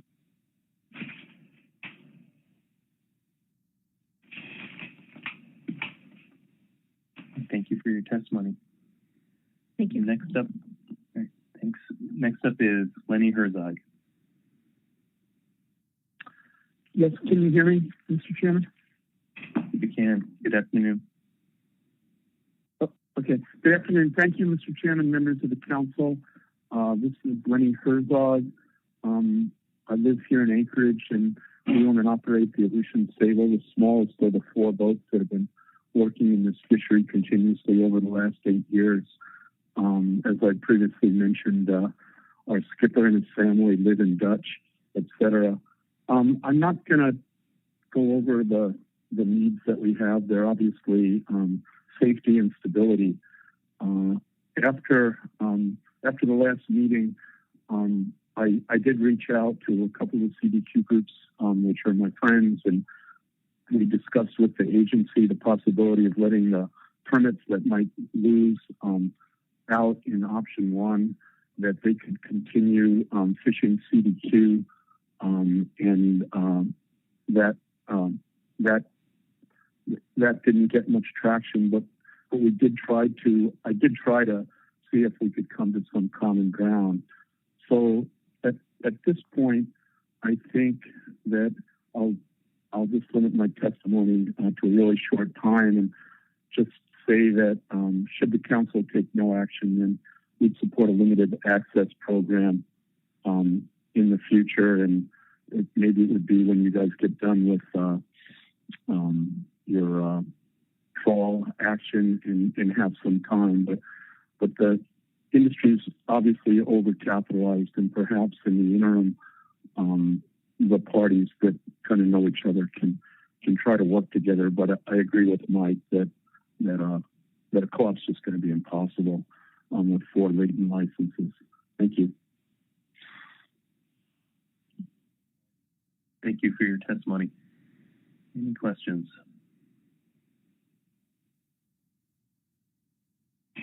Okay, Mr. Herzog. Okay, circle back to Doug Wells and Jerry Davis. Thanks, Mr. Chairman. Jerry Davis here from Yukon Delta Fisheries Development Association. Am I being heard? You are. Thank you, and my apologies for the feedback there. The transition from staff report to public testimony took me by surprise, so my apologies. We just want to maintain, I represent Yukon Delta Fisheries Development Association, one of the 6 Western Alaska CDQ groups, representing the villages of Nunamiqua, Aluknuk, Imanik, Kotlik, Mountain Village, and Grayling. And we just want to repeat and maintain our support for no action on this agenda item. While we have many friends on the other side of this issue, and in fact we do business with them, we actually lease out our CDQ to some of the pot fishing CPs on the other side of this issue. We just felt that there's been no rationale that's been established that justifies the extinguishment of our pot cod CP LLP endorsement for the vessel we own, the vessel Courageous. And we understand there might be a rationalization motion next in line, and we'll participate in that process. But at this stage, Mr. Chairman and Council, we feel that there's no basis for removing our LLP based on the action so far to date. And I'll let Doug Wells add on if he could at this point. Yeah, thanks, Mr. Chairman, council members. I have nothing to add. I think Jerry's covered it well. We're requesting no action on this agenda item. Thank you. Okay, all right. Thank you both for your testimony. Or Mr. Davis, did you have anything else? No, thank you, Mr. Chair. All right, great. Let's see if there's any questions. Ms. Kimball. Thanks, Mr. Chair. Mr. Davis, several people have referenced a potential rationalization program that's not on our radar, not on our agenda, but you're the last one testifying, so I'm asking you that I just guess I'm missing the point on bringing that up as if the policy call here would be different under a rationalization program than it is today. And if you could respond to that, that'd be appreciated. Understand if you don't want to do that. Mr. Chair, Ms. Kimball, I'll respond with my limited knowledge is that, no, I don't see the policy call for that. Right now, there's been no danger of over-capitalization of fishery.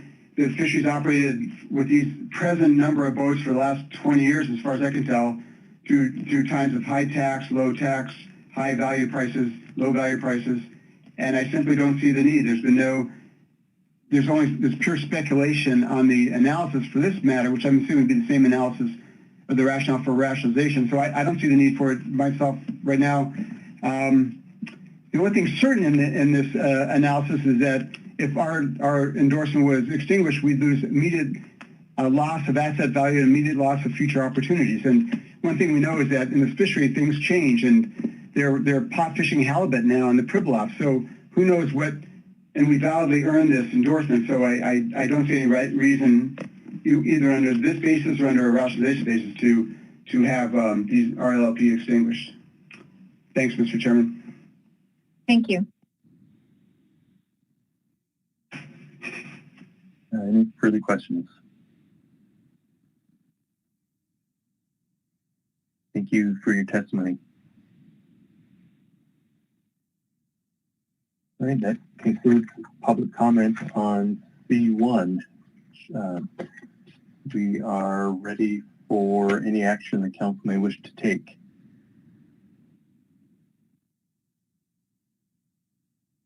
Mr. Down.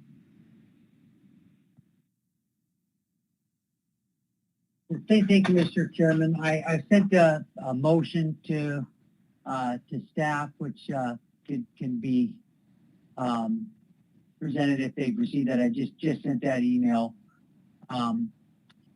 But it's fairly simple. I went ahead and wrote this out and added the date and the agenda item and stuff because this is final action. So the motion for final action, the council selects alternative 1, no action. And with a second, I'll speak to my motion.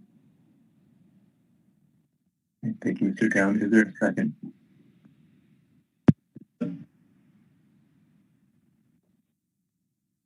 believe that was a second for Mr. Jensen. Mr. Down. Thank you, Mr. Jensen. Thank you, Mr. Chairman. I want to start off by saying that I'm disappointed in being in a position to bring this to a no action alternative. Just even a few weeks ago, I would have never guessed that would have been my motion. I've been fully supportive of doing something for the sector, of limiting the number of licenses that have the ability to participate, and encouraging this group to take that action in form of co-op. But with the recent changes, we're in the largest, arguably the largest harvester in this sector, changing their position and now wanting, advocating for a no action. I don't see another path forward here on this, and that's a big disappointment to me. I think we've heard. I don't think this is the end of the council requests by this CP pot cod sector just taking no action. I think they're still faced with the same issues that brought this about to begin with. That potentially they have worse conditions or the same conditions that the CV pot cod sector is facing, and we've heard from them at nearly every meeting now for a considerable period of time. I think clearly there's those in this sector who have a clear dependency and are highly reliant on this fishery, and those license owners who may not have such a dependency. However, this sector is unable to show a substantial portion of the active vessels in support of this. That those that would prefer alternative 2, by my count, you have 3 that would support alternative 2, and 2 that would not, of the 5 that made this threshold. In addition to that, the vessels that have not been that maybe don't have as good a case for recency or dependency in this sector are all unanimous that they want no action. So it's with that background and the public testimony that we've heard, which has changed meeting by meeting. We've been at this for a couple of years. We heard initially from the sector was pretty unanimous testimony when we took testimony in Homer on this, that it was for an alternative to do something, to what we heard in December, which was a group that was clearly split, and now to a group that's further fractured. I think that scenario leaves us no option, no real clear path forward on this particular action other than no action.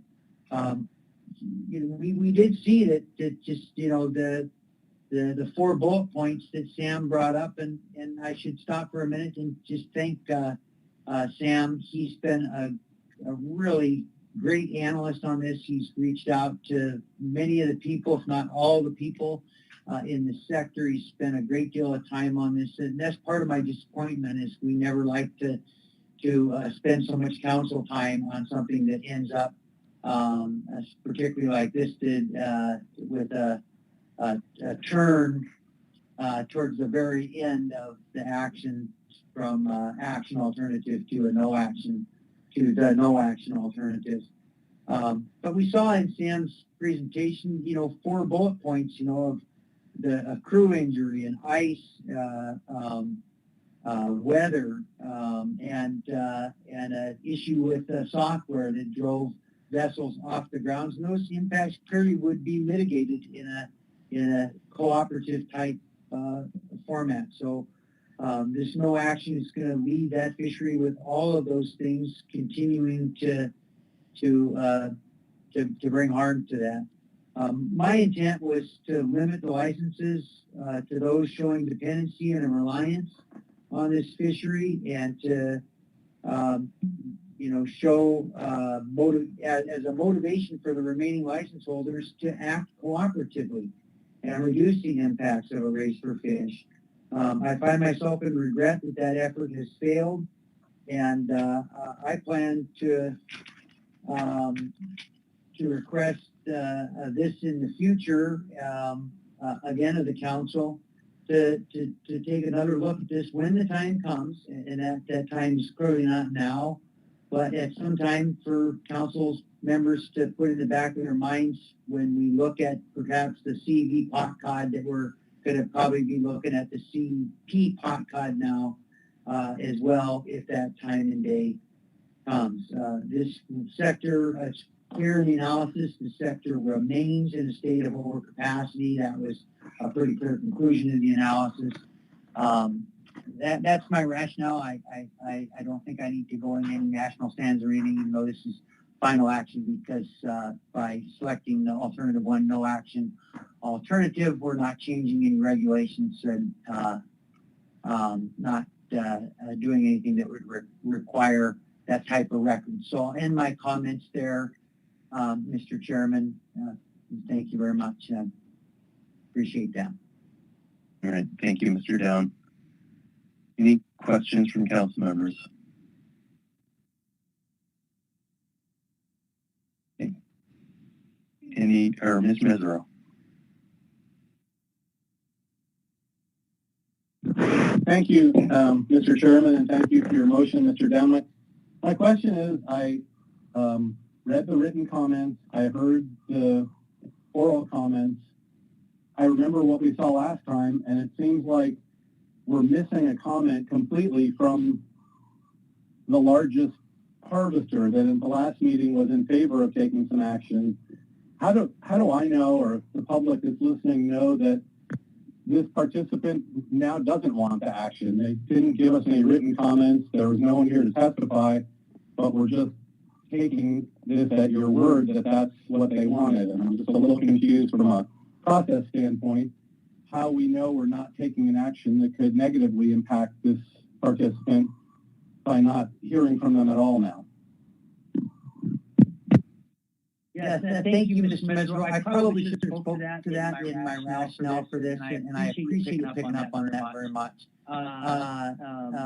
The participant that you speak of did communicate their intentions on this. They're reciprocating back to the no action alternative. I think many of the people that are all of the people I should say that, as far as I know, that testified, they communicated that clearly to everybody else in the sector that was now their position. And although we didn't hear from them at this meeting, I don't know the reason for that, but as we all know, they're quite busy with their own situation with their shoreside plants and COVID, and same people that were testifying, I think, are responsible in some ways for working quite a bit on that.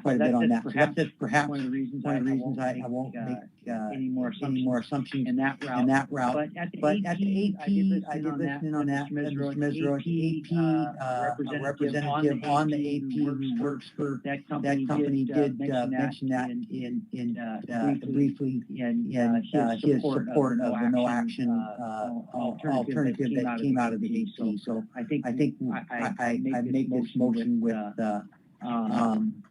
a very high level of confidence that was their position, and that their position had changed, and that license holder supports no action, and that was a big game changer in the direction this is headed.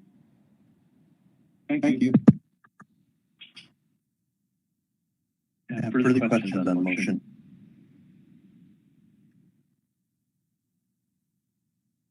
Okay. Any amendments to the motion?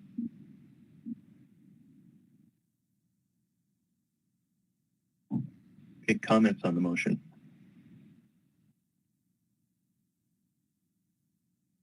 Ms. Baker. Thank you, Mr. Chair, and thank you, Mr. Down, for the motion. I'll be fairly brief. I have appreciated the discussion today. I have to admit I've struggled with this action a little bit. I can see all sides of it, quite frankly, and I will support the motion. I'll base it and my support and reference the advisory panel motion and rationale. I want to express my appreciation to the advisory panel for good rationale in terms of taking no further action. And just in terms of another perspective that I wanted to share that occurred to me during the discussion between Ms. Kimball and Mr. Cunningham earlier today. I think what I've struggled with in terms of the question, why are we even questioning this particular latency action in terms of impacts, future impacts maybe, relative to other latency actions we've taken. And from my perspective, at least, it really has to do with the fact that we're talking about 8 LLP licenses here. And in my memory, usually we're dealing with many magnitudes more LLP licenses that when we're talking about a latency action. And so from my perspective, from a policy perspective, license limitation or limited entry, whatever you want to call it, is a pretty imprecise management tool, say, compared to rationalization. And I think the fact that we're trying to deal with a capacity issue usually and what is the right amount of capacity, it's just, it's pretty challenging in license limitation programs in general. We've seen that, and particularly when we're talking about going from 8 to 4 or 5 licenses. I think, I'm not saying I'm just saying that complicated a little bit for me. So with that said, Mr. Chair, again, I'll support the action, and thank you to Mr. Down and the advisory panel for their work on this. Thank you, Ms. Baker. Ms. Kimball.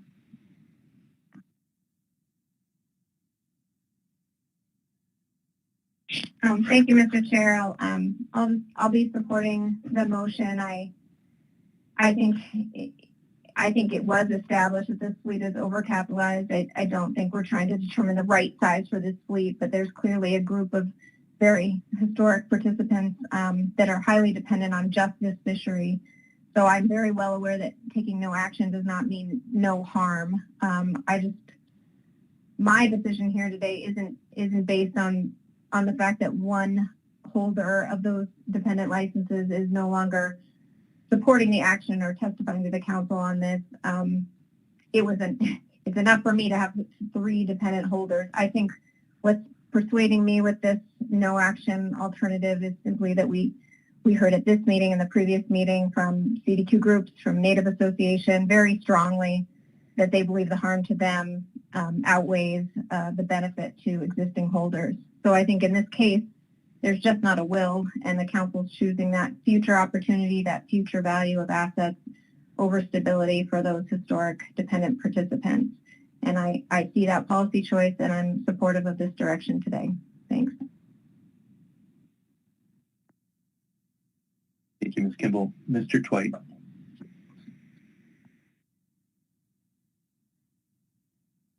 Thank you, Mr. Chair. I actually have a question for the agency on this.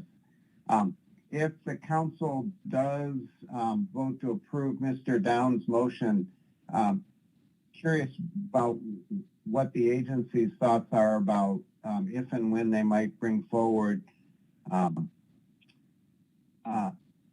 potential action to address some of the monitoring issues that they identified during this action.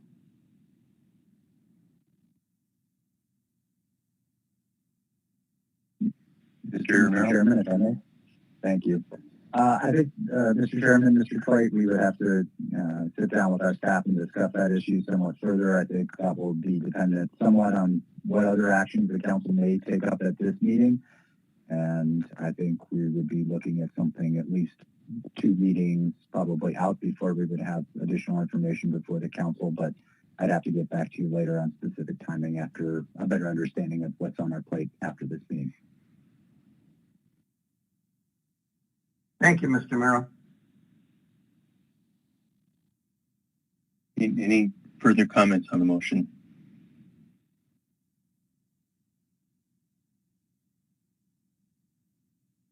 I don't see any. I believe we are ready to vote. It is a final action, although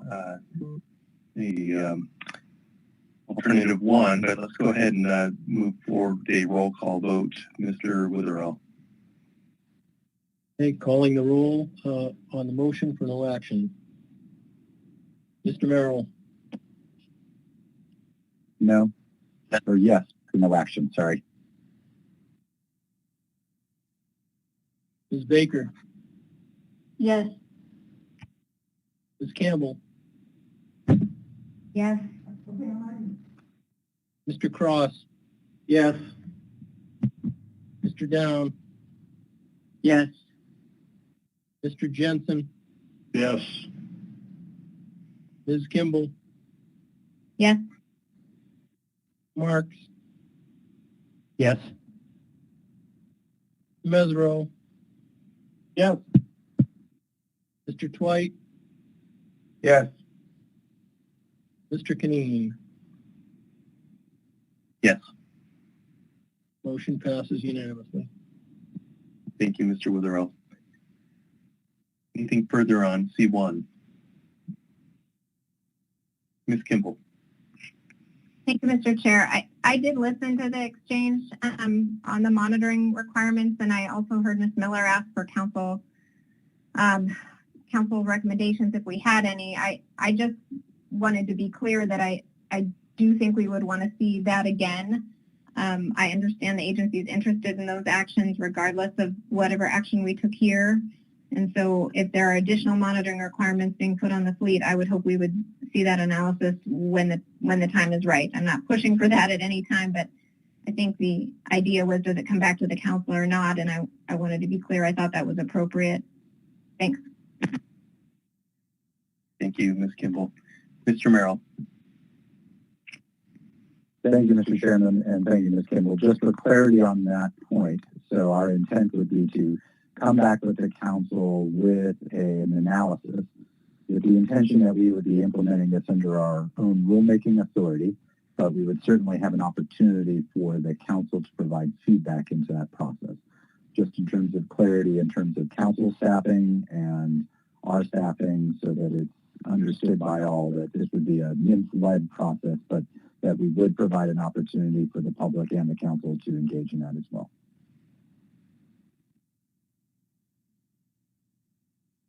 Great, thank you, Mr. Merrill. Mr. Twite. Thank you, Mr. Chair, and Mr. Merrill, what I'd heard a little bit in your previous, both in your discussion during the presentation as well as in your answer to my question, was the agency would also have to think about the priority that this should have relative to a lot of the other monitoring actions that are on the agency's plate. And I certainly concur that it's definitely an issue of prioritization, and I would hope that the council's current priorities would weigh into that.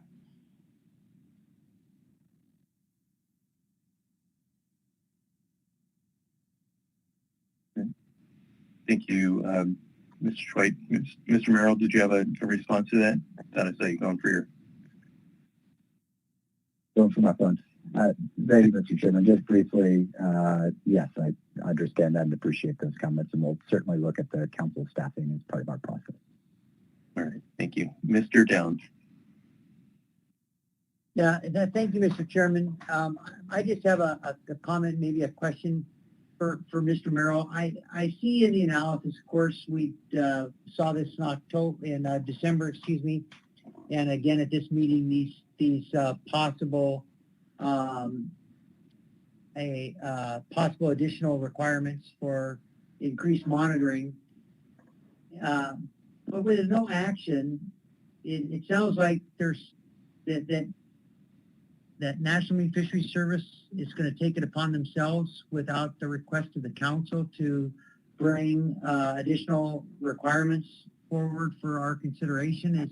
Is that what I'm hearing? I'm just a little confused as to why we're headed down this road for additional monitoring. We just took a no action alternative that doesn't change anything, and it seems like that no action is morphing now into additional monitoring for this fleet that's hurting already, and there's obviously costs involved with that. I'm not sure does the council really want to head down this road of additional monitoring for a fleet that's got 3 or 4 boats that have all testified that they're financially hurting and require requirements that are not part of the requirement now? Unless I'm missing something, I think that's the road we're headed down, and to consider that. So I don't know if that's a clear enough question or if that would require a comment back from Mr. Merrill, but that's my comments on this. As I don't see the rationale to head down that road at all. Mr. Merrill. Thank you, Mr. Chairman. Thank you, Mr. Down, for the question. I would refer the council members to section 3.7.1 of the analysis. And in that section of the analysis, we laid out some of our concerns about the existing methodologies that we have for data collection, some of the challenges that we've had, and the fact that our non-regulatory approaches to trying to address some of these issues have not yielded the results that we think are necessary in order to ensure that we're adequately monitoring this fleet. I think what we are describing here is a process that we have some challenges with our monitoring protocols. We have some challenges with our deployment protocols. These have been long-standing challenges that still exist regardless of whether or not the council takes action on this. I think we're all very aware, and I referred to this in my comments earlier, that some of these do come with additional costs, and that would be part of the dialogue that we want to have with the affected industry to make sure that we understand the perspective and the concerns that they have about those additional costs, but we're also communicating the need that we have to ensure that we have high-quality data for managing these fisheries. And I think this will be an iterative process with the industry, but the need for improved monitoring still exists regardless of the action or lack of action that the council has here today.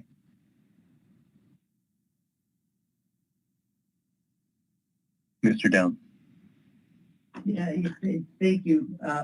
I think now I have a clear question. So the examples that you gave in your comments for on my on the clarification, I should say, during the staff presentation you gave, Mr. Merrill, those examples were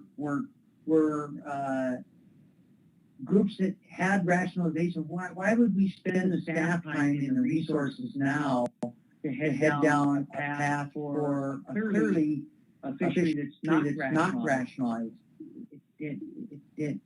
Why today somehow does that rise to the level of needing additional requirements, being that they're not. I can see if it's a rationalized fishery, there's data collection becomes important because there could be some discrepancy among participants on who caught what because the quota is being divided. But here it's not. So I've just not followed what's the rationale. The regulation that you quoted has been in place for many years. Why the document, I think those requirements have been in place for many years and we haven't been down this path. Why would we spend the resources and the time and I'm guessing it's going to take observer committee time, it's going to take staff time, your staff time, it's going to take council staff to bring us back something that I don't see a need for. Mr. Merrill. Thank you, Mr. Down. I guess again, I would note that in the analysis that we prepared, we did note a number of ongoing challenges with the quality of data that we're receiving. So regardless of whether or not we have a rationalized or unrationalized fishery, our current methodology for gaining information from the fleet does not appear to be entirely adequate for our in-season management needs and to ensure that we are able to open and close fisheries on a timely basis, particularly when you have a very small fleet with a relatively small allocation that can be harvested rather quickly.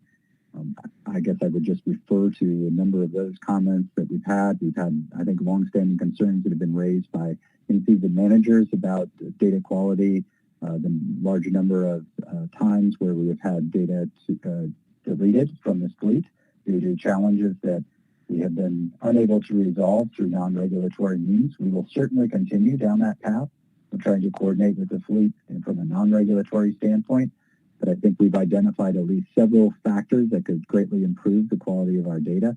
Some of those, I think, are more coordination issues with observer providers, pre-briefing issues, relatively low-cost issues.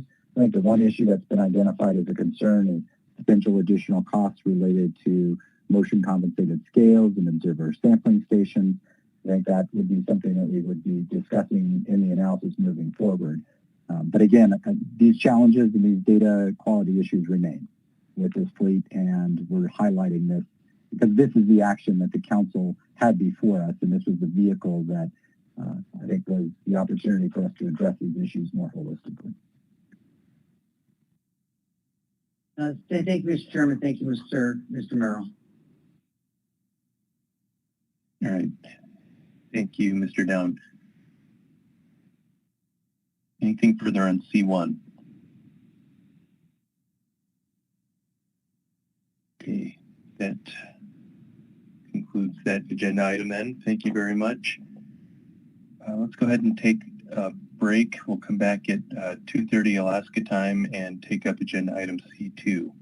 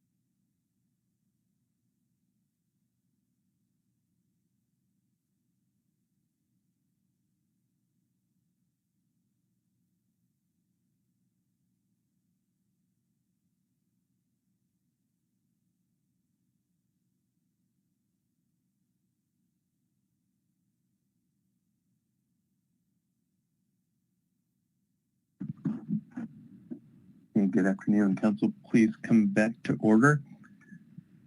We are going to move into agenda item C2 and have Council Staff Sarah Kleber walk us through the staff presentation on this. Good afternoon, Ms. Kleber. Good afternoon, Mr. Chair. Can you hear me? Yes, yes. Excellent. All right, we've got the presentation up. So good afternoon again, Mr. Chair, members of the council. Happy Friday. This is Sarah Kleber, council staff. And presenting with me is Angela Forrestal, our Sea Grant Fellow, who has been working on council staff and helped with putting this document together. I will just let Angela introduce herself to make sure we have a good connection rather than pausing in the middle of the presentation. Hi, Mr. Chair and Council. It's nice to meet you. And just sound check. Loud and clear. Good afternoon and welcome. Thank you. Great. Thanks, Angela. I'll also note that Jennifer Mondragon and Doug Duncan from NIMS, as well as Bo Whiteside from ADF&G, who's the Crab and Scallop Observer Program Manager, are also available for any detailed questions where we may need their perspectives or expertise to lend further information. I'll note that this was a team effort with a lot of people pulling together details on how bycatch reporting works. So we've had a lot of communication, and I really appreciate the time of especially a lot of the ADF&G staff that helped answer questions. So this item, Standardized Bycatch Reporting Methodology, or SBRM, is up for initial review and final action together. So the action for the council is to review this analysis and adopt or revise the recommendations for final action. This is a proposed action to amend the Bering Sea Aleutian Islands crab, scallop, and salmon fishery management plan for consistency with the standardized bycatch reporting methodology requirements. And this action would add to or modify language in the FMPs to more transparently reflect and align with how bycatch is currently reported in the fisheries that are managed by the council. The action wouldn't change how the fisheries are managed, nor would it alter the way the fisheries operate. So based on the limited scope of this action, the impacts are not expected, or there are not impacts expected on fishery participants, nor participants in other fisheries. And this document describes, and we'll describe today in the presentation, the requirements and the history of this action, how these three FMPs currently address SBRM requirements, and what action may need to be taken in order to provide consistency with the SBRM requirements.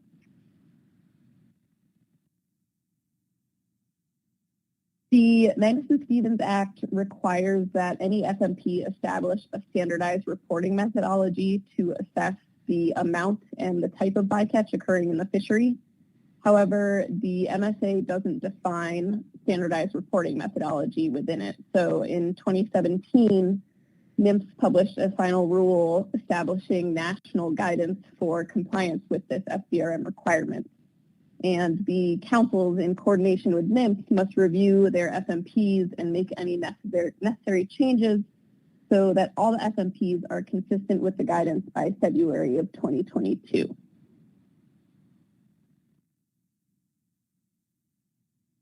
The national guidance defines a standardized reporting methodology as an established consistent procedure or procedures used to collect, record, and report bycatch data in a fishery.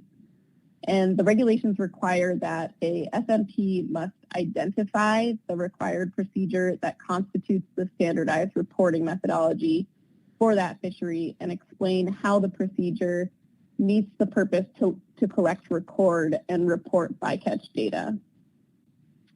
An SBRM could include one or a combination of data collection and reporting programs. So this could be an observer program, electronic monitoring, or industry reports, so like fish ticket.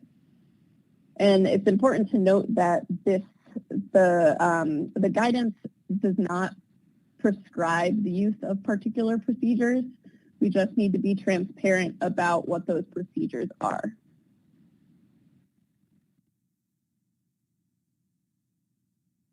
So because establishing an SBRM is a requirement of the MSA, the rule is based on the MSA's definition of bycatch, which, as a reminder, it's kind of essential to how we interpret the SBRM requirements.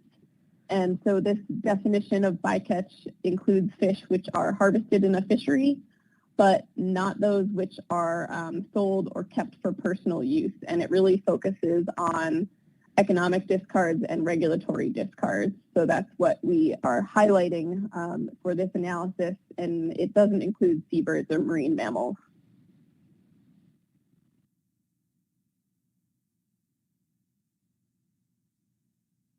The SBRM final rule requires the council to explain how the SBRM meets the stated purpose in the rule based on an analysis of the following 4 considerations that are on the right side of the slide. And the councils must address these considerations when reviewing or establishing an SBRM. These 4 considerations are on page 5 of the document with a little bit more detail behind them there. But they include, first, the characteristics of bycatch in the fishery. It includes a consideration of the feasibility of the SBRM or the SBR methodology. The council also needs to consider the uncertainty of the data resulting from the methodology. So that uncertainty must be able to be described quantitatively or qualitatively. And the 4th consideration is the data use, so how the data will be used to assess the amount and type of bycatch.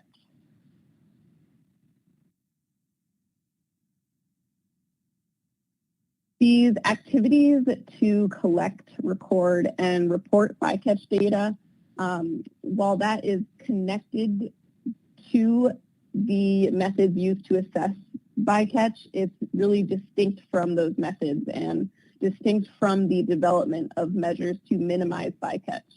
So bycatch assessment methods are those statistical protocols used to estimate catch and bycatch, and the final rule for SBRM notes that, or the final rule for the SBRM guidance notes that bycatch assessment procedures are not a part of SBRM, and therefore they do not need to be described as part of the methodology in an FMP.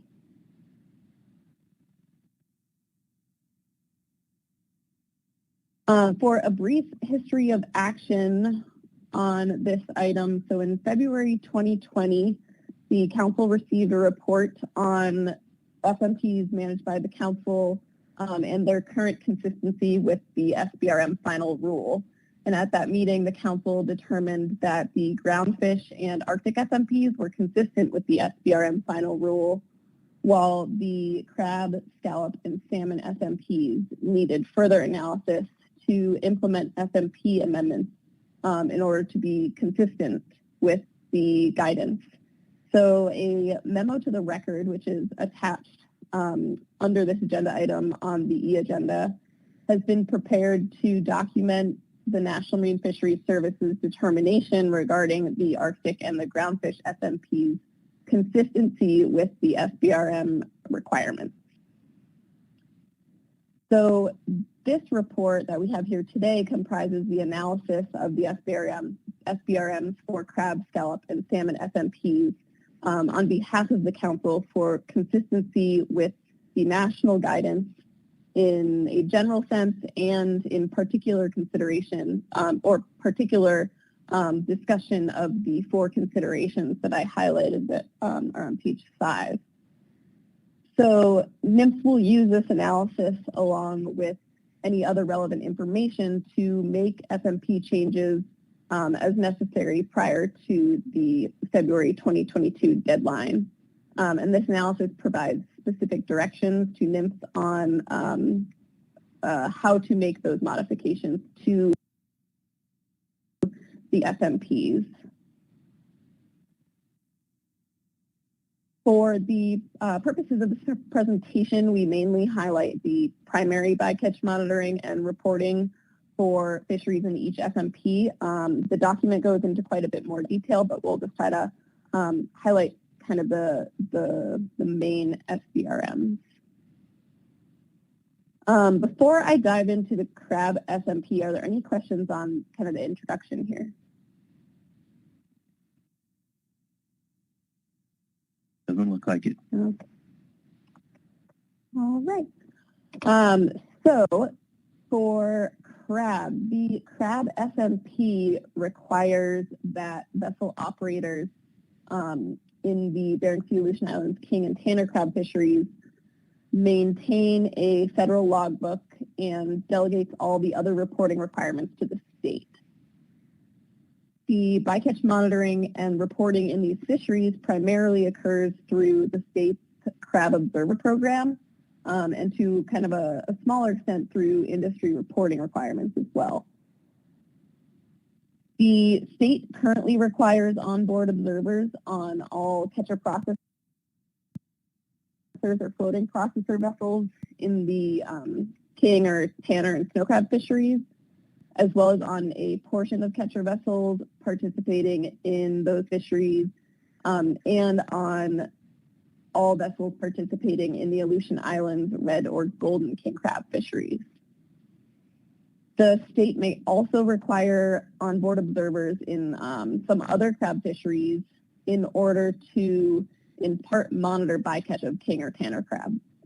So the onboard observers provide effort data and data on the amount and type of bycatch occurring in each observed fishery, particularly including estimates of crab bycatch. And the observers account for all organisms that are in the sampled pots, and observers also collect length data specifically on Pacific cod, halibut, yellowfin sole, and sablefish bycatch that are in the sampled pots.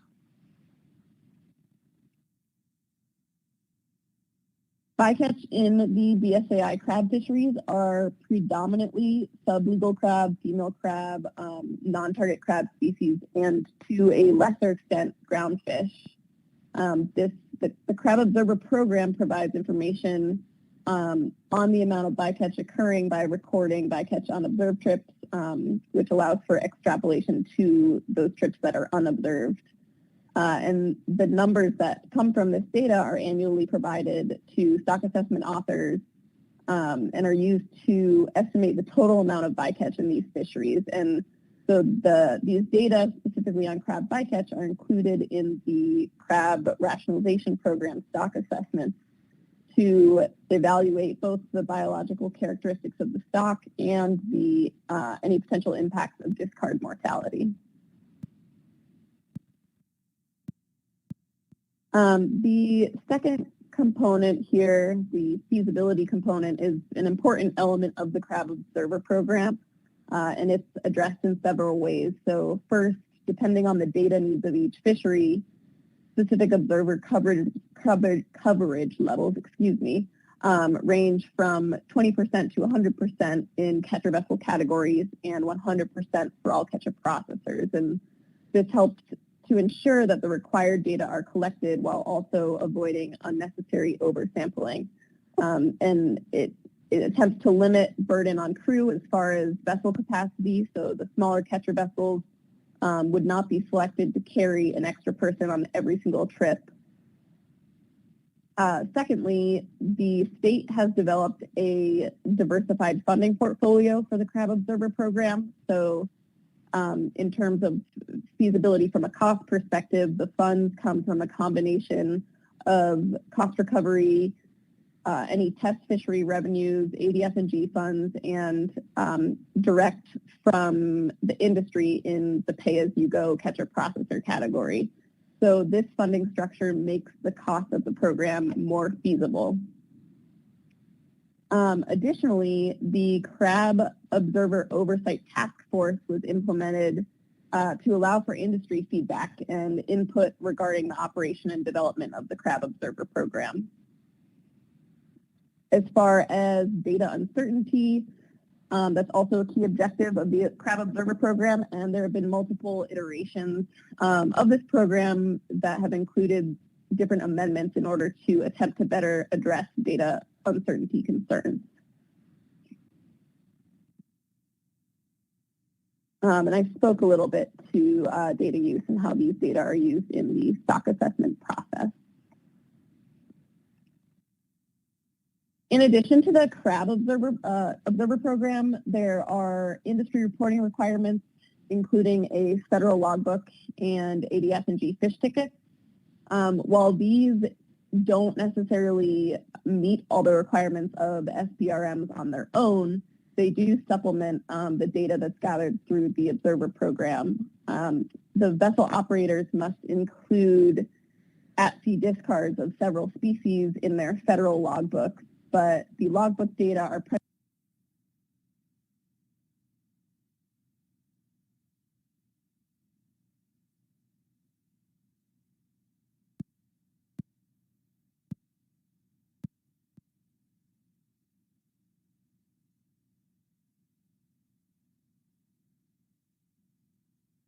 they do so voluntarily.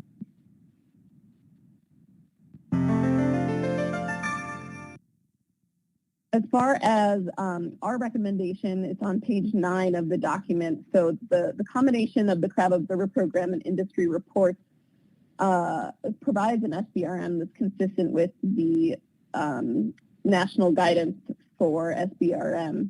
And we found that descriptions of the particular management measures describing SBRM currently exist in the FMP, but the FMP needs to be amended in order to explicitly identify the standardized methodology. And we acknowledge that the Crab FMP is kind of currently undergoing some revisions, so any descriptions of these management measures may be updated as needed in the FMP as it undergoes those revisions, and any such updates would be analyzed to ensure consistency with the SBRM regulations.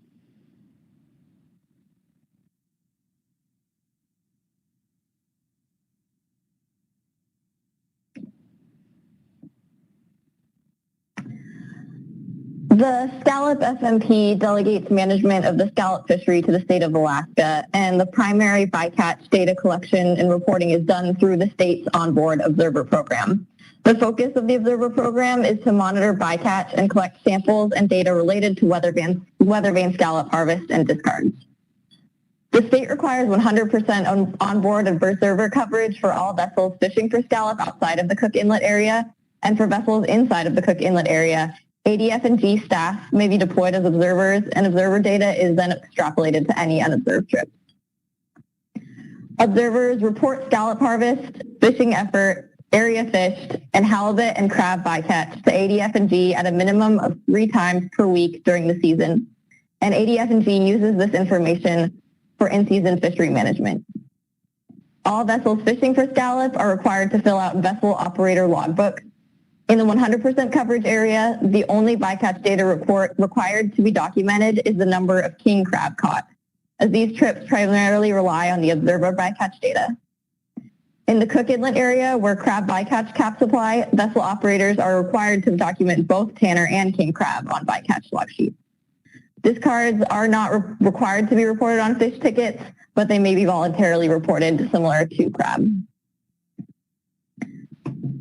And looking at the 4 components of SBRM as they're required, the primary bycatch species of concern are crab and Pacific halibut. Observer data helps to estimate mortality on commercially important stocks as well as ecosystem components. And although a variety of other marine vertebrates and invertebrates can be incidentally caught in the scallop dredges, scallops make up the largest composition. In looking at the feasibility of the current bycatch reporting methodology, the state has scaled the observer coverage requirements depending on the potential bycatch concerns, with the smaller vessels operating in Cook Inlet not having 100% observer coverage as previously mentioned, but with ADF&G staff available to act as observers and are required to be accommodated when requested. In the other areas where the larger vessels fish larger dredges, the industry funds the 100% observer coverage through direct payments to independent contracting agents. And the observer program has been implemented for the last 28 years. The 100% observer coverage category helps to minimize data uncertainty and accurately account for the potential high bycatch mortality that can occur in the scallop fishery. And in the Cook Inlet area, as mentioned, the smaller dredge size helps to offset increased uncertainty with lower observer coverage. And the logbooks from the unobserved trips are compared to observer data to get an idea of the accuracy of the Cook Inlet reporting of crab bycatch. As noted earlier, the primary use of data from the observer program is to monitor bycatch and provide for regulatory enforcement. The data is relayed frequently to ADF&G and the scallop industry in order to avoid areas of high crab bycatch. The state also uses the information to make in-season adjustments to state harvest limits, fishing seasons, bycatch limits, and closed areas in the state and federal waters to scallop fishing.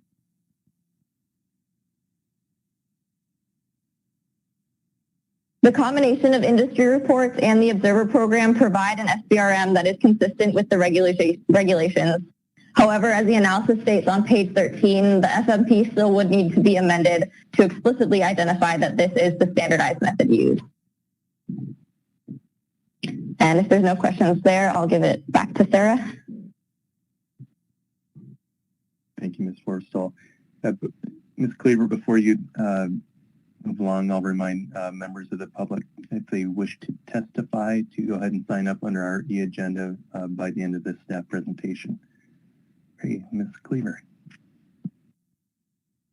Thank you, Mr. Chairman. Thanks, Angela. So moving on to the salmon FMP. This FMP, as you know, generally divides management into the east area and the west area with a boundary at Cape Suckling. So for the west area, commercial salmon fisheries in the west area are not authorized. However, commercial salmon fishing occurs in those three pockets of the EEZ referred to as traditional net fishing areas. And at this time, these areas are excluded from the FMP and federal management, so the SBRM requirement does not apply. In December of 2020, the council voted to amend the salmon FMP to include the Cook Inlet traditional net fishing area that has been excluded from the FMP. The council also voted to manage the area by closing it to commercial salmon fishing, consistent with commercial salmon management in the rest of the west area. So the council will soon be submitting to NMFS an FMP amendment that reflects the council's recent decision there. And as no federally managed commercial salmon fishing is currently occurring, nor would occur if the council's FMP amendment is approved by NMFS, in the salmon FMP West management area, there's no standardized bycatch reporting methodology that is necessary at this time. As far as the east area, the salmon FMP authorizes sport and commercial troll fishing in the east area with management delegated to the state.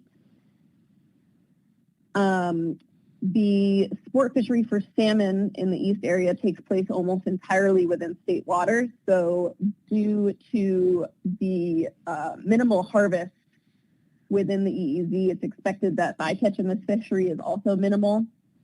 But there are several ways that bycatch reporting can occur within the sport fishery. First is the ADF&G statewide harvest survey, which tries to estimate sport fishing annual effort, harvest, and total catch. So that includes fish kept plus fish released.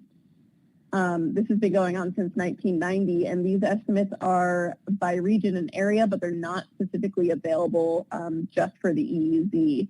And the questions in the survey are mainly geared towards understanding the total catch and days fish in each region, rather than gathering kind of trip-specific information. ADF&G has also conducted the Creel survey and port sampling program to estimate effort, harvest, and catch. And similar to the statewide harvest survey, information that's collected by the Creel samplers is primarily, again, geared towards understanding angler effort and catch. The third part of the sport fishery is the salmon charter operators are required to fill out the saltwater guide logbooks to show where fishing effort occurs, as well as the species and number of fish that are kept and released. And these data are used by the state for regulation and management, as well as formulation of department priorities that reflect angler needs, concerns, and their preferences.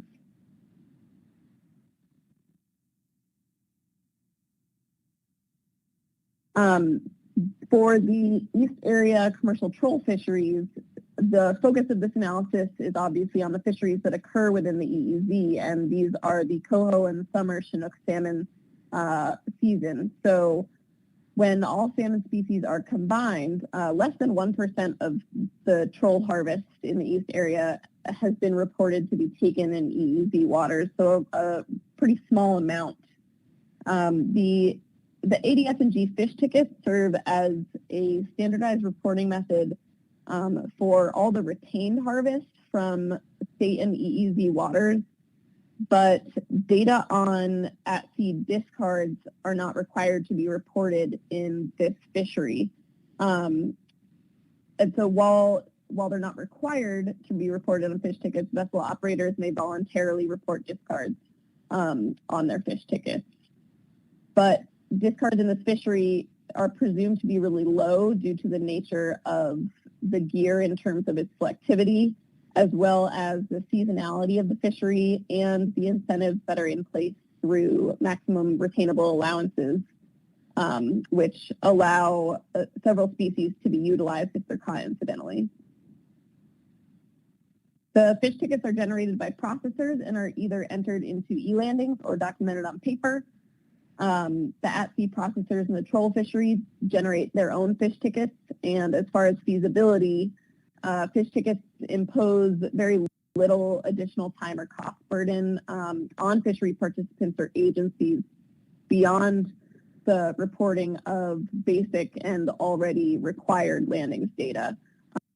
So they're fairly feasible. And as far as data use, the unreported harvest and discard at sea mortality is not estimated apart from Chinook salmon, but for the reasons I mentioned before, it's thought to be low. Hook and line troll gear used in the fishery allows for nearly all the discarded species to be released with limited mortality, and there are specified closure areas during times of the year when bycatch is generally highest, and so these closures are thought to significantly reduce the amount of bycatch taken. Another way that the data is used is that the Pacific Salmon Commission collects information on Chinook salmon bycatch in the troll fisheries, and they estimate the drop-off and shaker mortality rates to try to minimize Chinook salmon bycatch. I know that we had a question on that from a council member in our review in February 2020. Lastly, for data uncertainty, it primarily comes from this unreported harvest and the potential discard at sea mortality.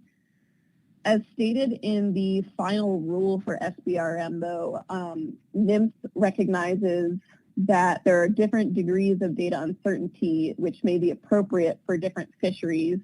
And so the uncertainty in the data collected for these fisheries has been noted by the state, but additional management measures for documenting bycatch interactions have been determined to not be necessary due to the really low volume of this fishery combined with the low mortality from troll gear.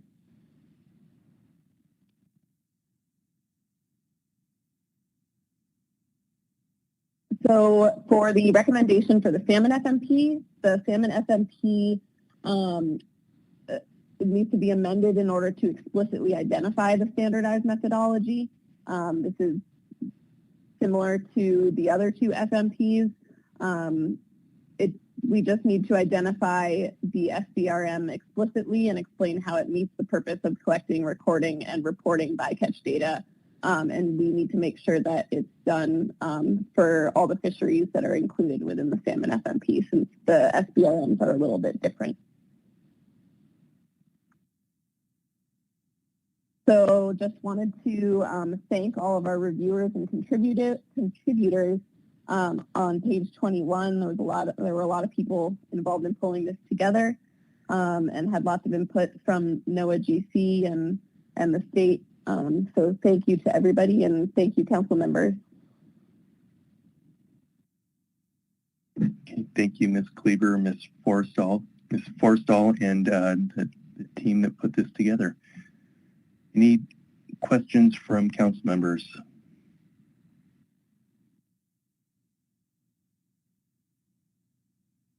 Right. Don't see any, so we have already taken our AP report, so we can move into public testimony. We have one person signed up to testify, and that is Jamie Goen.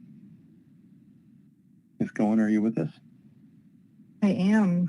Good afternoon, Chairman Kaneen and council members. I'm Jamie Goen with Alaska Bering Sea Crabbers. We represent the majority of king, snow, and barred-eye crab fishermen that fish in the Bering Sea and Aleutian Islands Crab Rationalization Program.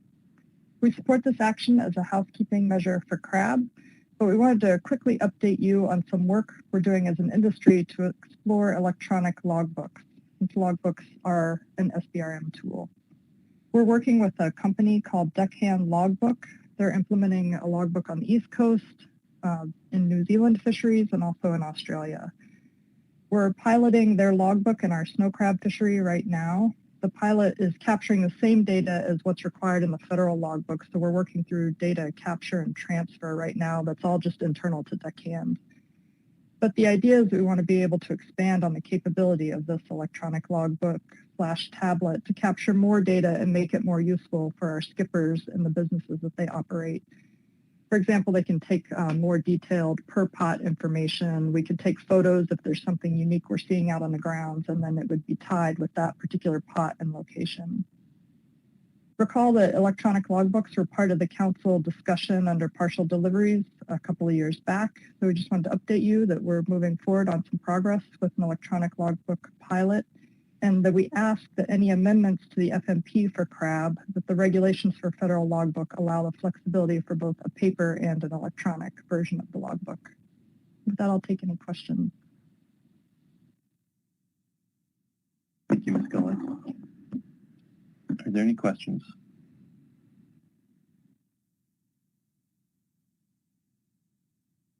Okay, thank you for your testimony.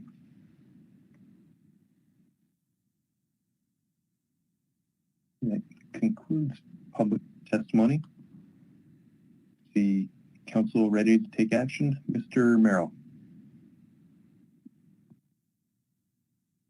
Thank you, Mr. Chairman. I have a motion, which I believe is being presented shortly. I'll wait till it's up on the screen. Perfect.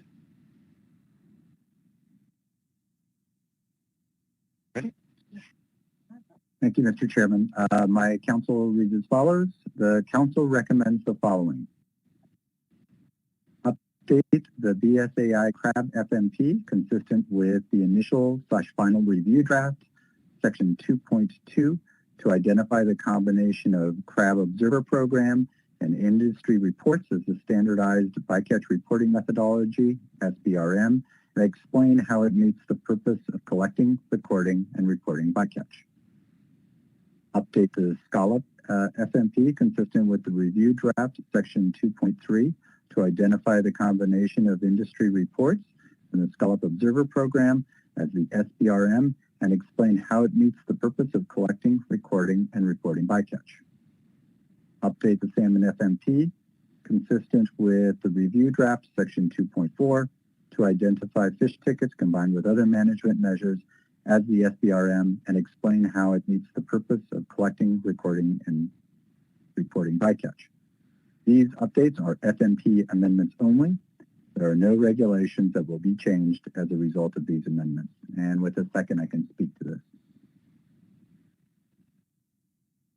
you, Mr. Merrill. Is there a second? Second. Thank you, Mr. Marks. Mr. Merrill. Thank you, Mr. Chairman. I think I can be brief. First, I want to express my appreciation to council staff, our staff, and the state staff as well for going through the FMP amendments, noting places where we could improve the clarity of the description of the specific methodologies that we're using to accommodate the needs of a standardized bycatch reporting methodology. I think the revisions that are proposed here would provide that clarity to the public, be consistent with the final rule that was published that requires us to review all of our FMPs and bring them into compliance with the specific need to have a clear description of the SBRM. I believe all of these elements already captured within our FMP amendment, but these revisions would make it very explicit, very clear exactly what constitutes the SBRM under each of our FMP amendments. I think I'll also note that we have undertaken a review process of our groundfish FMPs, provided commentary back to the council on that issue. That also encompassed, I believe, a review of the Arctic FMP as well. So this would really realign the last remaining FMPs that we have to be consistent with the regulatory requirement. And I believe, as I noted earlier in my motion here, would not require any regulatory changes, just FMP amendment changes. So this would likely be something that we would be able to implement well within the deadline that's established by the final rule. Thanks. All right, thank you, Mr. Merrill. Go ahead and open to questions here, but I'd note that the motion is posted in the chat box on the left side of the screen, and it's also on our e-agenda under this item. Any questions on the motion for Mr. Merrill? Ms. Baker. Thank you, Chair, and thank you, Mr. Merrill. Mr. Merrill, I think you covered it in your last discussion point, but I wanted to note in the public testimony we received, you did mention, your motion does mention that the updates you're proposing are FMP amendments only. There are no regulations that would be changed as a result of these amendments. And so as I understand your motion, it would not preclude the possibility of, for example, electronic or paper logbooks for the crab fishery, as we heard in testimony. Is that correct? Mr. Chairman, Ms. Baker, yes, that's correct. So this is simply describing the methods that we use to collect the data, but whether or not we use an electronic format or a paper format, that's not something that would be affected or modified or constrained by this action.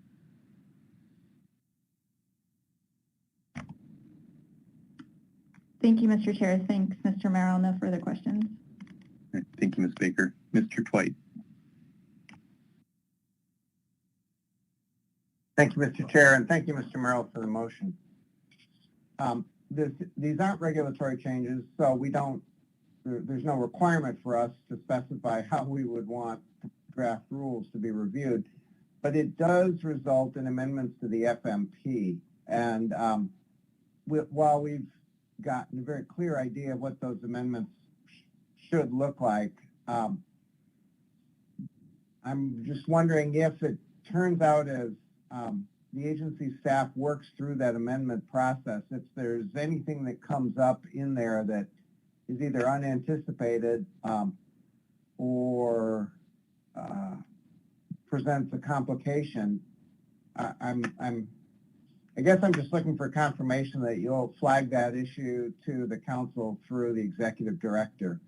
And if there's anything that should come back that either staff should weigh in on or the council should weigh in on, we'd still have that, because the FMPs ultimately are our documents as much as yours. Thank you, Mr. Chairman. Mr. Twite, yes, it's very clear under the Magnuson-Stevens Act that FMP amendments are submitted by the council, and then there's a notice of availability and there's a period of comment that's provided to the public. And then the agency has a limited period of time after that to either approve, partially approve, or disapprove. So typically in that process, when it's combined with a regulatory amendment, all of that is prepared. The council certainly has an opportunity to review that, and nothing is transmitted to us for publication in the Federal Register until it's been reviewed carefully typically by the executive director as well as the chair at the same time. So that process can continue. It's just that there's not a formal need for a deeming process to occur. Thank you. Further questions on the motion? Any amendments to offer?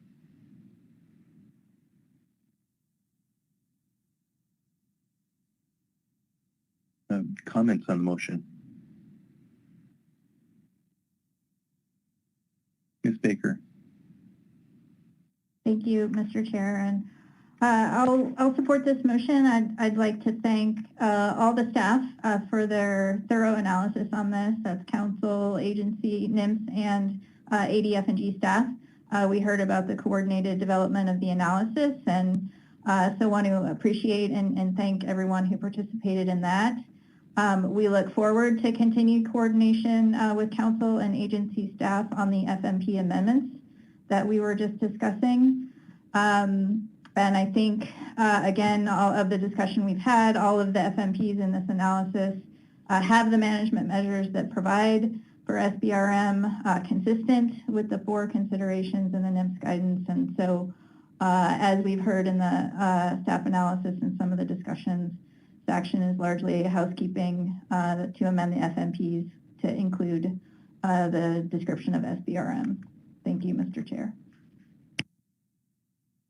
Thanks, Ms. Baker. Mr. Twite. Thanks, Mr. Chair. Just to add really briefly to Ms. Baker's comments, acknowledging the role of staff, and I do appreciate ADF&G's participation in this as well, particularly relative to both the scallop and state waters and crab portions of this too. So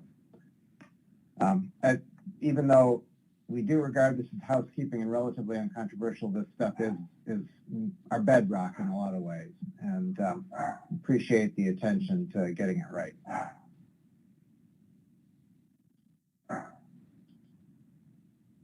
Thank you, Mr. Twite. Further comments on the motion?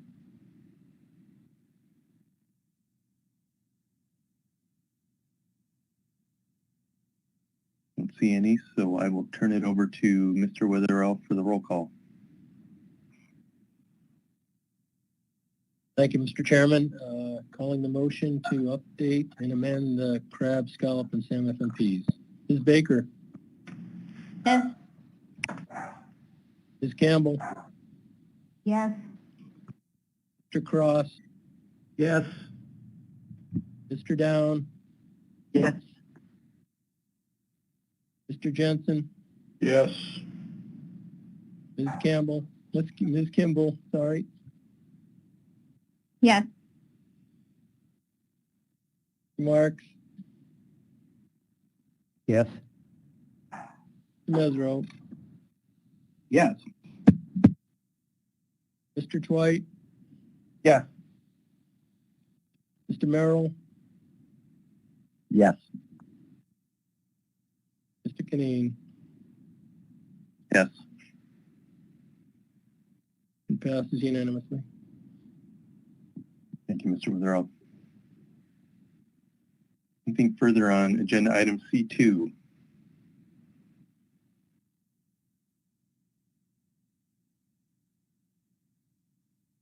If not, I think that concludes our business for the day. Anything else from you, Mr. Witherell, before we break?